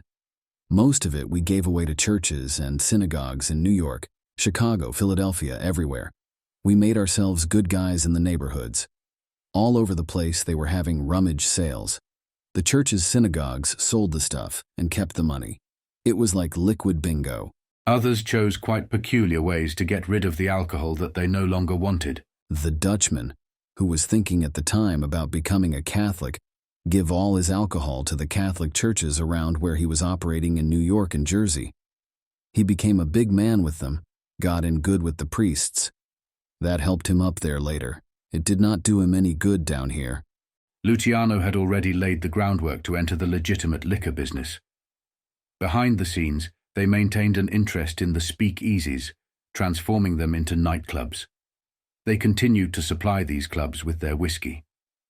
All the foreign representatives they dealt with through the years were used to facilitate the acquisition of importing and distribution franchises. However, they could not acquire American-owned distilleries due to their extensive criminal records and reputations. Instead, the business came to be dominated by less notorious gangsters like Louis Rosenthal and Jacob Bronfman, who headed up Shenley and Seagram's, respectively. Costello and Castell also formed an alliance with distributors, exclusively providing distribution for the United States in Scotland, representing companies that produced King's Ransom and House of Lords Scotch. When Costello frequented his favorite restaurants or stayed in upscale hotels, he would insist on having only one drink, King's Ransom and House of Lords Scotch, and they had to have it in stock. These establishments would go to great lengths to accommodate their high-end clientele, ordering caseloads of Scotch, which significantly boosted the company's profits. In fact, the distilleries sought the kind of clientele that gangsters associated with, including judges, mayors, politicians, and the upper echelon of society. This was one of the ways these companies used organized crime to ensure their products were stocked in the right places. Another strategy involved paying Frank Costello around $24,000 to $25,000 every year in 1949. This was because certain foreign businesses, such as distillery company owners, had learned that individuals like Costello were experts in certain industries. Legitimate distilleries in places like Scotland and Ireland wanted to collaborate with people like Frank Costello because they had witnessed their profits skyrocket over the past decade. With the end of the Volstead Act approaching, they were concerned that these profits might take a significant hit. It was in everyone's best interest to keep individuals like certain elite families and political kingmakers on the payroll. Costello and his partners went even further, purchasing a controlling interest in J.G. Turney and Sons Limited, a British holding company for Whiteley. Lansky, Luciano, Siegel, Adonis, and others also had a significant stake in Capital Wine and Spirits, a major importer of French wines, Scotch, Canadian, and domestic whiskies. Every notable bootlegger found a way to get involved in this new business. However, as the Italians grew stronger, another issue arose. Meyer saw his future moving slightly away from Luciano. As the Volstead Act ended, Lansky began to distance himself from Benjamin Bugsy Siegel and sought to rely less on Luciano and more on himself. In November 1933, using his father-in-law as a front, Lansky established the Mollusca Corporation. He used this business as a front to produce dehydrated molasses as a sugar substitute, which he then sold to distilleries in Ohio and New Jersey for use in whiskey production. This was another form of bootlegging that allowed them to evade taxes on legal whiskey by creating their own labels. It was a combination of things that started the mighty Mite to look for independence. No matter how he would try, he would still be number 2 as far as I was concerned, and he knew it. So he had to make his move. The minute Molaska was put together, I knew Lansky was setting out on his own. Not entirely, but to make a place for himself in the Rackets, which did not have nothing to do with me. But I could not let him get away with that without doing something about it. I called him one morning about Christmas time and said, "Meyer, it is okay with me about Molaska. I am not asking for a piece of it, because you earned it. But we are going to see lots of guys in the legal whiskey business, and I want you to make an outline of where we are going to do it, the guys we're going to promote, and what it is all going to cost. That is going to be mine, and I will split it with everybody, like I always did, including you." Lansky agreed, and they shook hands, cementing their ongoing relationship. Lansky had come a long way with Luciano, particularly in the 1920s when they organized a billion-dollar business together. They were involved in extensive money laundering operations, and the mobsters were raking in a substantial amount of cash. Around this time, Costello began to expand his influence down south and establish connections with Carlos Marcello, as gambling was gaining prominence in the southern states. Within a decade, these men had the capability to build casinos like the Flamingo in the desert in the year of 1943. During this period, issues such as fascism and racism were still significant challenges. Jewish gangsters relied on the muscle of Italian, Polish, and Irish counterparts. However, as Meyer started to expand into Cuba, he gained a certain level of immunity, making him extraordinarily influential. He was already forming alliances with Russell Bufalino to consolidate their control over various territories, with Jimmy Blue Eyes also helping to dominate the gambling scene in Cuba. In the early 1930s, Carlos Marcello entered the picture in Louisiana, and in Chicago, Tony Accardo and Paul Ricca were now starting to rule over Chicago, the Trafficante family in Florida, and several other mobsters controlling various regions. The New York families, led by figures like Vito Genovese, Bugsy Siegel, Meyer Lansky, Joe Adonis, Scalise, Gambino, Anastasia, the Mangano brothers, and many more, constituted the largest faction. Among them were Jewish gangsters who often went unnoticed, including Red Lavine, Jake Guzik in Chicago, Jacob Shapiro, and others, all operating under Charlie's leadership. These men held great respect for both Luciano and Lansky. As Meyer managed the finances of the entire Mafia, he was handling vast sums of money for extremely powerful individuals. By the mid-40s, after the Nuremberg trials, Meyer Lansky had become a powerhouse in his own right. He collaborated with various intelligence agencies, including Israeli intelligence, assisting them with arming themselves during the Israeli fight for independence. In the mid-40s, the world was at a crossroads, grappling with the grim choice between fascism's sinister rise and the forces of change. Fascism had cast its shadow, and vast parts of America found themselves under the influence of racists, fascists, and Nazi sympathizers. What was particularly unsettling was that these sympathizers included not just ordinary citizens, but also elites and even some individuals within the U.S. government. Joseph P. Kennedy, a prominent figure, was known to have Nazi sympathies, as were influential figures like J. Edgar Hoover and Allen Dulles, who headed the CIA. The aftermath of the Holocaust and the terrifying legacy of Adolf Hitler had a profound impact on the world of organized crime. Figures like Red Lavine, Meyer Lansky, Longy Zwillman, Mo Dalitz, Seymour Weiss, and others formed alliances with Israeli intelligence to support the Jewish and Israeli cause. Witnessing the horrors of the Holocaust, they were driven to contribute to this just cause. This collaboration between various groups, including foreign and domestic intelligence agencies and the Mafia, set the stage for an intricate and sometimes contentious relationship. It all began with Charlie Luciano, Albert Anastasia, and Frank Costello, with the invaluable assistance of Meyer Lansky and skilled lawyers like George Wolfe. Charlie Luciano had an urgent motive to secure his release from prison. Costello had successfully established influential connections with Thomas E. Dewey's men and the very judge who had sentenced Luciano. A unique opportunity arose when the judge approached Luciano for assistance in personal matters. However, there remained a significant obstacle in the form of public opinion. Albert Anastasia and his brother Tough Tony controlled the vital docks, a strategic position that caught the attention of the U.S. Navy. The Navy had concerns about potential enemy submarines and acts of sabotage.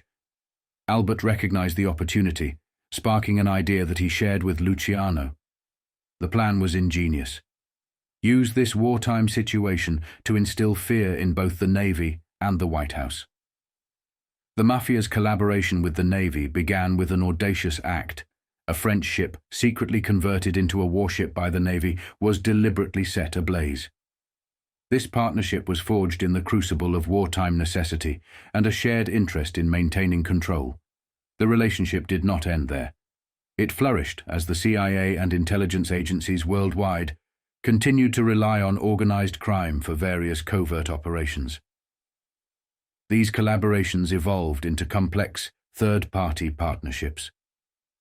Organized crime was used for a wide array of tasks, from eliminating foreign leaders to weapons trafficking, intelligence sharing, espionage, government infiltration, drug trade, money laundering, political corruption, and lobbying. The growth of these partnerships was rapid and, at times, spiraled out of control. It all began in the 40s, with the visionary leadership of Charlie "Lucky" Luciano. But this was a decade later. As the 30s dawned, Meyer Lansky's influence was still in its infancy, a burgeoning power that Charles Luciano foresaw would one day rival his own. In the criminal underworld, the tension was palpable as the two formidable figures recognized the potential for their paths to converge and clash. The stage was set for an intense and riveting power struggle that would shape the future of organized crime. Meyer done what I asked. Of course, a couple of years later, Malaska got in trouble by the feds. But after that time, I knew Meyer would not stop planning stuff on his own on the side. Meyer was incredibly smart. He knew he still needed Luciano. So keeping Luciano in his good books was in Lansky's interest. Luciano would look back at these times and think to himself, if Meyer were then showing him his true colors. But when you come down to it, I always thought I could trust Meyer even if he were different from me and most of the other guys. He liked to live in the background in the shadows. In that way, as I looked back on it, he was one up on me. It was my publicity that really cost me the best 10 years of my life. So, I guess in that way, Meyer was smarter. Another noteworthy aspect is Luciano's later assertion that the Trafficante crime family shared the same secretive nature as Meyer Lansky. They preferred to remain in the background, keeping their intentions and operations hidden from the public eye. Luciano also emphasized that in certain dealings, Meyer Lansky would never engage in conflicts with the Trafficante crime family, as they were considered highly dangerous. However, a strain developed in the relationship between Vito and Luciano due to Vito Genovese's persistent desire to enter the narcotics trade. While narcotics were not a major trade at that time, it showed growth potential, and Genovese was eager to be involved. The little son of a bitch would never give up. I think his mother may have been a Neapolitan, but his father was an English bulldog. In fact, sometimes he looked like one. He would never let up about junk. He just loved junk more than alcohol or anything, except that broad Anna. Genovese became infatuated with a woman named Anna, despite her existing marriage. His determination led him to arrange for the murder of her husband. Subsequently, he married Anna and took her on a honeymoon trip to Italy, partly to showcase his new bride and to establish connections for his ambitions in the narcotics trade. During his time in Italy, Vito sought to lay the groundwork for a drug pipeline from Italy to New York. By the 50s, He had successfully expanded his drug operations to the extent that he could challenge the FCM, making the Genovese family the only organization strong enough to confront and eventually take over from them in the 60s, both in collaboration and through takeovers of their territories. While he was there, he made some good contacts, even though I warned him against making any connections with narcotics guys in Italy and France. Somehow or other, he must have had an idea for the future, and he planted a lot of very important seeds there. When Vito came back to America, he hit up a few of Charlie's contacts to check the temperatures and to see if they would be interested. They would immediately take the information straight to Luciano. When he came back to New York, Joe Bananas from Brooklyn and Steve Magadino, who ran things up around Buffalo, came to see me. They said Vito was talking to them private about setting up a line of junk right from Italy, through him, that he could put out all over the United States.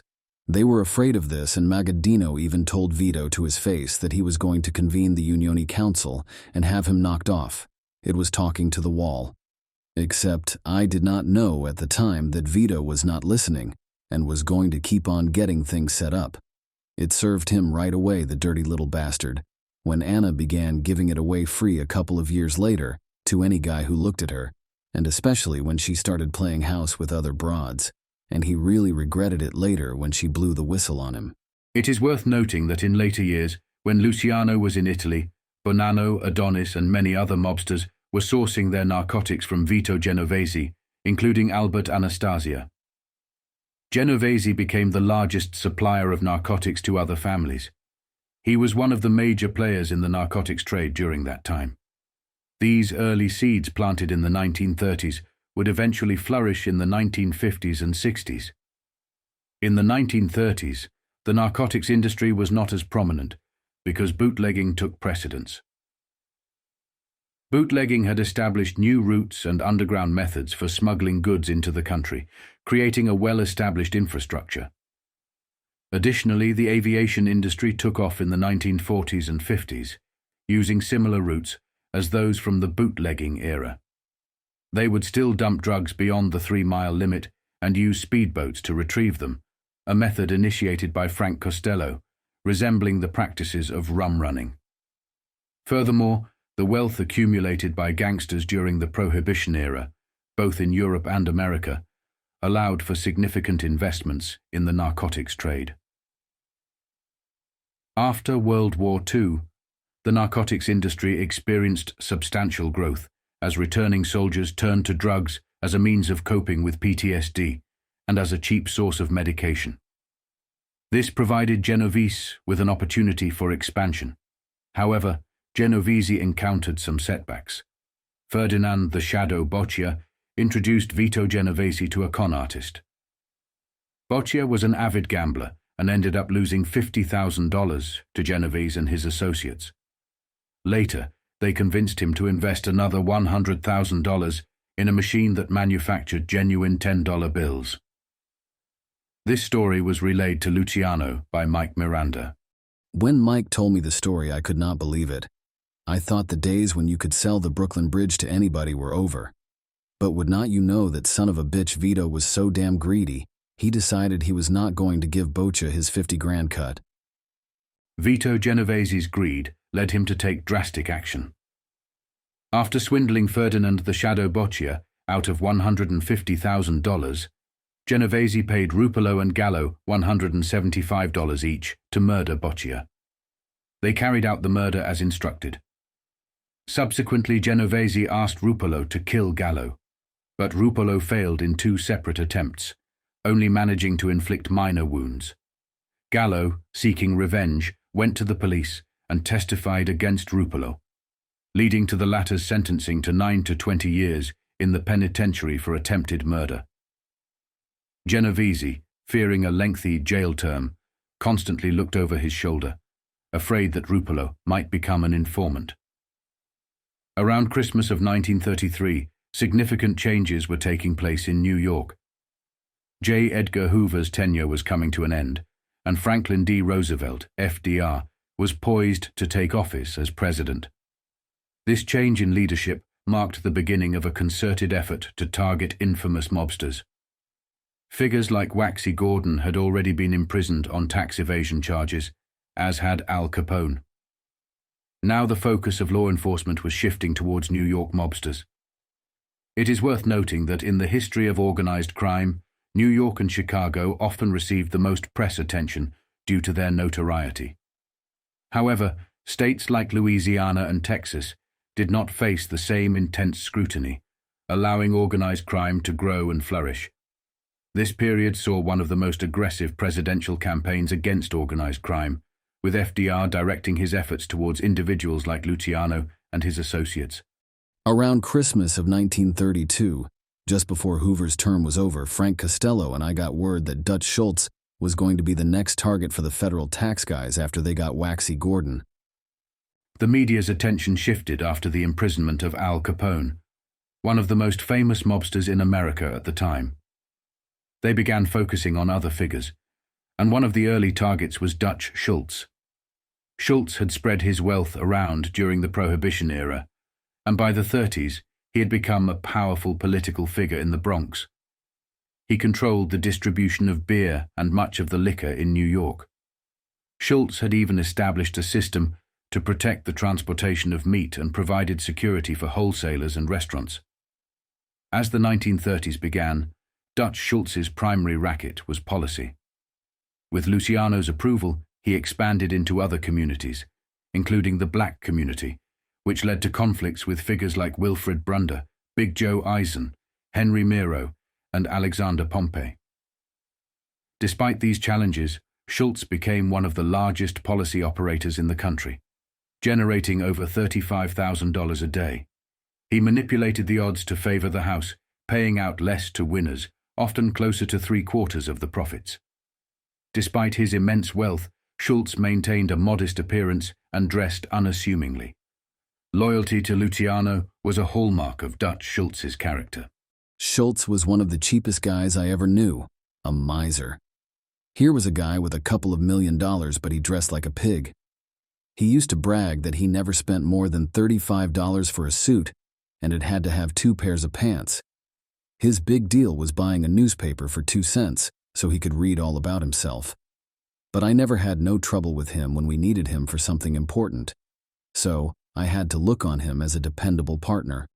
I did not have to love him. Besides, he done me a big favor when he knocked off Cole. Luciano had another reason to be grateful to Dutch Schultz. He eliminated Vincent Mad Dog Coll, the hitman that Maranzano had considered using against Luciano. However, with Coll out of the picture, Dutch Schultz himself faced a more dangerous adversary. Some mobsters had been paying attention to the changing landscape of organized crime, especially the lessons learned from the downfall of Al Capone. Johnny Torrio had discussions with Luciano and others about the need for caution, especially for those who were spending money extravagantly without a legitimate explanation for their wealth. Luciano and Johnny held this meeting in private without inviting or informing others about the changing environment. They deliberately excluded others from this information, leaving them vulnerable. Why did they do this? Because in the future, they could use this vulnerability to their advantage, effectively checkmating them and taking over their rackets.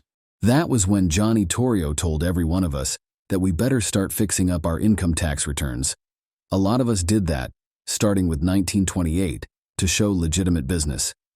In my case, I declared an income of $16,000, and through the next 4 or 5 years, that figure went up to about 25 grand a year from gambling enterprises, and I listed myself as a professional gambler.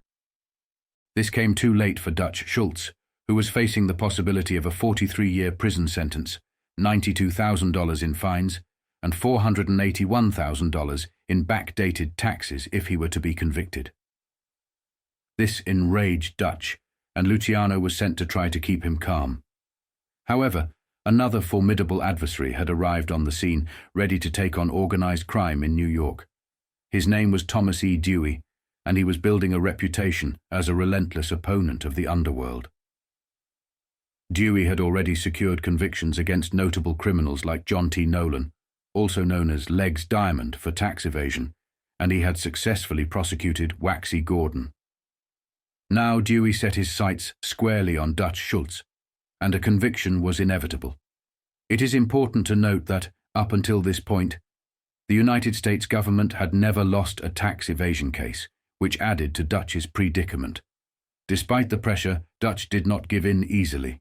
He enjoyed some protection from the police and had political allies in Tammany Hall, like leader Jimmy Hines, who was involved in the numbers racket. Dutch continued to conduct his criminal activities, frequenting brothels, and going about his business as if nothing had changed. Nevertheless, he remained a wanted man. On January 1, 1934, Mayor Fiorello LaGuardia took office and launched his own war against organized crime and corruption.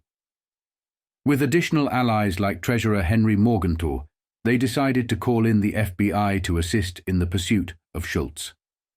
J. Edgar Hoover joined the effort, with the mayor intensifying his campaign.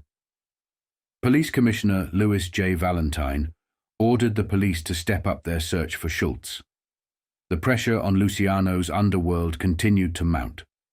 Dutch Schultz began to go deeper underground and turned to Luciano for protection. Luciano, in turn, sought help from Albert Anastasia in Brooklyn to provide Schultz with a secure hideout.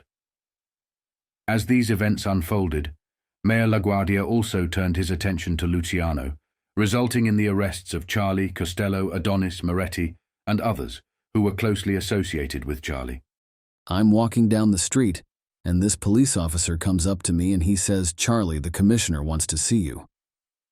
This was before LaGuardia had a chance to name Valentine, and the commissioner was a guy named John O'Ryan.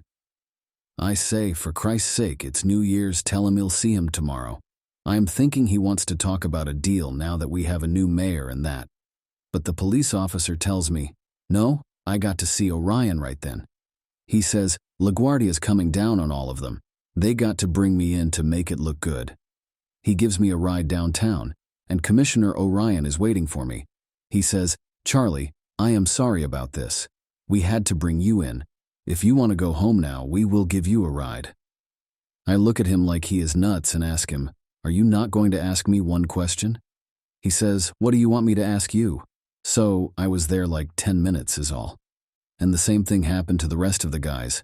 They got a ride to a precinct or someplace to make it look good, and then a ride home. Even Willie Moretti. They were waiting for him when he came over to Jersey. They picked him up, but it was no different with him. After they let him go, he came to see me at the towers and we had a big laugh over it. It made LaGuardia look good in all the papers. For the first time ever, a serious attack was launched against Luciano's entire criminal organization, and even his political connections came under fire. While the arrest of Charlie may have seemed like a minor event, it served as a message from the mayor and other prominent figures that Luciano could be vulnerable. This was just the beginning, and things were about to get much worse. There were only a few well-known mobsters who offered protection to Luciano, and figures like Dutch Schultz often drew more attention and were targeted first. If Dutch were alive, Luciano could maintain his freedom. The authorities were determined to capture Dutch Schultz, and once they succeeded, their plan was to go after the others. At that time, Dutch was the most notorious figure on the run. Mayor LaGuardia showed no signs of letting up in his pursuit. He went on to confiscate hundreds of Costello's slot machines, dumping them into the East River for all to see, with news cameras and newspapers capturing the event. Luciano had spent years bribing and exerting influence over various individuals in politics, but now he faced an honorable citizen who could not be bribed or controlled. LaGuardia's actions seemed aimed at impressing the upper class, the same social class that Luciano had tried to court and impress over the years. This marked a significant turning point in Luciano's criminal career, as he faced an adversary who was unwilling to bend to his influence and power. I just could not understand that guy. What did he want? He was a wop like the rest of us, and he was not going no place. Charlie could not comprehend why LaGuardia, an Italian like himself, was pursuing this aggressive campaign against him. He also failed to realize that FDR and others had become wary of Luciano's growing political influence, and they wanted to rein him in. Luciano understood deep down that Dutch Schultz was likely to lose his case. Seeking a second opinion, he turned to his close friend Lansky, who advised him that the odds favored a conviction. Luciano's associates, such as Genovese, Zwilman, and Adonis, were eagerly anticipating Dutch's imprisonment and the potential redistribution of his criminal empire to Luciano's lieutenants. Luciano faced a moral dilemma, as he had to consider killing someone who had been loyal to him. This decision set a precedent that he did not want to establish, but he recognized that Lansky was telling him the truth. Charlie was also concerned about the mounting pressure from Mayor LaGuardia and sought Lansky's counsel once again. Luciano attempted to strike a deal where he could hand over one well-known criminal and potentially save himself. He even contemplated revealing to the mayor that he was responsible for providing information that led to Waxy Gordon's arrest. When Dewey responded with an ambiguous statement, it was quickly clarified that it was a threat, dashing Luciano's hopes. Dutch Schultz eventually offered to settle the case by paying $100,000 if all charges were dropped. Dewey refused the offer, stating, "We don't do business with criminals." Fearing the FBI might hunt him down like John Dillinger, Dutch Schultz eventually surrendered in Albany in November 1934 and negotiated a bail of $100,000. To improve his chances, Dutch sought a change of venue for his trial, which began in Syracuse, New York, in April 1935.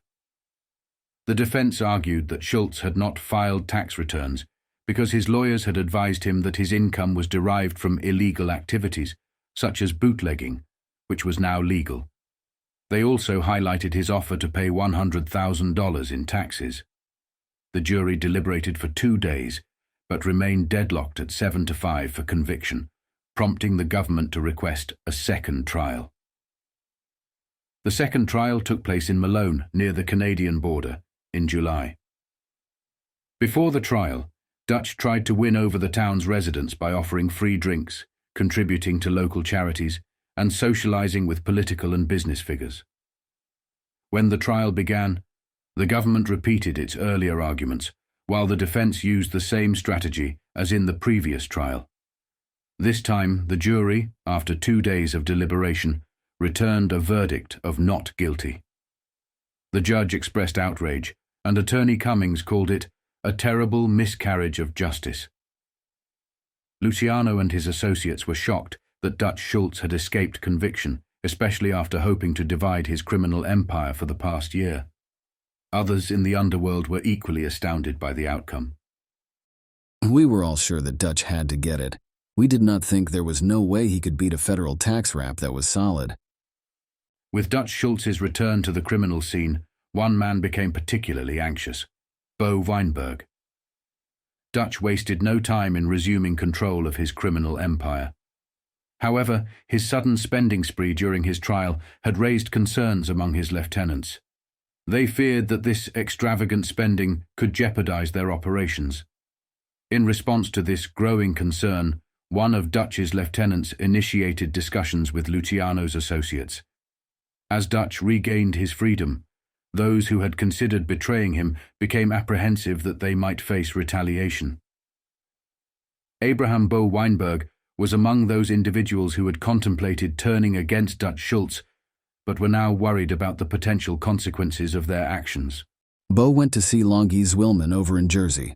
They were in lots of deals together, and asked him to help him out. Longy Zwilman listened to him, and then he brought Bo over to see me for a private meeting, near Grant Tomb up on Riverside Drive.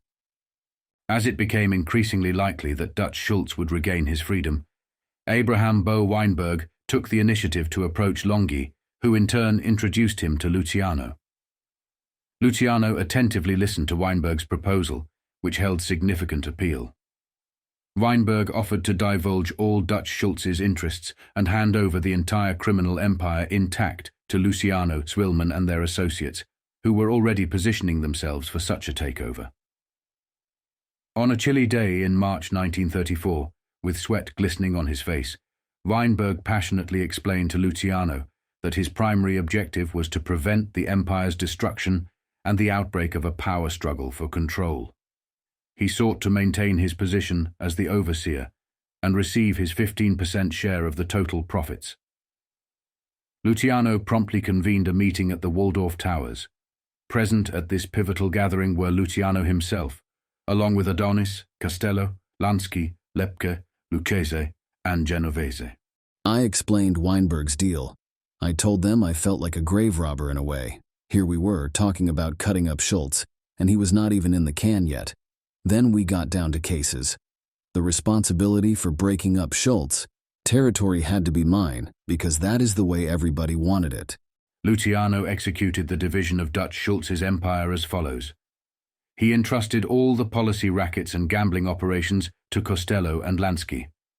The liquor trade was assigned to Adonis, while restaurant rackets were allocated to Lepke and Lucchese, along with other enforcement activities. Zwilman was granted control over the New Jersey operations after committing to sharing them with Moretti. Over time, these interests gradually shifted into the hands of the Genovese and Gambino crime families. After Dutch Schultz's demise, his empire underwent further transformations.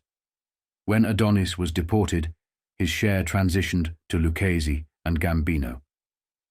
Subsequently, following Lepke's demise, the reins fell into Lucchese's grasp. In the 60s, Lucchese formed an alliance with the Gambino crime family, solidifying their collective influence over these rackets and industries. Towards the late 50s and early 60s, the remnants of these criminal enterprises were absorbed by various Italian-American crime families, particularly the Philadelphia and New Jersey outfits, which then aligned themselves with the Genovese and Gambino factions. By this time, Charlie Luciano had passed away. In the 30s, as these crime figures met their fates one by one, their empires were systematically divided and transferred into the hands of other Italian-American syndicates. Then I turned to Meyer and Frank Costello and I said, Vito goes in with you and he gets 25%. You two guys split the balance. As for me, I get a piece off the top of everything. And if, by some miracle, he beat the rap, everything would go back to him. Everybody was happy. I did not make no enemies and got mine. On the day Dutch was released from jail and won his case, the Mafia were in disbelief. Dutch wasted no time and immediately resumed his operations within hours. However, he could not shake off a sense of trouble looming in the air. Dutch Schultz was known for his dangerous reputation, and when he engaged in a conversation with Zwilman, he began to suspect that all was not well. During his time spent in New Jersey to avoid the commissioner's prosecution, Dutch had started to sense that his criminal empire might be at risk. Some individuals possessed a deeper knowledge of his organization than they should, indicating the presence of an informant from within. The only person who had access to all this information was Abraham, and Dutch could not ignore this glaring fact. To get to the bottom of this alarming situation, Dutch ordered his men to tail Abraham's car. They closely followed Abraham's movements and discovered that he was heading to Zwilman's residence, entering through his gates. A call was swiftly made to Dutch, who confronted Abraham about his suspicious actions. From that point forward, Abraham mysteriously disappeared and was never seen again. One of the boys in the stakeout seen him murder Weinberg and he told me about it. He said Dutch killed Bo with his bare hands. This fellow wanted me to know that Schultz had blood in his eye, but was too smart to show it to me. It was like a warning that Dutch might start his own war against all of us. It was a lucky thing that Dutch never got time to go work on us, because Tom Dewey had just been appointed special prosecutor in New York City, and he had the same blood in his eye about Dutchman, to put him away. Despite LaGuardia's victory in City Hall, the situation at the district attorney's office had not improved. Luciano and his associates still had significant control over certain elections and were pushing through corrupt officials with the help of Luciano, Jimmy Hines, and the Tammany Hall corruption machine. However, there was now increased scrutiny and mounting pressure on FDR to address the corruption, illegal activities, and bribery taking place. To address the issue, Dodge assembled a special grand jury. When this special grand jury uncovered evidence of corruption, Dodge inexplicably chose not to take any action based on the accumulated evidence. Frustrated by this inaction, the grand jury disbanded and made a demand. Governor Herbert H. Lehman should appoint a special prosecutor if he genuinely aimed to clean up the city. Lehman approached several prominent Republican lawyers, all of whom declined the offer. Finally, he turned to Thomas E. Dewey, who accepted the role. In 1935, Dewey entered the scene and focused his attention on Dutch Schultz. Dewey began gathering small amounts of evidence, gradually building a strong case against Dutch. He was aiming to charge Dutch with murder for his involvement in the killing of Jules Martin, one of his restaurant enforcers. Luciano got wind of this development on a snowy March night in Albany in 1935. The situation was becoming increasingly dire for Dutch, and it seemed that he could be facing the electric chair. What concerned Luciano even more were the tactics that Dutch might employ in response. Dutch was walking on shaky ground with Luciano and his associates at that moment. If Dutch were to receive a lengthy prison sentence, there was a possibility he might implicate some of his associates. Given LaGuardia's aggressive pursuit of organized crime figures, Dutch and a few others were no longer trustworthy. It was at this point that Luciano realized he had to intervene and deal with the Dutchman. All of us were very worried. It seemed like Joey and Frank and Meyer and Torrio, the whole bunch of us, spent more time having meetings than taking care of our business, and it was all how to handle Dutch Schultz. The meeting would take a drastic turn when Anastasia informed Luciano of something. Anastasia came to me and said Dutch wanted him to stake Dewey's apartment up on Fifth Avenue. This was supposed to be a secret, but Albert never held nothing back from me. He said that Dutch wanted to find out how easy it would be to knock off Dewey, and he offered Albert the contact at any price. What worried Luciano more was the fact killing a public official will end whatever he built. It was important Luciano stressed this rule, a rule that would go down in history. We did not kill nobody but our own guys if they give us too much trouble, and we never made a hit without a unanimous vote of everybody on the council. If one guy said no, then it was off. Outsiders were strictly out of bounds. I set them rules, and nobody was going to break them. I just could not see how we would be able to buy our way out of trouble if we let Dewey get knocked off. If what Albert said was true, something had to be done immediately. There had to be another sit-down. I called a meeting of all the top guys of the council from everywhere. We took over the delicatessen early, and we talked it over from almost 6 hours. This had to be secret, and not a word of it could get back to Dutch. Luciano would stress that Dutch was a well-connected guy who could buy information for any price. If news of a meeting like this reached him, it may have meant war. As well as the fact this was the first time since Maranzano had been killed that these leaders in organized crime were having another meet, about another top guy being hit. The council was either going to work, or the whole thing could fall apart right then and there. Everybody had a right to talk, and everybody wanted to talk. But the vote was strictly Sicilian. Lansky made that point very clear, and according to the way I'd expressed it out in Chicago more than 3 years before, I had only one vote, period. Luciano understood he was on the district attorney's list of enemies, but at the top of that list was Dutch Schultz. By eliminating Dutch, Luciano would effectively be removing the protective cover that Dutch provided. Once Dutch was out of the picture, Luciano knew that he would become the next target of LaGuardia and law enforcement. Lansky, serving as his Jewish consigliere, reminded Luciano of this fact during a meeting, emphasizing that Dutch currently acted as a shield for him. Lansky's words sent a shiver down Luciano's spine as he realized the gravity of the situation. The contract to murder Dutch Schultz was given to Charlie the Bug Workman, a known killer and a trusted chauffeur and bodyguard of Luciano. On October 23, 1935, Dutch went to his favorite hangout, a shophouse and tavern in Newark. He was accompanied by his usual associates, including bodyguards Abe Landau and Bernard Lulu Rosencrantz, as well as the numbers wizard Abadaba Berman. In the late afternoon they were engaged in a conversation at a table when Dutch got up to use the restroom. Suddenly the tavern's door swung open and Workman, along with a second unidentified killer, entered and began shooting. Two of Schultz's men were killed in the hail of gunfire, and Berman also lost his life. Workman then stood in the middle of the room scanning for his primary target. He noticed the restroom door, entered it, and opened it. There he found Dutch Schultz calmly urinating. Workman took aim and shot Dutch once before swiftly leaving the tavern. The scene left behind was one of the bloodiest since the 1929 St. Valentine's Day massacre in Chicago. Decades later, as an old man, Luciano would reflect on this moment and realize that it marked a turning point that would cost him dearly. Sometimes I think okaying the killing of the Dutchman was one of the biggest mistakes I made. I did not have no choice, the way he was heading. But look what happened.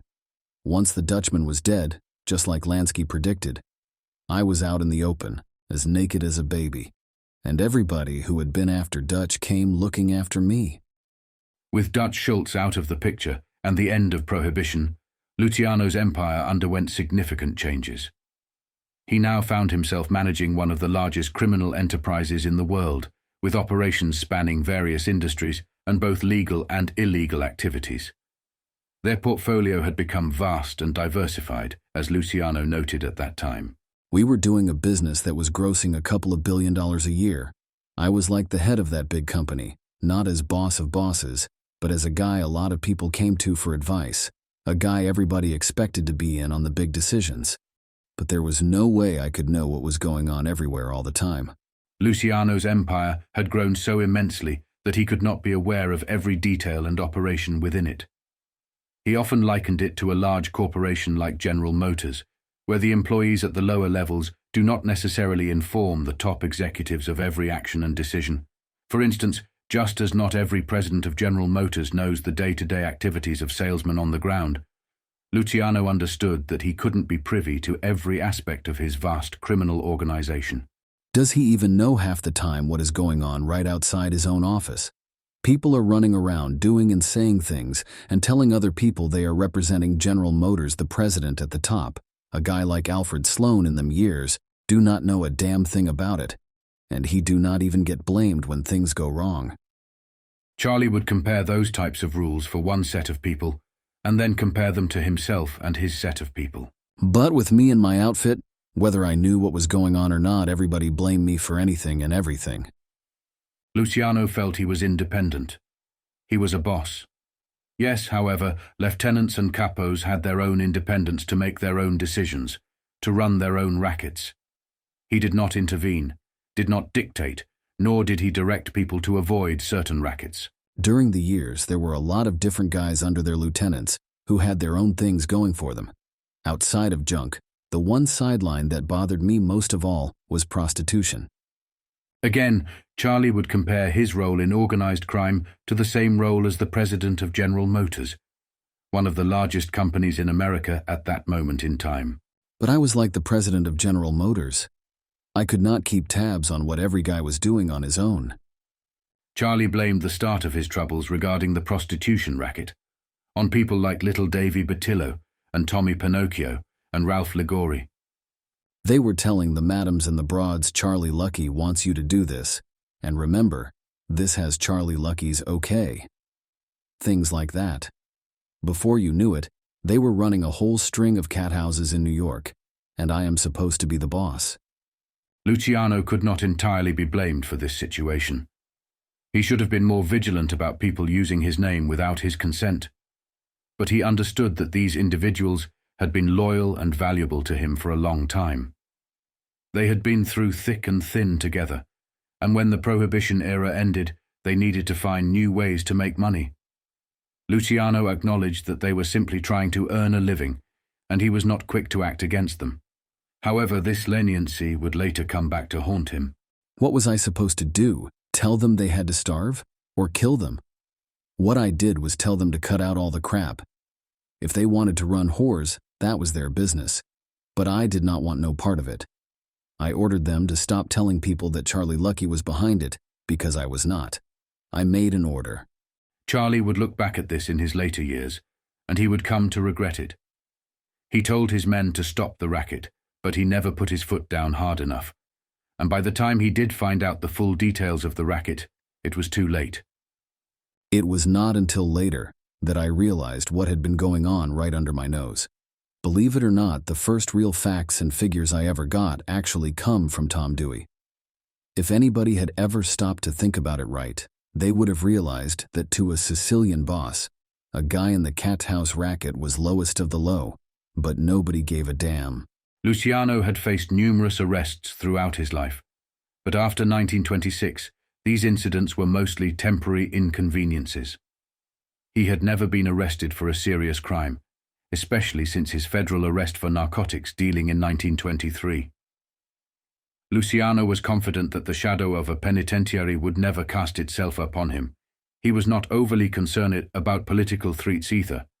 When LaGuardia and Valentina cracked down on slot machines, it did not significantly impact their criminal empire. They simply relocated the slot machines to Louisiana. In the summer of June 1935, as Luciano enjoyed gambling in Saratoga, he reflected on the thoughts swirling in his mind at that moment. It was a joke there. We were in Saratoga, the tables going full steam. The money was right out in the open and nobody was doing anything to stop it. Albany was about 50-60 miles away. In the daytime, Governor Lehman's whole crime staff was screaming about gambling, the underworld, and how we all ought to be closed. But at night, those same crime busters were in Saratoga, gambling like everybody else. It was no different later when Dewey got to be governor and was bragging about how he broke the rackets and threw all the racketeers in jail. Saratoga kept operating just like before. Nobody moved a finger to stop it. Unknown to Luciano, trouble was brewing on the horizon. With Dutch dead, Lansky's predictions started to come true, and Luciano began to emerge as the #1 target. Thomas Dewey focused his sole attention on Luciano, determined to unravel the layers that separated the actual crimes from Luciano himself.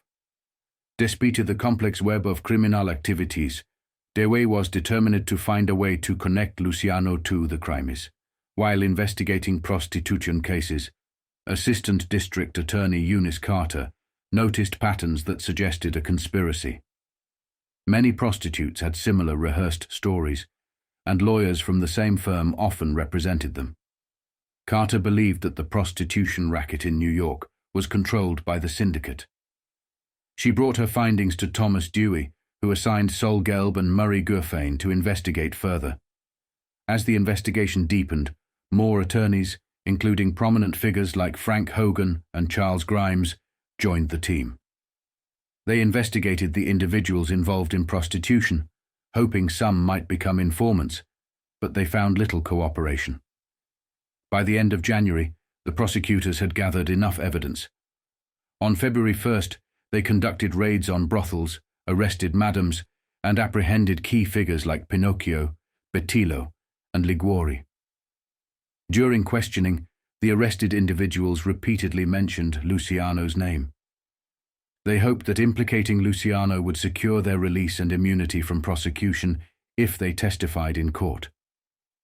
Luciano, however, remained confident in 1936 that prosecutors would not touch him. He continued to move within his usual circles, unaware of the storm that was brewing around him. Charlie's payoff at the Waldorf Towers came through. The $200 a month to the clerk turned into a good investment. The clerk who tipped Luciano off about the guests' complaints against him became good friends with Luciano. When he seen federal agents coming up the steps, he immediately rushed up to Luciano's room and tipped him off. Luciano then thought it was time to take a vacation. I figured it was a good time to take a vacation. Right then, I did not know what they were after me for, but I was not going to stay around and see. I just decided to go somewhere out of New York until things cooled down. I did not even pack my clothes. I do not remember taking anything with me, not even a toothbrush. I left with only the clothes I was wearing, went down the freight elevator, got in my car, and took off. Charlie drove to Philadelphia, where he met with Nick Rosen and exchanged his Cadillac with Tennessee plates. He spent enough time in Philadelphia to purchase a new wardrobe from Jacob Reed and Sons. To finance his escape, Charlie borrowed $25,000 as a personal loan from Rosen, adding to the $4,000 he had in his pocket. He had left $5,000 in his personal safe at the Waldorf Towers before heading for sanctuary. As Luciano traveled, he received information from friends in New York that a quiet search was underway for him. In response, he made changes to his travel plans. He drove to Cleveland, abandoned the car there, and took a train to Arkansas. In Arkansas, he stayed in the gambling enclave run by Owen the Killer, Madden, for several days, considering it a haven within the underworld. In New York, he had been declared public enemy number 1, with orders for his immediate arrest. Back in New York, prosecutors continued building their case. They convened a grand jury that had been investigating prostitution. This grand jury heard witness testimonies and carefully examined evidence, resulting in indictments for all those involved. Luciano himself was accused of 90 counts. Law enforcement agencies across the country joined the search for him. However, 2 days later, Luciano's presence in Hot Springs, Arkansas, was discovered by accident. A journalist happened to see him openly strolling along the bathhouse, despite a nationwide manhunt for his arrest. The journalist approached Luciano and informed him about the arrest warrant issued in New York. John Brennan was a nice fellow, but that was the craziest suggestion I ever heard in my life. I was having a good time in Hot Springs. Gay Orlova was with me, and the weather was nice. I was not about to take a train back to New York and fall into some kind of trap. I'd been getting calls a dozen times a day from New York, and nobody really knew that Dewey's plan was. As far as I was concerned, we knew he had been rousting a bunch of pimps and madams along with their girls, but nobody could figure out what this had to do with me. I never even got a whiff that he was working on a frame-up. Anyway, I suggested to Brennan that he keep out of it. He copped a plea and said he could not do that because if it came out later that he seen me, it could mean his badge. He said he had to let them know in New York I was spotted in Hot Springs. With Luciano's discovery in Hot Springs, Arkansas, the hunt for him was officially over. The New York prosecutors urgently requested that Arkansas authorities, including prosecutors and detectives, arrest him. While the orders were given, executing the arrest was a challenging task. Dewey was particularly frustrated by the fact that a portion of Arkansas had fallen under the influence and control of organized crime figures. He viewed Hot Springs as a sanctuary for them and wanted action taken to apprehend Luciano. Oni Madden come up to my hotel and told me and Gay Orlova that the sheriff had a demand from New York for my arrest, and they would have to hold me for a couple of hours. Oni said not to worry about a thing, it was all set. I would go down to the courthouse and then be released that afternoon. And as far as extradition was concerned, I could fight in Arkansas and win. I mean, with our connections in that state, I figured there was no reason at all to worry. Luciano found himself before Chancellor Sam W. Garrett, a local justice who was rumored to be on the payroll of organized crime. Chancellor Garrett swiftly released Luciano on $5,000 bail, feeling invulnerable and believing he had control over everything. Luciano returned to his hotel suite, confident that it would take a significant event to force him out of this situation. The explosion that would change the course of events came in the form of intense public scrutiny and pressure. New York prosecutors took their grievances to the media, openly challenging the situation in Arkansas. They sent furious messages to the governor and the state attorney, demanding the apprehension of this dangerous criminal. The prosecutors from New York were baffled by Luciano's release on what they considered insufficient bail, emphasizing his status as one of the most prominent racketeers in New York, if not the entire country. They also underscored the heinous nature of the crimes involved. As the messages from New York officials continued to pour in, they grew increasingly frustrated with the situation in Arkansas. The pressure became unbearable for the state officials in Arkansas, who were embarrassed by their portrayal as friends and protectors of gangsters. In response to these mounting pressures, they ordered the Hot Springs Sheriff's Office to bring Luciano in, leading to his booking into a jail cell. The sheriff told me there was nothing he could do, that he had orders from the governor and they had to hold me for a while. Anything I wanted while I was there, he would make sure I got it. And any time I wanted to use his office to make calls or meet people, it was okay. So I took advantage of it. I even had Gay Orlova come in to keep me company. While in his jail cell, Luciano began to formulate plans to fight the extradition back to New York. His lawyers rushed to visit him and craft responses to the prosecutor's actions. Luciano, determined to assert himself, called for a press conference with journalists. As they gathered in his office, they could discern the anger and determination etched on his face. Back of this action is politics, the most vicious kind of politics. I may not be the most moral and upright man alive, but I have not, at any time, stooped to aiding prostitution. I have never been involved in anything so messy. The newspapers did not exactly print what Luciano said accurately. The fact is, the newspapers and wire services did not print everything I said. Especially how mad I was when it looked like Dewey complaint against me had to do with whores. And I resented that, not because I was looking for publicity, but because only Dewey's side of the story was getting into the papers. I did not like the idea of him starting any trial before he had me back in New York. The exchange of insults between Luciano and the New York prosecutors continued, with no resolution in sight. The standoff persisted, with both sides entrenched in their positions. Hot Springs, Arkansas, remained firmly under Luciano's influence, thanks to the extensive corruption that had taken root. Over the years, the mob had successfully bought off public officials, politicians, and attorneys, transforming Hot Springs into a bustling tourist destination under their control. The New York prosecutors were aware of this corruption. Attorney General Blackie eventually ordered Luciano's transfer to Little Rock for extradition hearings before the governor. However, the sheriff in Hot Springs was determined not to surrender their famous guest, and Luciano himself was desperate to avoid leaving. The sheriff refused to comply with Blakey's orders, prompting a response from the Attorney General. He dispatched a group of 20 Arkansas Rangers to Hot Springs with instructions to take Luciano into custody and transfer him to Little Rock. Facing the Rangers' ultimatum, the sheriff eventually relented and surrendered to Luciano. In Little Rock, Luciano was held under heavy machine gun guard as the governor prepared for the extradition hearing. Charlie stated, "If they were going to all this trouble just to get me back to New York, then I figured I'd be damned if I'd go." Luciano's attempts to stay in Arkansas backfired on him.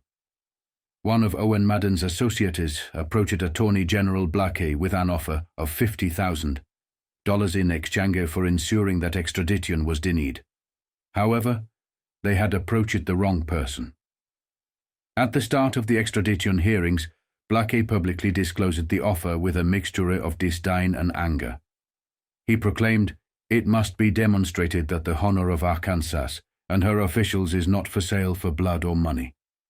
Every time a major criminal from this country seeks asylum, they head for Hot Springs.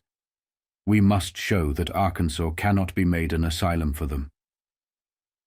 Luciano was left stunned by Blakey's resolute stance. When I heard that crap come out of Blakey's mouth, I couldn't believe my ears. The truth of the matter is, Blakey was always working with us in Arkansas, and we never had a problem with him or his office before. All of us who were there thought he should have been able to handle the pressure from New York a lot better than that. At least, he could have shown some appreciation for all the things he got from us before. Whatever hope Luciano had of staying in Arkansas was killed. Hearing those words, he was sent to New York, where he heard if convicted on all 90 counts and indicted. He faced 1,150 years in jail, and to rub salt into his wounds, his bail was set at an extraordinary $350,000. Before he was sent to his detention, Charlie would have a few moments alone with his lawyer, Mo Polikoff. "Mo, this whole thing is crazy. You got to get me out here. We got a lot of work to do on that son of a bitch Dewey. He is turning me into a whoremaster." His lawyer was furious for his own reasons. His main client, one of the most famous ones, had never contacted him before he made his move. Charlie simply just ran away, which looked like an admission of guilt. But I could tell from the look on Polikoff's face that he did not think it was all so crazy. He gave me hell, just like he'd done in Hot Springs when he got there for running out of New York without calling him first and getting his advice. He said that just because I took it on the lam, then fought like a bastard not to be extradited, it was going to be held against me in court. I said to him, "Mo, which is all lawyers' horse shit. I could smell it out of Hot Springs that all Dewey wanted was to get my head in a noose. Whether it was a frame or not, what did you expect me to do, hand myself over on a silver platter? Charlie and his lawyer had a blunt conversation. Polikoff talked to me like a Dutch uncle. He said he had a lot of contacts all over the place. After all, the guy used to be head of one of the United States attorneys, and everything he heard said Dewey had built up a solid case against me. I got sore as a boil and I said, "So they got a lot of punks and whores to lie. You mean to say that we cannot beat that? You mean to tell me Dewey accepts to put me away because some crummy $2 whore says I was her boss, or whatever she is going to say? Jesus, Mo, if you think that is a solid case, then maybe we better get some new lawyers to help you." Luciano's bond was quickly posted, and he returned to his headquarters to plan his defense along with his allies. Meyer, Benjamin, Costello, Adonis, Tommy L., Albert, Anastasia, Torrio, and a few others, as well as his lawyers sitting in. Everybody was kidding me about all of them whores I'd been screwing. Albert gave me a whack on the back and said, "Boy, Charlie, you must really be a lousy lay. Those broads all turned on you." Everybody started to laugh, and Benny said, "This should make a good title for a movie. Suck and tell," everybody screamed. Then Polikoff got up and his face was sour enough to turn into a lemon. The kidding around stopped suddenly, and Mo started to lay it on me. Luciano's lawyer knew that this was a serious matter, not to be taken lightly. Facing potential significant jail time, Luciano had to produce a solid plan. His attorney informed him that this would require substantial financial resources. Luciano at that moment had little understanding of the immense trouble he was about to find himself in. He was heading into a battle he was likely to lose. As his legal team left to handle preparations for the trial, Luciano's lawyer immersed himself in planning and research for the courtroom battle. He reached out to George Morton Levy, a highly respected trial counsel in New York. Additionally, he enlisted the help of Francis W. H. Adams, who had served as the United States Attorney for the Southern District of New York until a few months prior, and would later become the stern and morally upright police commissioner under New York's Robert F. Wagner, Jr. After Luciano and his friends heard the news, they sat in silence, contemplating the gravity of the situation. It was Anastasia who finally broke the silence with a straightforward proposal. Known for his tough and direct approach, Albert Anastasia agreed with Dutch Schultz's sentiment. He believed that the only solution was to eliminate Tom Dewey, the main prosecutor. Anastasia bluntly stated, "The Dutchman was right. We must knock off Dewey. It is the only thing to do. Charlie, I will do it myself to ensure there are no mistakes, and I'll enjoy doing it." Anastasia's idea had also crossed the minds of other mob bosses present at the meeting, but Luciano was not prepared to go that far. "This ain't the way. We decided that a long time ago out in Chicago, remember? We decided we wouldn't hit the newspapers, guys, or cops and DAs. We do not want the kind of trouble everybody would get hit if we hit Dewey. This ain't the way at least not now." Anastasia was forced to agree, and all the rest also had to agree. They reluctantly shook their heads and said, okay. They could only fight these types of people in the courtroom, not on the streets. Another thought Luciano was the fact that he did not believe the case was strong enough against him. He felt there was no way on earth they could put a prostitution case on him. He believed in his own innocence. Regardless of what Polikoff said, I had a feeling that the Dewey case against me could not be built by prostitution. Everybody in New York, the police officers, the DA's office, even the politicians who was not in our bag, knew me well enough to know I could not be involved in nothing like that, not even indirectly. The reason I said to Albert when he wanted to knock off Dewey, at least not now, was because something in my guts told me Dewey had another angle. I did not know what it was, and I was stupid, on account of I did not believe he could pull a prostitution frame and make it stick. I must admit that all through the meeting, Albert kept mumbling that I was wrong, and he kept warning me that I would be sorry. So, chalk that up as the number one of all the mistakes I made in my whole lifetime. I should have let Albert take care of Dewey the way he wanted. It is important to note that Luciano's statement about approving a hit on Dewey was a result of his growing anger and frustration with Dewey's actions. Luciano believed Dewey was a corrupt politician who had gone too far by framing him. This perception fueled his willingness to consider extreme measures. On the eve of the trial, Luciano had a last-minute meeting with his lawyer, Levy, who provided some crucial information. Levy informed Luciano that the prosecution's case would rely heavily on testimony from prostitutes who would claim Luciano's involvement in their activities. Luciano started to feel more optimistic, believing that no jury would take seriously the claims of these women. He believed that once Adams and Levy cross-examined them, their testimony would fall apart, and the jury would dismiss the case. The trial began on a bright Wednesday morning, May 13, 1936, with Justice Philip J. McCook presiding. McCook was a symbol of moral outrage in society and would react with shock and disgust, especially during lurid testimonies. Facing the judge was a jury of upright middle-class New Yorkers, specially selected for the trial. Thomas E. Dewey, the special prosecutor, opened the proceedings by pointing directly at Luciano and his co-defendants. He singled out Luciano as the key figure. Dewey explained how Luciano had organized and taken control of the prostitution industry in New York, pushing out independent operators. Luciano had put Bettilo in charge as his agent, leading to the organization of a massive racket with over 200 brothels, 3,000 prostitutes, and annual revenues exceeding $12 million. Dewey also described the dire conditions of the prostitutes' lives and how they were trapped in this profession. He emphasized Luciano's role as the man at the top of the hierarchy, controlling every aspect of the business. Dewey then proceeded to introduce several prostitutes as witnesses, such as Rose Cohen, Muriel Ryan, Dorothy Arnold, Betty Winters, Sally Osborne, and others. These women had no knowledge of Luciano and had not seen him before. They testified about the houses, madams, and living conditions, but did not mention Luciano's name. Luciano began to question his role in the trial, as none of the women had mentioned his name. He wondered why he was even on trial in the first place. See, it was like I was someplace else. They were not talking about me, and I never ever seen none of them broads. I kept turning to Polikoff and saying, "Simo, I told you they ain't got a thing on me." But Polikoff kept telling me, "Wait, Charlie, he is just building this case. He must have a few surprises ready." Mo was right. What Luciano failed to grasp was that the prosecutors were methodically building a compelling case against him.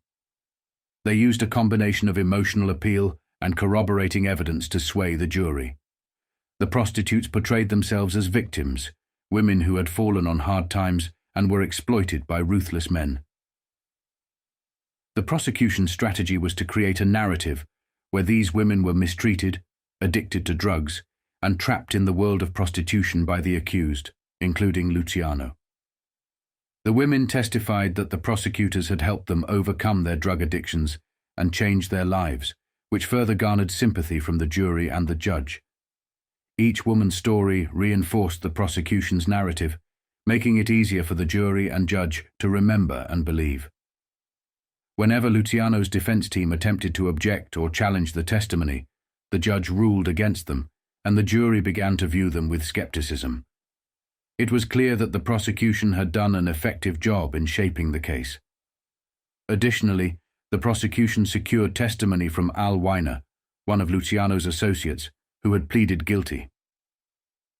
Weiner's testimony seemed favorable to Luciano, as he claimed that Luciano was not directly involved and that Davy Bettilo was running the business. Luciano relaxed, believing that this testimony would work in his favor. However, the prosecution's case gained further strength when another co-defendant, David Marcus, alias David Miller, took the stand. Marcus explained that he initially resisted joining the syndicate, but after threats and a shooting incident, he agreed. While Marcus did not directly implicate Luciano, he mentioned Charlie's involvement without specifying who Charlie was. The defense objected, and the judge sustained it. As the trial continued, the prosecution called Peter Balitzer, alias Peter Harris, who had once been a major independent operator in the city but had become a manager for the syndicate. Balitzer corroborated the involvement of Luciano, mentioning that Bettilo assured him that Charlie Lucky was behind it all. Balitzer was warned not to talk about Luciano's role and was even beaten as a warning by the syndicate's enforcer, Abe Warman. The situation looked grim for Luciano as more witnesses, such as Joe Bendix, provided incriminating testimony.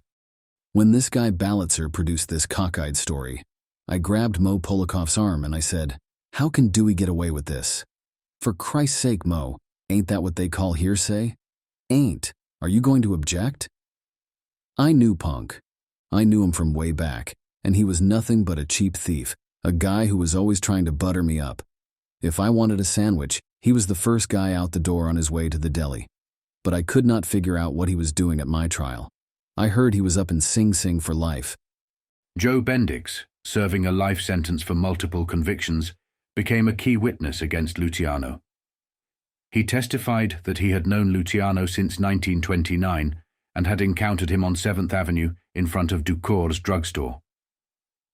After serving various prison terms, he met Luciano again in 1935 and had at least 3 conversations with him about working in the prostitution business. According to Bendix, his friend Jimmy Frederico, who was involved in the business and connected to Luciano, introduced him to Luciano. Bendix claimed that Luciano told him that Frederico had spoken about him, and that Luciano offered him a job as a collector for the houses of prostitution.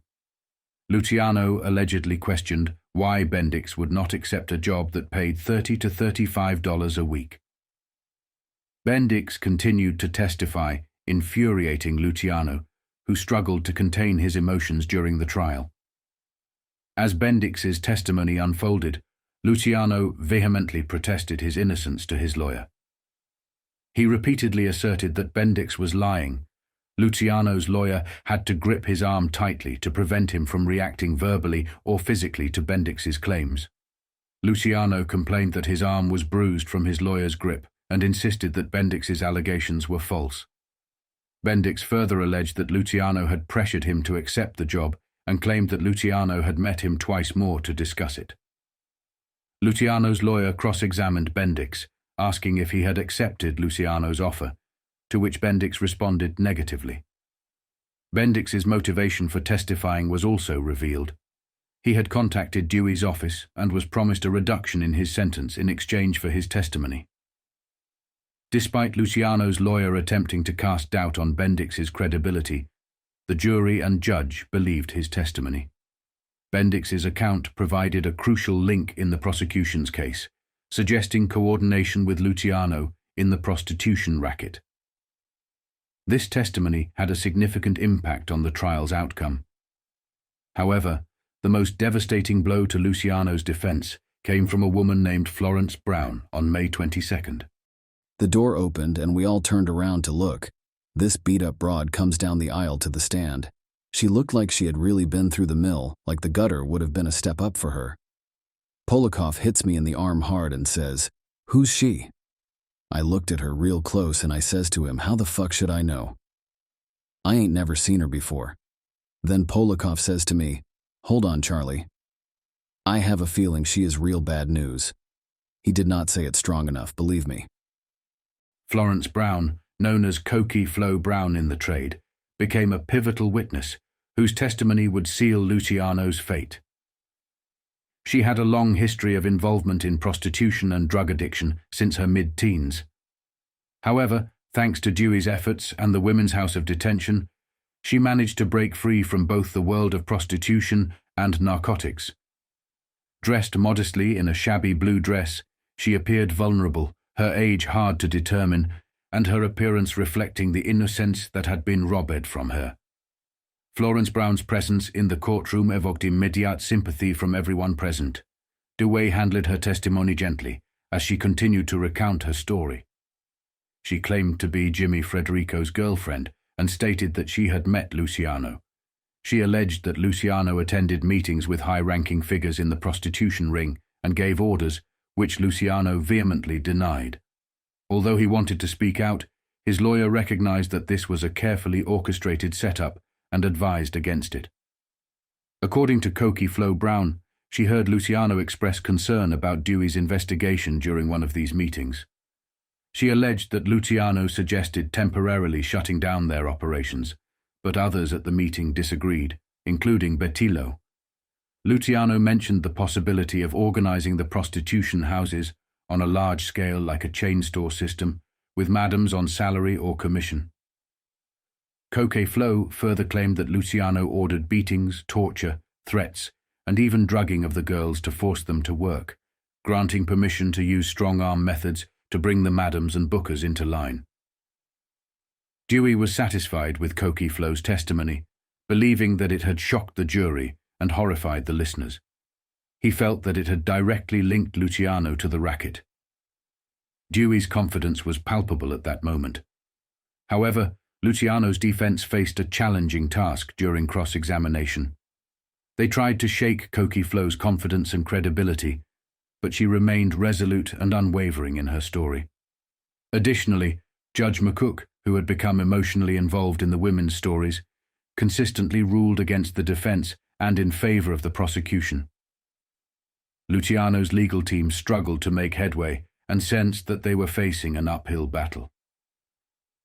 As Cokie Flo's testimony concluded and Luciano's defense realized the extent of the challenge they faced, Luciano himself understood that they were losing a critical battle in court. I could see he was worried.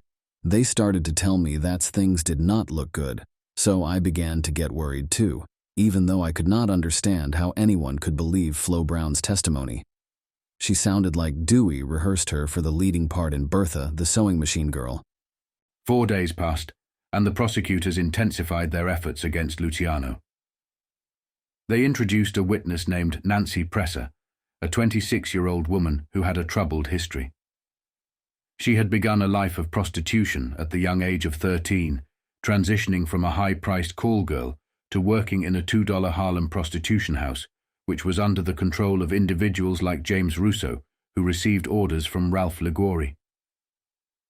Nancy revealed that she had been a mistress and associate of Waxy Gordon and other figures like Joe the Boss Maseria. She informed the jury that it was Joe the Boss who introduced her to Charles Lucky Luciano. She stated that she had encountered Luciano at various locations, including Kean's Tavern near Madison Square Garden. Despite initially renewing their acquaintanceship and giving Luciano her contact information, he had never called her. Nancy's life took a downward turn when she met Ralph, who took her under his wing. Previously, she had been a high-class call girl charging customers $50 to $100, but Ralph insisted on different arrangements. He placed her in Russo's brothel, where prices were lower but the volume was higher. Additionally, Ralph introduced her to the world of drugs, transitioning her from opium smoking to needle-based morphine use. Her life spiraled further out of control as she became more deeply addicted to drugs. According to Nancy Presser, she reached the lowest point in her life while struggling with her drug addiction. It was during this challenging period that she received an unexpected phone call from Charles Luciano, which left him stunned. I could not believe it when she started that story. It was like somebody hit me on the head with a baseball bat. Can you imagine me calling a beat-up broad like that, who was working in a $2 cat house? But when I looked around, I could see that the goddamn judge and jury really believed her. Nancy Presser then made an astonishing claim, alleging that Luciano had invited her to his apartment at the Waldorf Towers. She described her visits in detail, asserting that nobody ever questioned or stopped her upon entering the building. She recounted how she would simply walk through the entrance, take an elevator, and arrive at Luciano's apartment. During her testimony, Nancy provided an intricate description of the suite used by Luciano.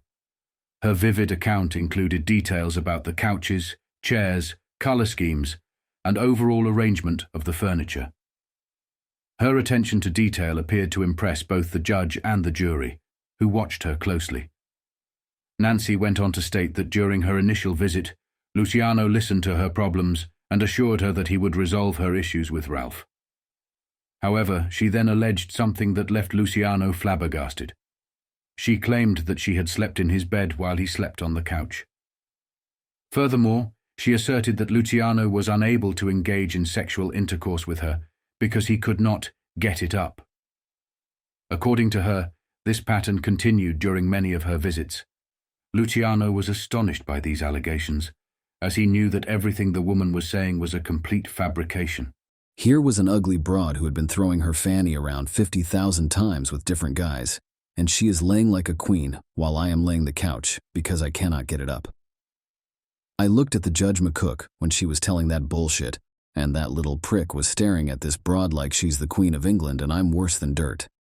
It was bad enough for me, that louse Dewey, to try to become a big shot off my back, railroading me in the worst way, but then right in the middle of it, to throw a zinger that Charlie Lucky Luciano cannot get a hard on. I started to get up from the defense table. All I knew was that I had to hit somebody, and at that minute, I did not give a shit who it was and what it cost me. Mo Polikov saw me start to move, so he grabbed me by the arm and ground his foot right on top of mine. My right boot was so sore I could not move it if I wanted to, and I let out a yell because it hurt so bad. The whole courtroom turned and looked at me, and it took a couple of minutes before it was quiet again. I noticed that George Levy was making notes like mad. I was seated between him and Mo, and he whispered to me, "Take it easy, Charlie, this girl is helping us."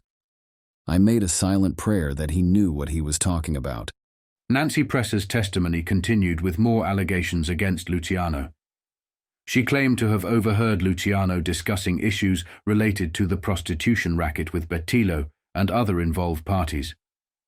According to her, Luciano mentioned the need to raise prices for certain brothels, stating, "The take ain't so good. Looks like we'll have to raise the $2 houses to $3 and boost the $5 and $10 joints too." During the cross-examination by Luciano's defense, they questioned Nancy about her ability to describe the colors and details of the room. She could not provide those details. They also inquired if she had been shown pictures of the suite, to which she responded negatively.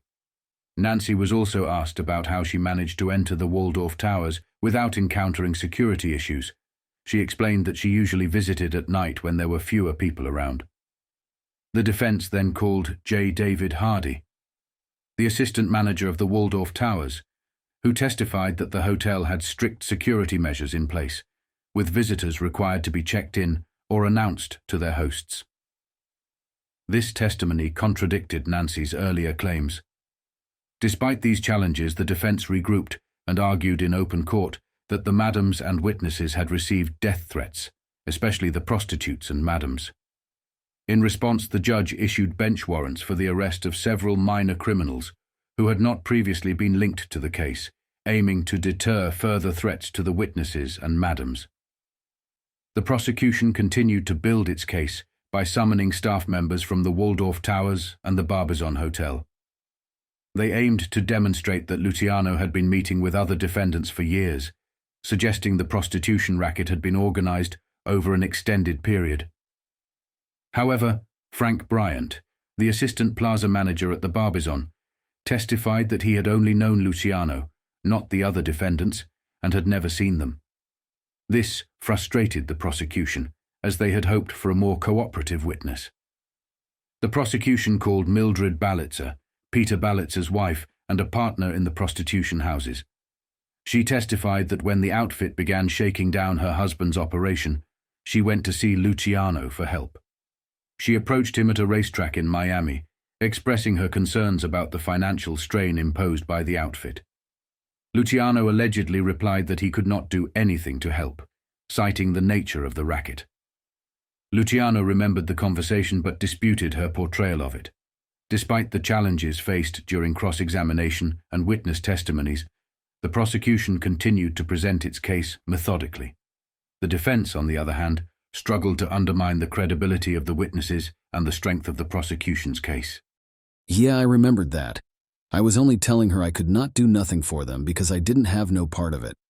How was I supposed to know what Bettilo had been telling them? And then she got up there on the stand and made it sound like I was running the whole damn thing. All Dewey did was take the truth and just twist it around to make it come out looking like he wanted it to. not like it really was. On May 29, 1936, at 6:40 in the evening, after 3 weeks of testimony and after 60 witnesses had testified, the prosecution rested the state's case against Luciano and his co-defendants. Outside the courtroom, Luciano was smiling. He told the reporters, "I certainly expect to be acquitted.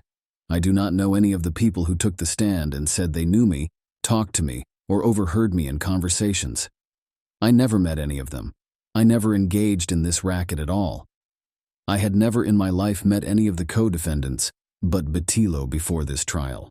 Despite their calm demeanor on the outside, both Luciano and his lawyer Polakov were deeply concerned about the situation. Polakov discussed the possibility of an appeal with Luciano, emphasizing that it would be expensive and time-consuming. He made it clear that if they could not win the case in court, the cost would not matter, and they should do whatever was necessary to avoid conviction. Luciano's defense strategy was straightforward.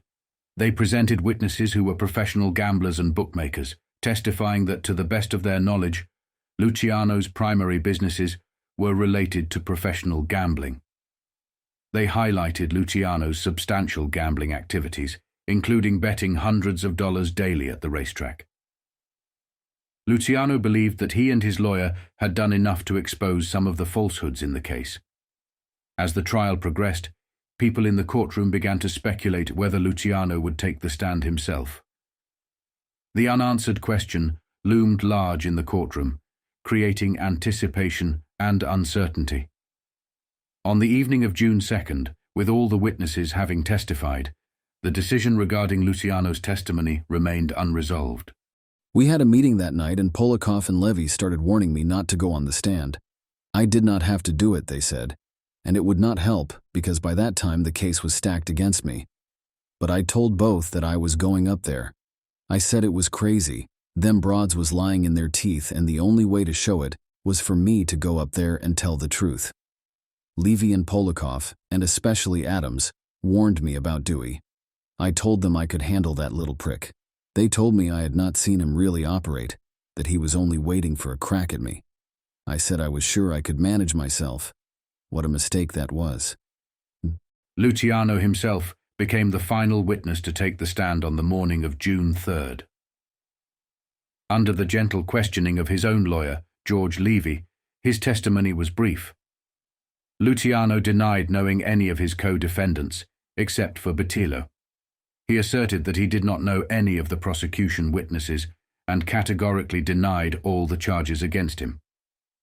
Guided briefly by Levy, Luciano recounted his life story. In his initial statement, he lied about his birthplace, claiming to have been born on East 13th Street in Manhattan. He admitted to being involved in illegal activities at a young age and acknowledged a narcotics arrest at the age of 18. However, he quickly moved on to describe his transition from a student to running his own gambling operation, eventually becoming a leading racetrack handicapper. Luciano discussed his arrest in Hot Springs and explained that his fight against extradition was motivated by a desire to give his lawyers enough time to prepare a proper defense. At the end of his direct examination, Levy asked Luciano if there was any truth to the charges against him, to which Luciano responded loudly and clearly, "I never had anything to do with prostitution. I never got a single dollar from a prostitution racket."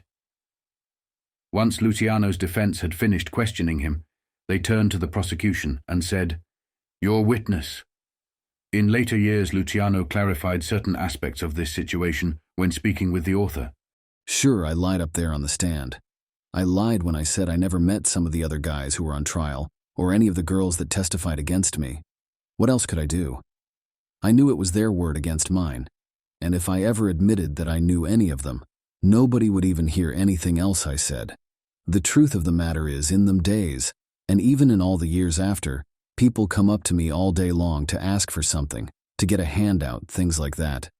Sure, I would be standing in front of Ducouri's drugstore and a couple of them broads might come by and wave at me and say, "Hello, Lucky," or "Hi, Charlie," and I would wave back. I would not let none of them come within 10 feet of me as far as going to bed was concerned. My girls come from Polly Adler, or they were girls I knew from shows or society, period. After George Levy questioned me, I had the feeling that I had done well. Then I looked over and watched that little bastard Dewey get out of his chair and walk towards me. At that second, I was more scared than I ever had been in my whole life. I had a hunch that he was about to skin me alive. He walked over slowly, and he had a look on his face like I was a piece of raw meat, and he had been going hungry for a month. He kept coming at me, taking his time, and that is when I began to regret not listening to my lawyers about not taking the stand, but it was too late. In the hushed courtroom, the prosecutor began his cross-examination of Luciano. He started by asking if Luciano was known by other names, aside from Charles Luciano, such as Lucky Luciano, Charles Ross, Charles Lane, and others. Luciano could not recall all the aliases he had used. The prosecutor then inquired about Luciano's conviction for carrying a concealed weapon in Miami, Florida, within the last 5 or 6 years. Luciano admitted to the conviction, but argued that there was no law against carrying a gun. The prosecutor presented a newspaper clipping with a headline that suggested Luciano carried a gun to go hunting in the Everglades. Luciano responded by dismissing the accuracy of newspaper reports, eliciting a smile from the prosecutor. However, the prosecutor quickly resumed his questioning. The prosecution proceeded to delve into Luciano's life since the 20s, highlighting his involvement in bootlegging and professional gambling. They asked if Luciano had ever had any legitimate business during those years, to which he mentioned owning a piece of a restaurant. The prosecutor pointed out this legitimate business, causing Luciano to backtrack.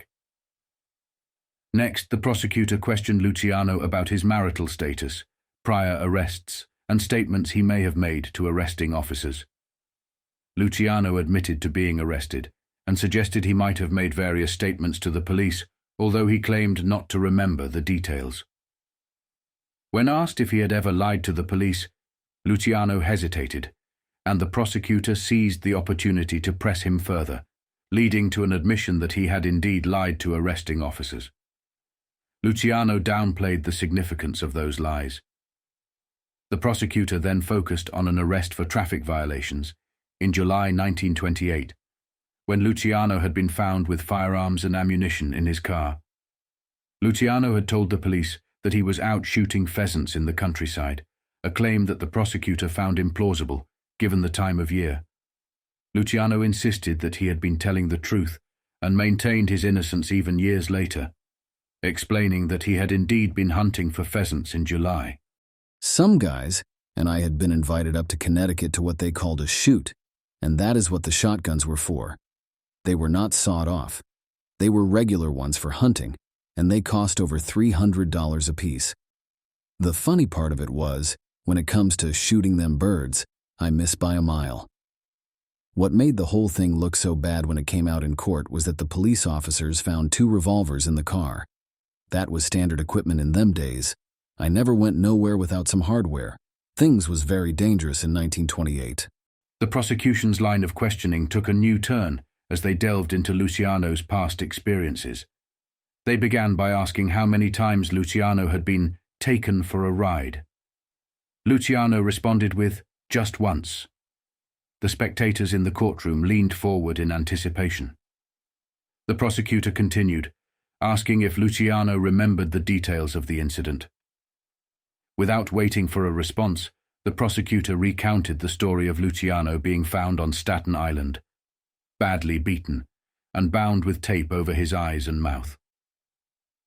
Luciano tried to explain that he had given whatever information he had to the police at the time. The prosecution then revealed that Luciano had told the grand jury that he had been taken for a ride by men who demanded a $10,000 ransom, but released him when he promised to pay, even though he never actually paid it. Luciano denied telling that story to the grand jury.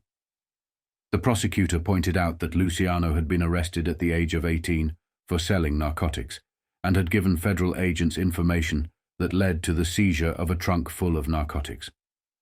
Luciano admitted to this, but insisted that it did not make him a stool pigeon because he had been arrested himself. The prosecution continued by questioning Luciano about his associations with notorious individuals, including Louis Buchalter, Lepke, Jacob Shapiro, Jacques Gura Shapiro, Benjamin Bugsy Siegel, Joe Masseria, Joe the Boss, Oni Madden, and Al Capone. Luciano answered each question with a yes or no, revealing his connections to these figures.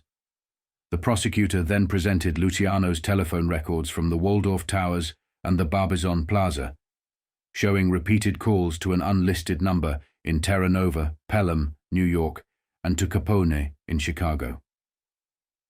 Luciano attempted to explain these calls as social interactions with friends and associates, but he could not fully account for the extensive call records.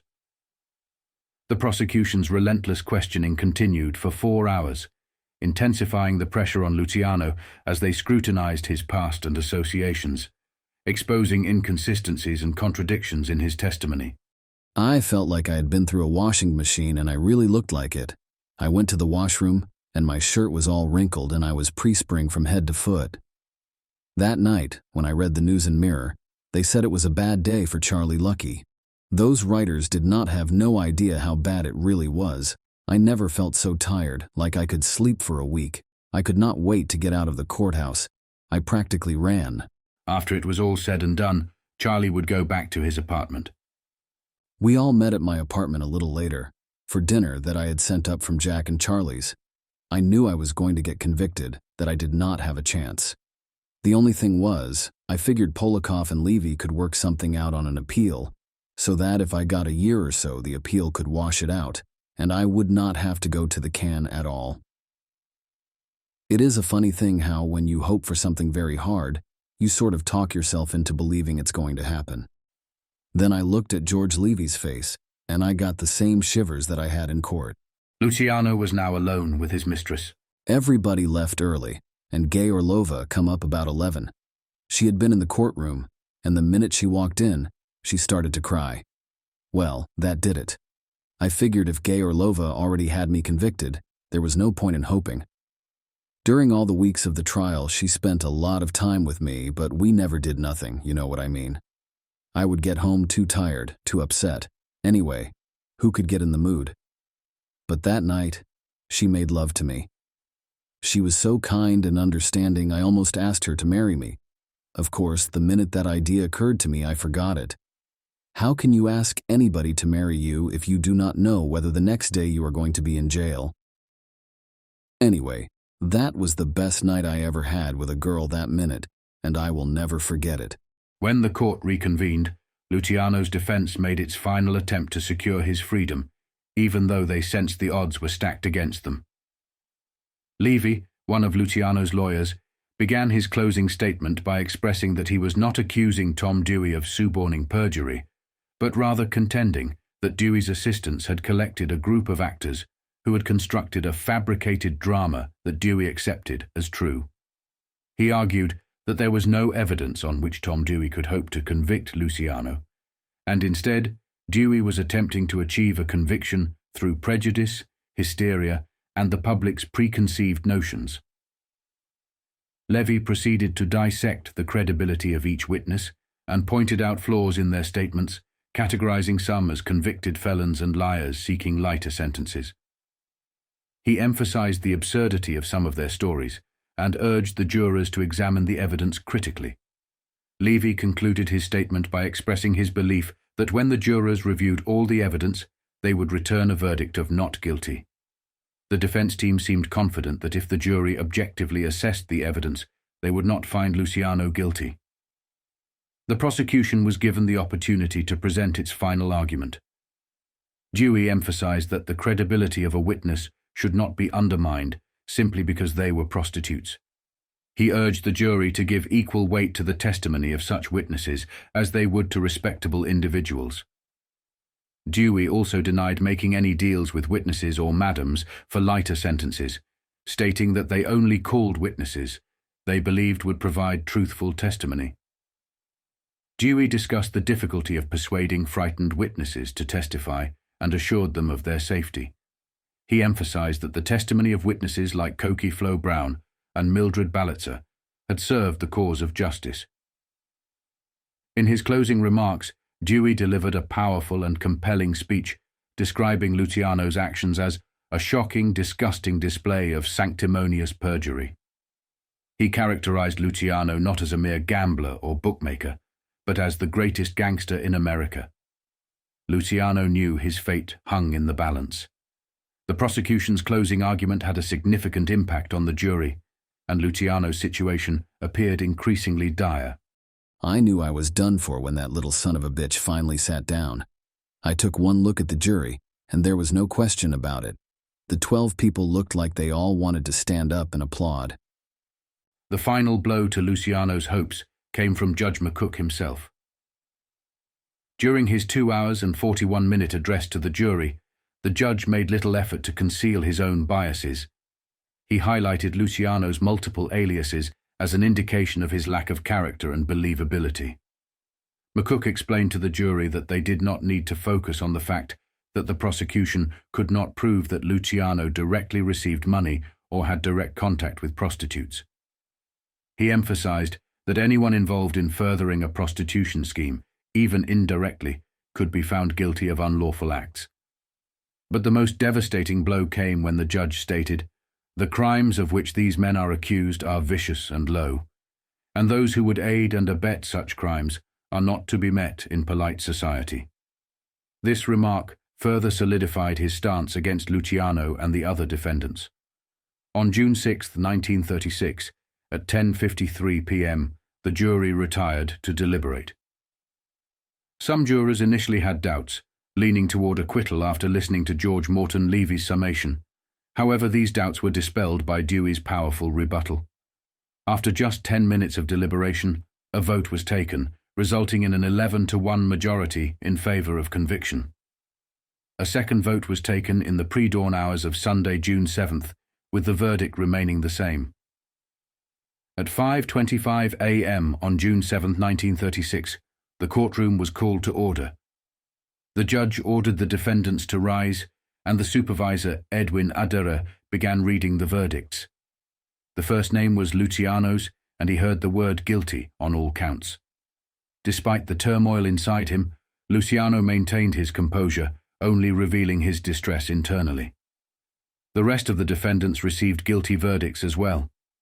Sentencing was set for June 18th, and the defendants were taken into custody for the first time.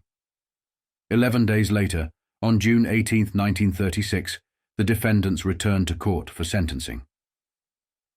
Justice McCook denied several defense motions to set aside verdicts, delay sentencing, or release the defendants on bond pending appeal. He announced that sentencing would proceed immediately, and the defendants would begin serving their sentences right away. Luciano's parole report, prepared by Irving W. Halpin, the chief probation officer of the Court of General Sessions, was based on information provided by Dewey's aide, Sol Gelb. The report described Luciano as a man who controlled various rackets in the city and lacked conscience, as he prioritized money, luxury, and indulgence over moral values. It highlighted Luciano's philosophy of not wanting to be a crumb, a term he used to describe those who saved and lived frugally, and his preference for a life of extravagance. The judge then began the sentencing process for each defendant. David Batillo received 25 to 40 years. Thomas Pinocchio received 25 years as a third offender. James Frederico received 25 years as a third offender. Abe Warman received 15 to 30 years, and Jesse Jacobs, Benny Spiller, and Maya Berkman had their sentencing postponed in the hope that they would become informants in exchange for lighter sentences. Defendants who had pleaded guilty, such as Jack Ellenstein, received 4 to 88 years, while Peter Balitzer and Al Weiner received 2 to 4 years, and David Marcus received 3 to 6 years. Finally, it was Luciano's turn. Judge McCook asked if Luciano wished to speak before sentencing. Luciano glanced at his lawyer and then addressed the judge, saying, "Your Honor, I have nothing to say outside the fact that I need to say again. I am innocent." The judge was taken aback, hoping for some sign of remorse from Luciano. When none came, he believed every word of the evidence presented against him. The judge declared Luciano's total sentencing a cumulative sentence of 35 to 50 years in state prison. It was the harshest sentence ever imposed for prostitution-related charges. They told me I would get a stiff sentence, but I did not think they would throw the book at me. I figured there was plenty of grounds for appeal, and that Polakov would get me off soon. Still, it ain't easy to stand there and hear that. It was like getting a life sentence. Even with good behavior, I would be an old man before I got out, or I would be dead. The courtroom adjourned for the last time, and Luciano was led away without any ceremony, his hands in handcuffs, for the journey to Sing Sing prison. The first stop on this journey was Dannemora, located in the far reaches of upstate New York. It was here that Luciano would spend the next 30 to 50 years behind bars. After Luciano had been taken away, the prosecution team gathered on the courtroom steps and spoke to the reporters about their victory. They clarified that this trial was not solely about vice, but primarily a prosecution against organized crime. The control of all organized prostitution in New York was just one of the many rackets these convicted defendants were involved in. The prostitution racket was a means by which these men were convicted. The prosecution team further emphasized that certain high-ranking defendants in this case, along with other criminals associated with Luciano, had gradually taken control of various illegal activities, including narcotics, illegal gambling, loan sharking, the Italian lottery, receipt of stolen goods, and certain industrial rackets. These words would eventually reach Luciano in prison. Naturally, I read Dewey's whole statement. After sitting in court and listening to him myself being plastered to the wall and tarred and feathered by a bunch of whores who sold themselves for a quarter, and hearing that no good McCook hand me a what added up to a life term, I still got madder at Dewey's crap than anything else. That little shit with the mustache comes right out in the open and admits he got me for everything else but what he charged me with. I knew he knew I did not have a faking thing to do with prostitution, not with none of them broads. But Dewey was such a goddamn racketeer himself, in a legal way, that he crawled up my back with frame and stabbed me. If he had hauled me into court to stand trial for anything I done, including conspiracy to commit murder, I would take in it like a man. But this was like a boil starting to grow inside me from the minute I heard what Dewey said outside the court. In some way, I was going to get even.